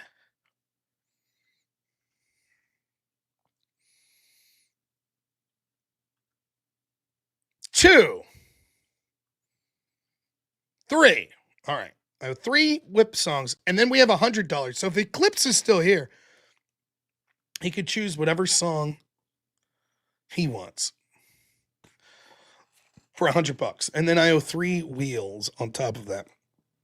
Some final thoughts on sort of the topic at hand today and the caller.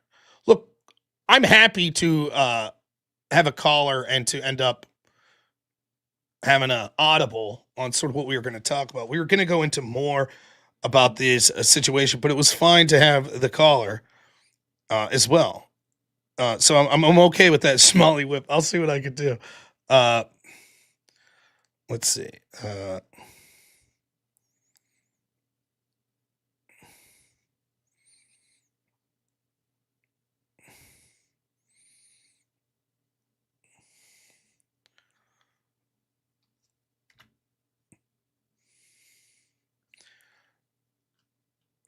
But so I hope that I fucking held my position admirably. I think I did just fine. Look, I probably, because I'm in a good mood because it was my wife's birthday, I let that guy get away with the little shit. But just let it be known that I reserve the right, if anyone ever talks shit in my wife, to tell them to fuck right off and never leave them on the channel again. Let it slide this time, but I'm just saying, I am a piece of shit, ugly, fucking loser motherfucker, and that's fine. We can go back and forth. We can do gay jokes, we can do fat jokes, I don't give a fuck. Whatever you want to do. But you don't talk shit in my wife. You don't. You just don't. My wife is the best person I've ever met. She is absolutely fucking amazing, and I'm lucky every day I get to spend with her. I think she is absolutely beautiful.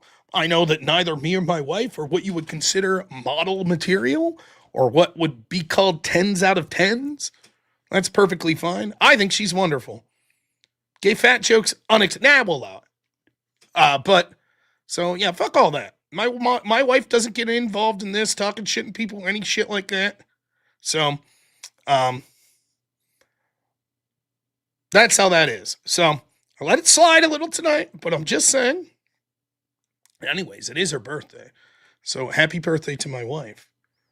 No, my wife never. In fact, the only person my wife talks shit on is me. She'll talk about what a piece of shit I am on here, sort of joking around. But no, she seriously supports. She supports me in everything I do. And it's not. She's taken a big risk trusting me to lead our family. And I hope to always make her proud. So I couldn't be happier than to be with her. So. But once that happened, I was like, all right, motherfucker, if that's how it's going to be. All right. Finish up on this topic. So we were talking specifically about Tom Emmer and shit. Yeah, the Republicans have been shitting this question as well. Now, there's specific things to say about this. For example, Brian Shapiro, who called into the show earlier today, right? He posted out, this fucking Learing Center has been closed. It's no wonder people weren't there. And yet, then why are they changing their sign if it's closed? Stephen Miller correctly points this out. Not that Stephen Miller, the other one. So we were told initially, this place is closed. Stephen Miller says, then why fix the sign? If the state and the journalist with the Star Tribune said this clinic was closed down last week, what are they doing then? And then in addition to that,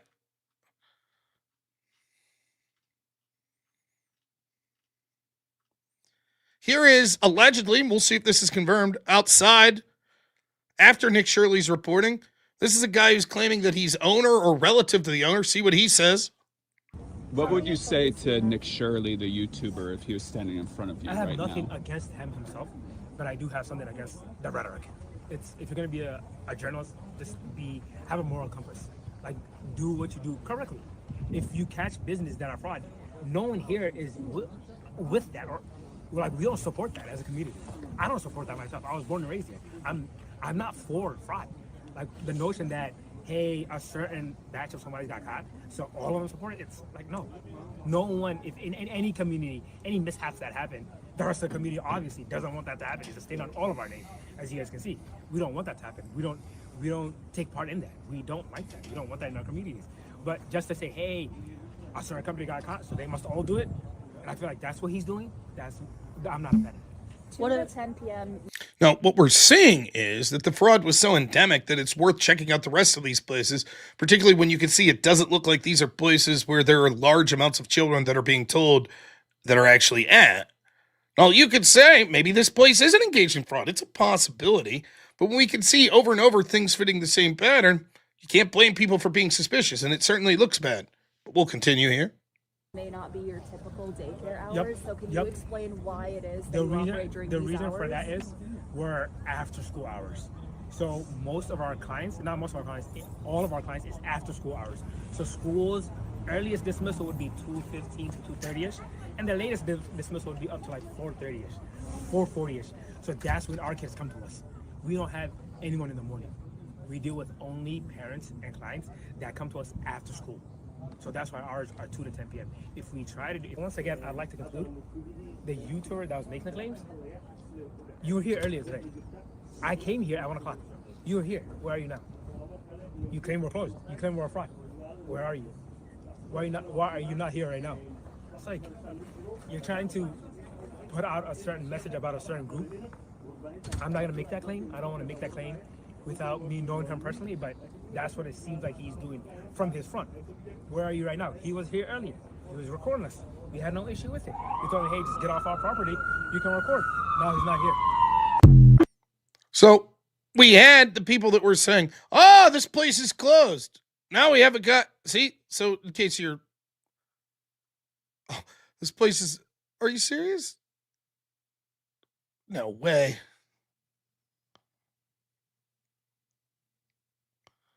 Wow, the account no longer exists. Watch, this is crazy. Maybe Deanna Winter, our story about Nick Shirley's viral video here. 2 decades of daycare in this video are closed. One closed long ago, the other, now infamous Learing Center, closed last week. So here is the Minnesota Star Tribune saying this is closed. It was closed last week. But no, there they are today. And this is what Brian Shapiro and all them were saying. It's closed. It's closed. It's closed. This guy isn't saying that. He says, nope, we're open. So when you see these debunkers, they don't give a fuck. They just throw any shit at the wall. The reason no one's there is that particular one closed. Okay, it didn't close, but that's okay because they're only open from 2 to 10. Doesn't matter. They'll just move on from one excuse to the other. Other thing I'll say about this. Okay, if that's the case, why isn't this gentleman in front of the Learing Center inviting these journalists in? Hey, if Nick Shirley was here, we'd let him in right now. Why don't you all come in? I notice he didn't say that. I wonder why not. If they're zoned for like 70 people, I can't remember this specific one. Maybe it turns out there ain't near that there. I did. I said Brian Shapiro's name is bound to call in. Blah.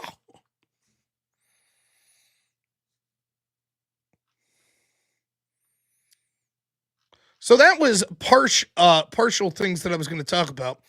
Intel Wild, $5 says, as an Elvis fan, I can't help but falling in love with Rob's channel. Oh, it's a clever pun there. I got it.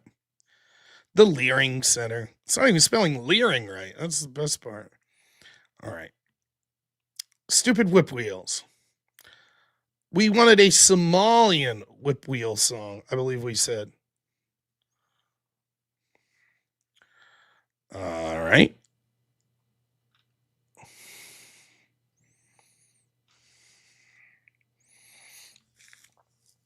Let's see what we can do here.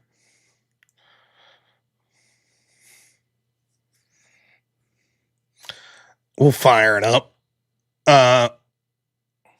Also, another thing I saw said, why the fuck, even if these programs are being ran legitimately, why the fuck are we giving millions of dollars to immigrants anyways like this? So they can make a go of it? Fuck you, man. If you're coming here, you do it on your own. If the government's going to give any money to people to start up, how about the citizens that are already here? How about that? Even if it's being used legitimately. Fuck you. You don't think I know a woman that busted her ass trying to start a daycare. And she failed. She couldn't get the support. How about that? Why didn't she get a hand up? She could have used millions.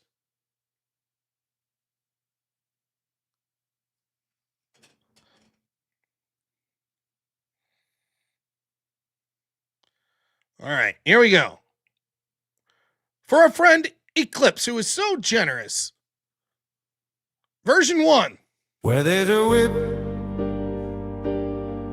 there's a way. Where there's a whip from, there's a way. Hey. There's a way. We don't want to go to war today, but the Lord of the light says nay, nay, nay. We're gonna march all day. All day, all day. Where there's a whip, there's a whip, there's a way. Where there's a whip, there's a whip, there's a way. Where there's a whip, there's a way, there's a way. Left, right, left, left, right, left. A crack on the back says we're gonna fight, we're gonna march all day and night and more, for we are the slaves of the Dark Lord's war. I mean, that didn't sound very Somalian to me, but... No, not really. Sounds just kind of like Western with an accent. Where there's a will, there's a way. Where there's a whip, This sounds Western too. there's a way. What'd you put in for the prom? We don't want to go to Somalian. war today, but the Lord of the Lash is a nay, nay, nay. We're gonna march all day, all day. They're indoctrinated all day. Stuno into Texan music and stuff. Where there's a whip, Well, that's just it. They're like, there's a way. Somalian, you mean like classic country Western, right? Like Somalian, like true American. Even fucking Suno. Let's see, I'll try one more time.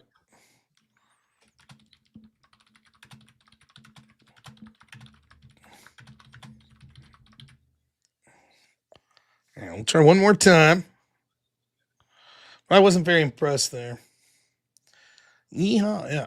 I mean, they even got to Suno. That's brutal. All right. Where are we at here?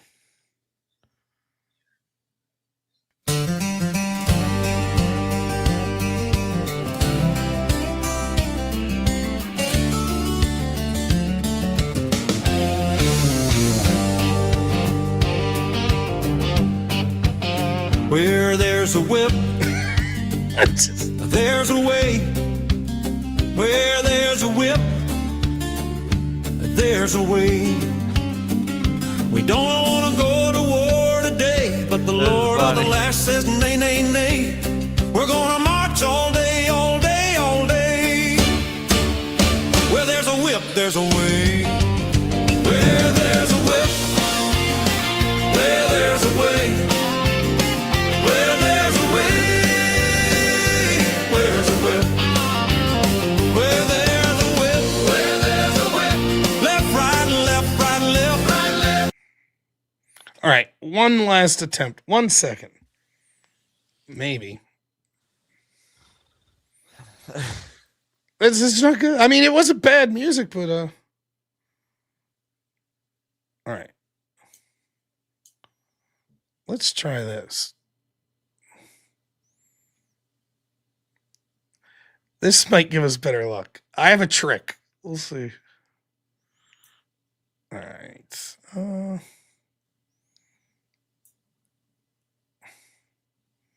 Music from the African lands of Somalia. We basically tried that, but let's give me a second here. Let's. You basically tried that. I'm trying to trick. All right. Advanced options.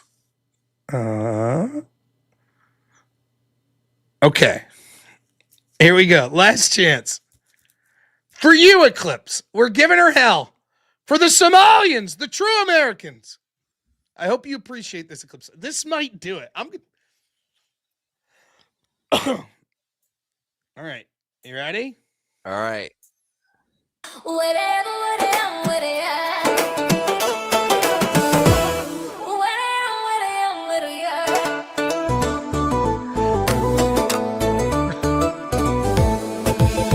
there's a whip, there's a way. Where there's a whip, there's a way. We don't wanna go to war today, but the Lord of the Lash says nay, nay, nay. We're gonna march all day, all day, all day. Where there's a whip, there's a way. Oh, got in the way. Where there's a whip, there's a way. Where there's a whip, there's a way. Where there's a whip, there's a way. Left, right, left. Where there's a whip, there's a way. Left, right.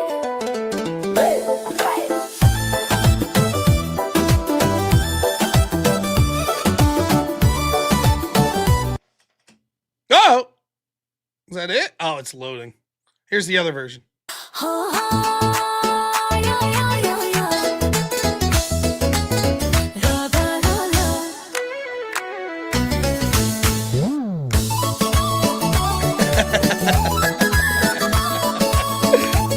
sounds like some Somalia Ocarina of Time shit. Where there's a whip, there's a way. Where there's a whip, there's a way. We don't wanna go to war today, but the Lord of the Lash says nay, nay, nay.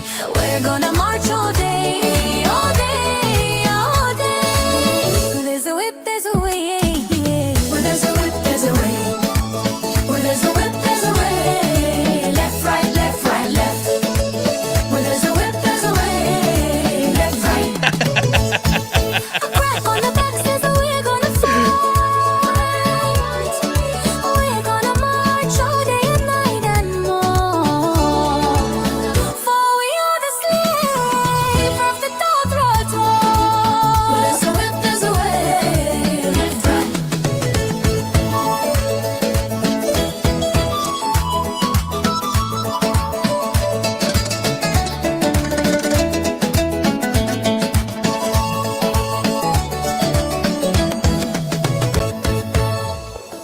That's the best I could do. That's what we're calling Somalian. I don't know, if I'm quite honest with you, what the fuck Somalian music is. Are they allowed to have music, or is that like the imam's not cool with that? I don't know. It's just I am the captain now. That's I am the I am the captain whip now. now. I am the whip now. That's all right, 3 of these, and then I can call her quits. If anyone wants to donate money, feel free. Sorry that it's came to this tonight. Oh, how about that? Another There we go. ethnic. Oh man, getting super ethnic tonight, huh?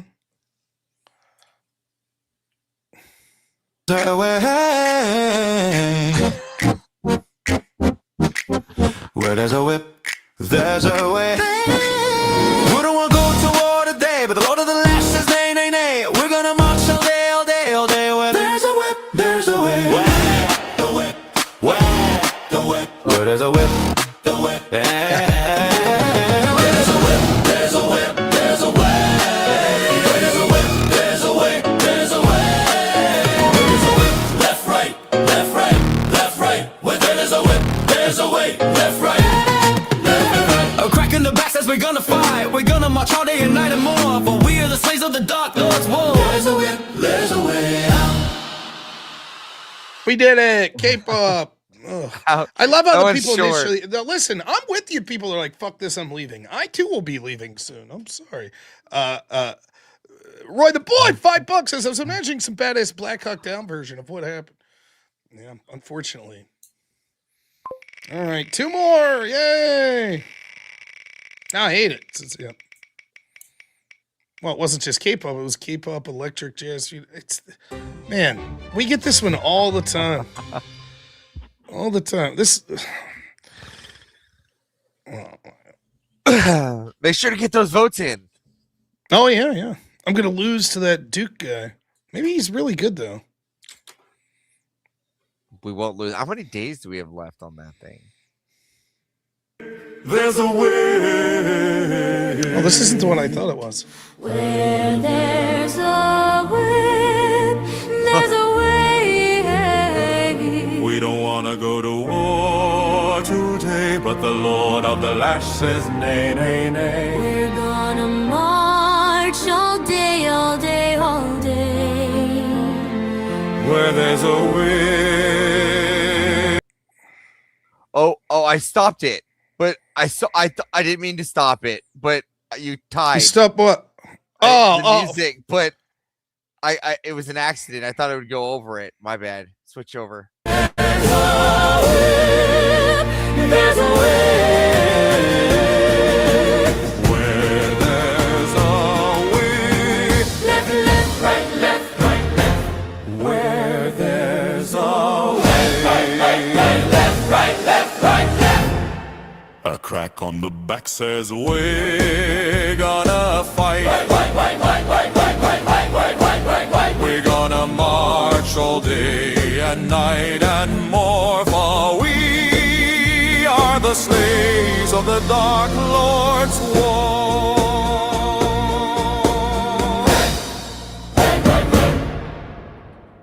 My bad. I I fucked that up. Dude, why does it do it? Why does it put yours down for when you share your screen, but for ours, when we share ours, it automatically goes up? I don't know. I just wanted to say we made it halfway. And nice, yeah, nice. I was quite excited about that. Yeah. We'll get that Duke bastard. No, he's probably a cool guy. I don't know shit about him. But all right, last one. Apologies to everyone for this. I get it. Blame Wade Boggs. He's almost exclusively responsible for this shit show.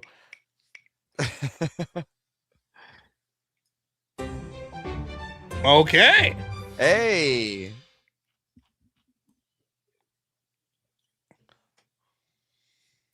There's a whip, there's a whip, there's a way, where's a whip, but other way, we don't want to go to war today, but the Lord of the Lash says, nay, nay, nay, we're going to march all day, all day, all day. Where there's a whip, there's a way. Where there's a whip, there's a whip, where there's a whip, there's a way, where there's a whip, there's a way. Where there's a whip, there's a whip, where there's a whip, there's a way, where there's a whip, there's a way. Where left, right, left, right, left, right, left, right, left, right, left. Where there's a whip, there's a whip, where there's a whip, there's a whip. White, love do white, love da da da da da ba da ba da ba da ba do ba ba da ba do ba do do do da do ba da ba do ba da ba da ba do ba ba da ba do ba ba da ba da ba da ba da ba da do ba do ba do ba do ba right.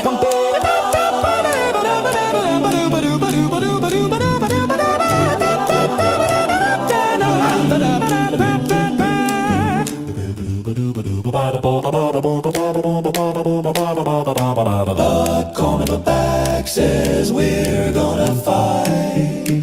We're gonna march all day and night and more. For we are the slaves of the dark lords. War. Where there's a whip, there's a way. Where there's a whip, there's a way. Where there's left, right, left, right, left, right, left, right, left, right, left, right, left. There's a whip, there's a whip, there's a whip, there's a whip, there's a way.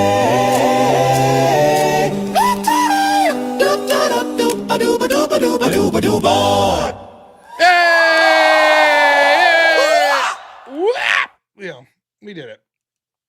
Oh my goodness. Look at this, Ken. $5. Good night and Happy New Year. Yeah, some of you folks from other areas of the world, it's already New Year for you all, huh? It's the eve of, for me, my wife's birthday. Very excited. So, yeah. So, plan is I'd like to do a daytime show tomorrow. I can't guarantee it, but that's the plan. And tomorrow evening, I will spend some time with my wife.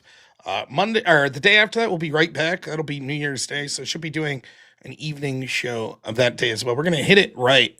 Hit the new year right. So a lot going on with Word War and some other things like that. Hopefully we'll have some more announcements going on with that. Plus a litany of other projects that I have going on behind the scenes, both with myself and with other channels. So I think the new year is going to be a great time. I can't wait. And we'll talk a little about New Year resolutions and all that good stuff on the day stream tomorrow. So that's the plan. Fantastic. We're going to raid over to Speakeasy. I think he's still going strong. So Speakeasy is still going strong, or Andrew is still going strong. Now, my feeling on it is this. No offense, I love Andrew, right? But I don't think he needs my help. It's just he's just You're just gonna let shit roll downhill. Yeah, that's usually how I look at it. Like for real, it usually makes more sense to raid people that have generally less live streamers because I think it helps them out more. So that's usually how I look at it. So no offense against Andrew, and by all means, if you want to head over to the Crucible, totally cool. What's that? Oh, look at that. Look at that. Are we not men just yelling at Wade? I like that. I like that a lot. Islamic religious chanting, if that's an option. It's not bad. That was a good show tonight. I hope you all enjoyed it. I did. So, all right, Avers, thanks so much, man. Yep. Everything. By the way, everything going good? Yeah, we'll talk after. Awesome. All right, guys. All right. Thank you to Avarice. Thank you to my editor, Black Elk. Thank you so much to all my moderators who are fantastic, including Are We Not Men, who just quit. The great EOD, Naughty Germ, who's amazing. Oh, for crying out loud. We got to do one more whip song. All right, let's do it. Oh, the great Wade Bugs, $50. This one's for Are We Not Men's new Rob song, Better Not Suck. All right. I was saving it.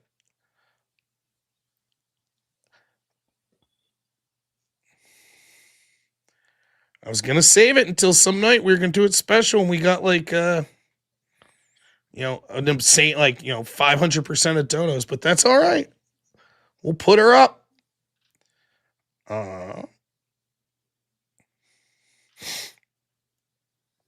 First time heard outside of me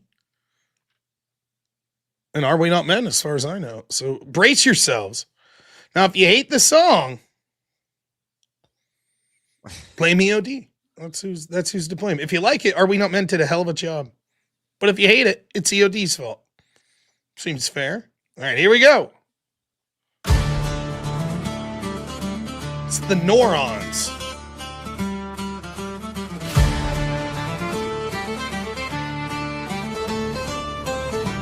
Who rules the waves when the black flags fly? The Neurons, let the cowards cry!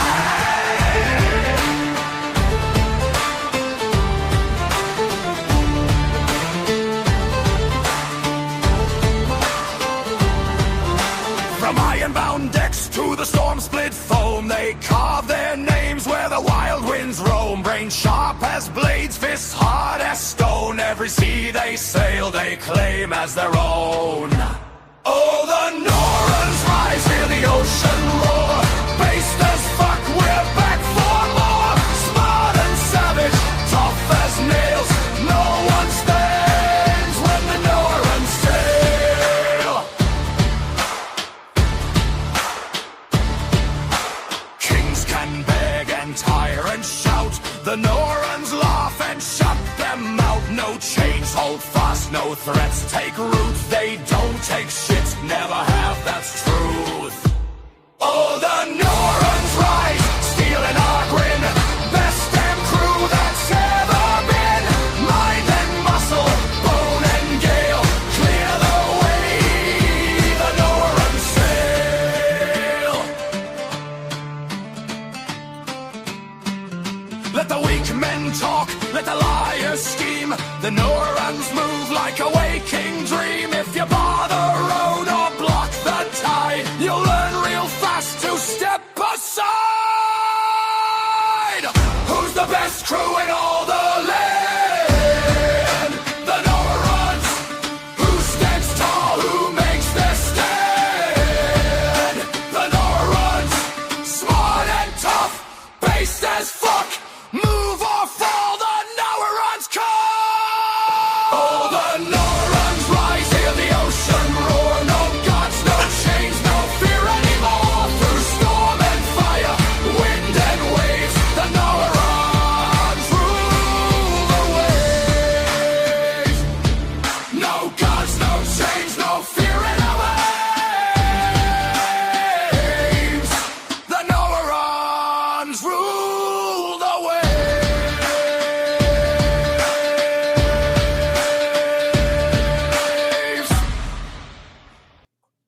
Hey! I thought it was badass. Had a bit of a sea shanty vibe to it. Good stuff. Intel Wild. How much to pay for a 1980s Valley Girl pop song version of the Whip song? Oh, it's $100 to create new versions. $100. Songs. What a great song there by Are We Not Men. Also, really enjoyed our Somalian mayor dancing there. Good stuff.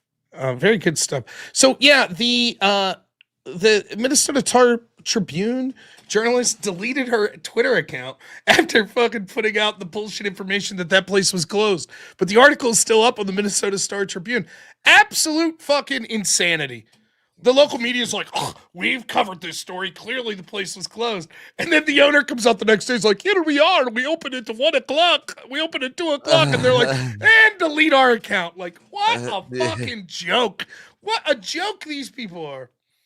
Yeah, it's crazy. And then I was gonna bring it up at the after, but all the other locations around the world, around America, just people going to them now, just Ohio, Washington, everywhere. I mean, maybe we'll talk about it a little show. So Josh Gerstein, who's employed of Politico. He's the managing editor of Politico. He puts out, look at this. I mean, this is fucking surreal. This is supposedly their like legal expert. You ready for this? At some point, the amateur effort to knock on doors of home daycares intersects with the robust stand your ground laws. Community notes, stand your ground laws remove the duty to retreat from a threat when a person is in a place that they have a legal right to be. Knocking on the door of a supposedly public business does not constitute a threat, so stand your ground could not be invoked as a defense.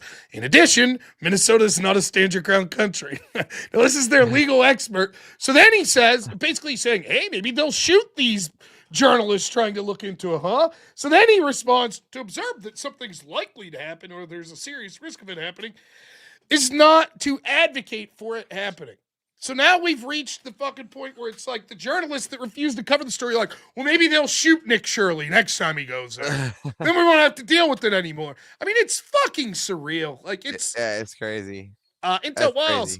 Learing, he says, for $5. Yeah. Well, here's the funny part is even let's just say he gets injured, right? Let's just say, hypothetically, I don't want it to happen, but let's just say, right? It's already out of the bag. Cat's out of the bag. Everybody's going door to door now. Everybody's going out there and looking for invisible daycares.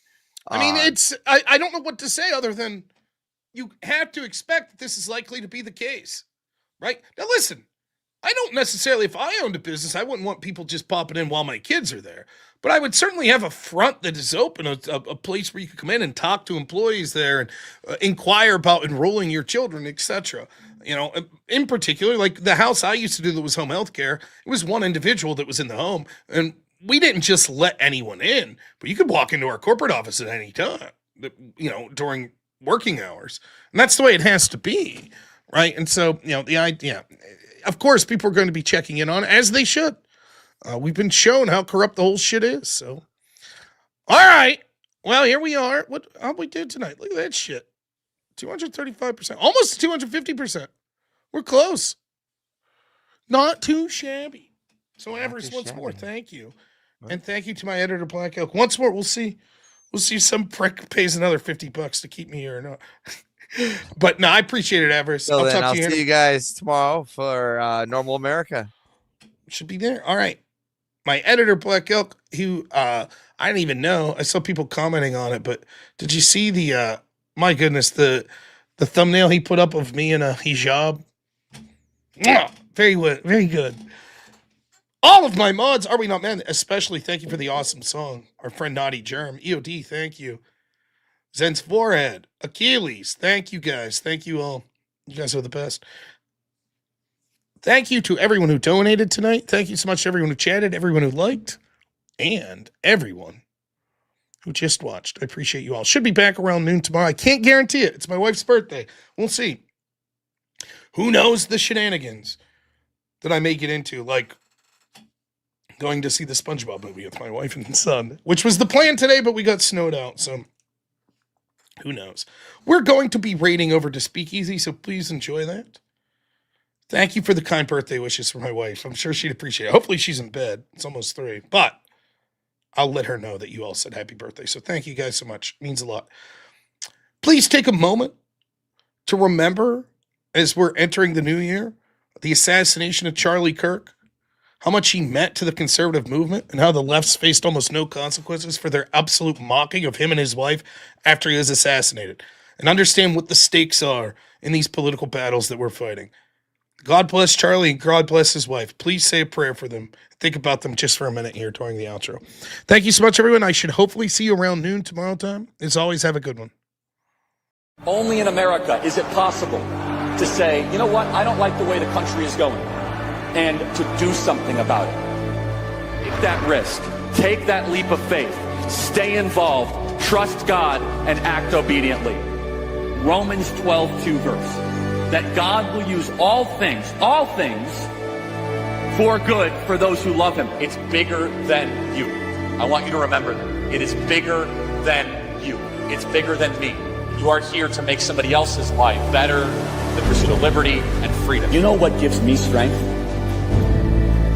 The hundreds of thousands of you that say, Charlie, keep going. 1 Corinthians 5 and 15. So that's all pretty amazing evidence, not just intra-biblical evidence, but extra-biblical evidence that Jesus Christ was a real person. He lived a perfect life. He was crucified, died, and rose on the third day, and he is Lord and God of all.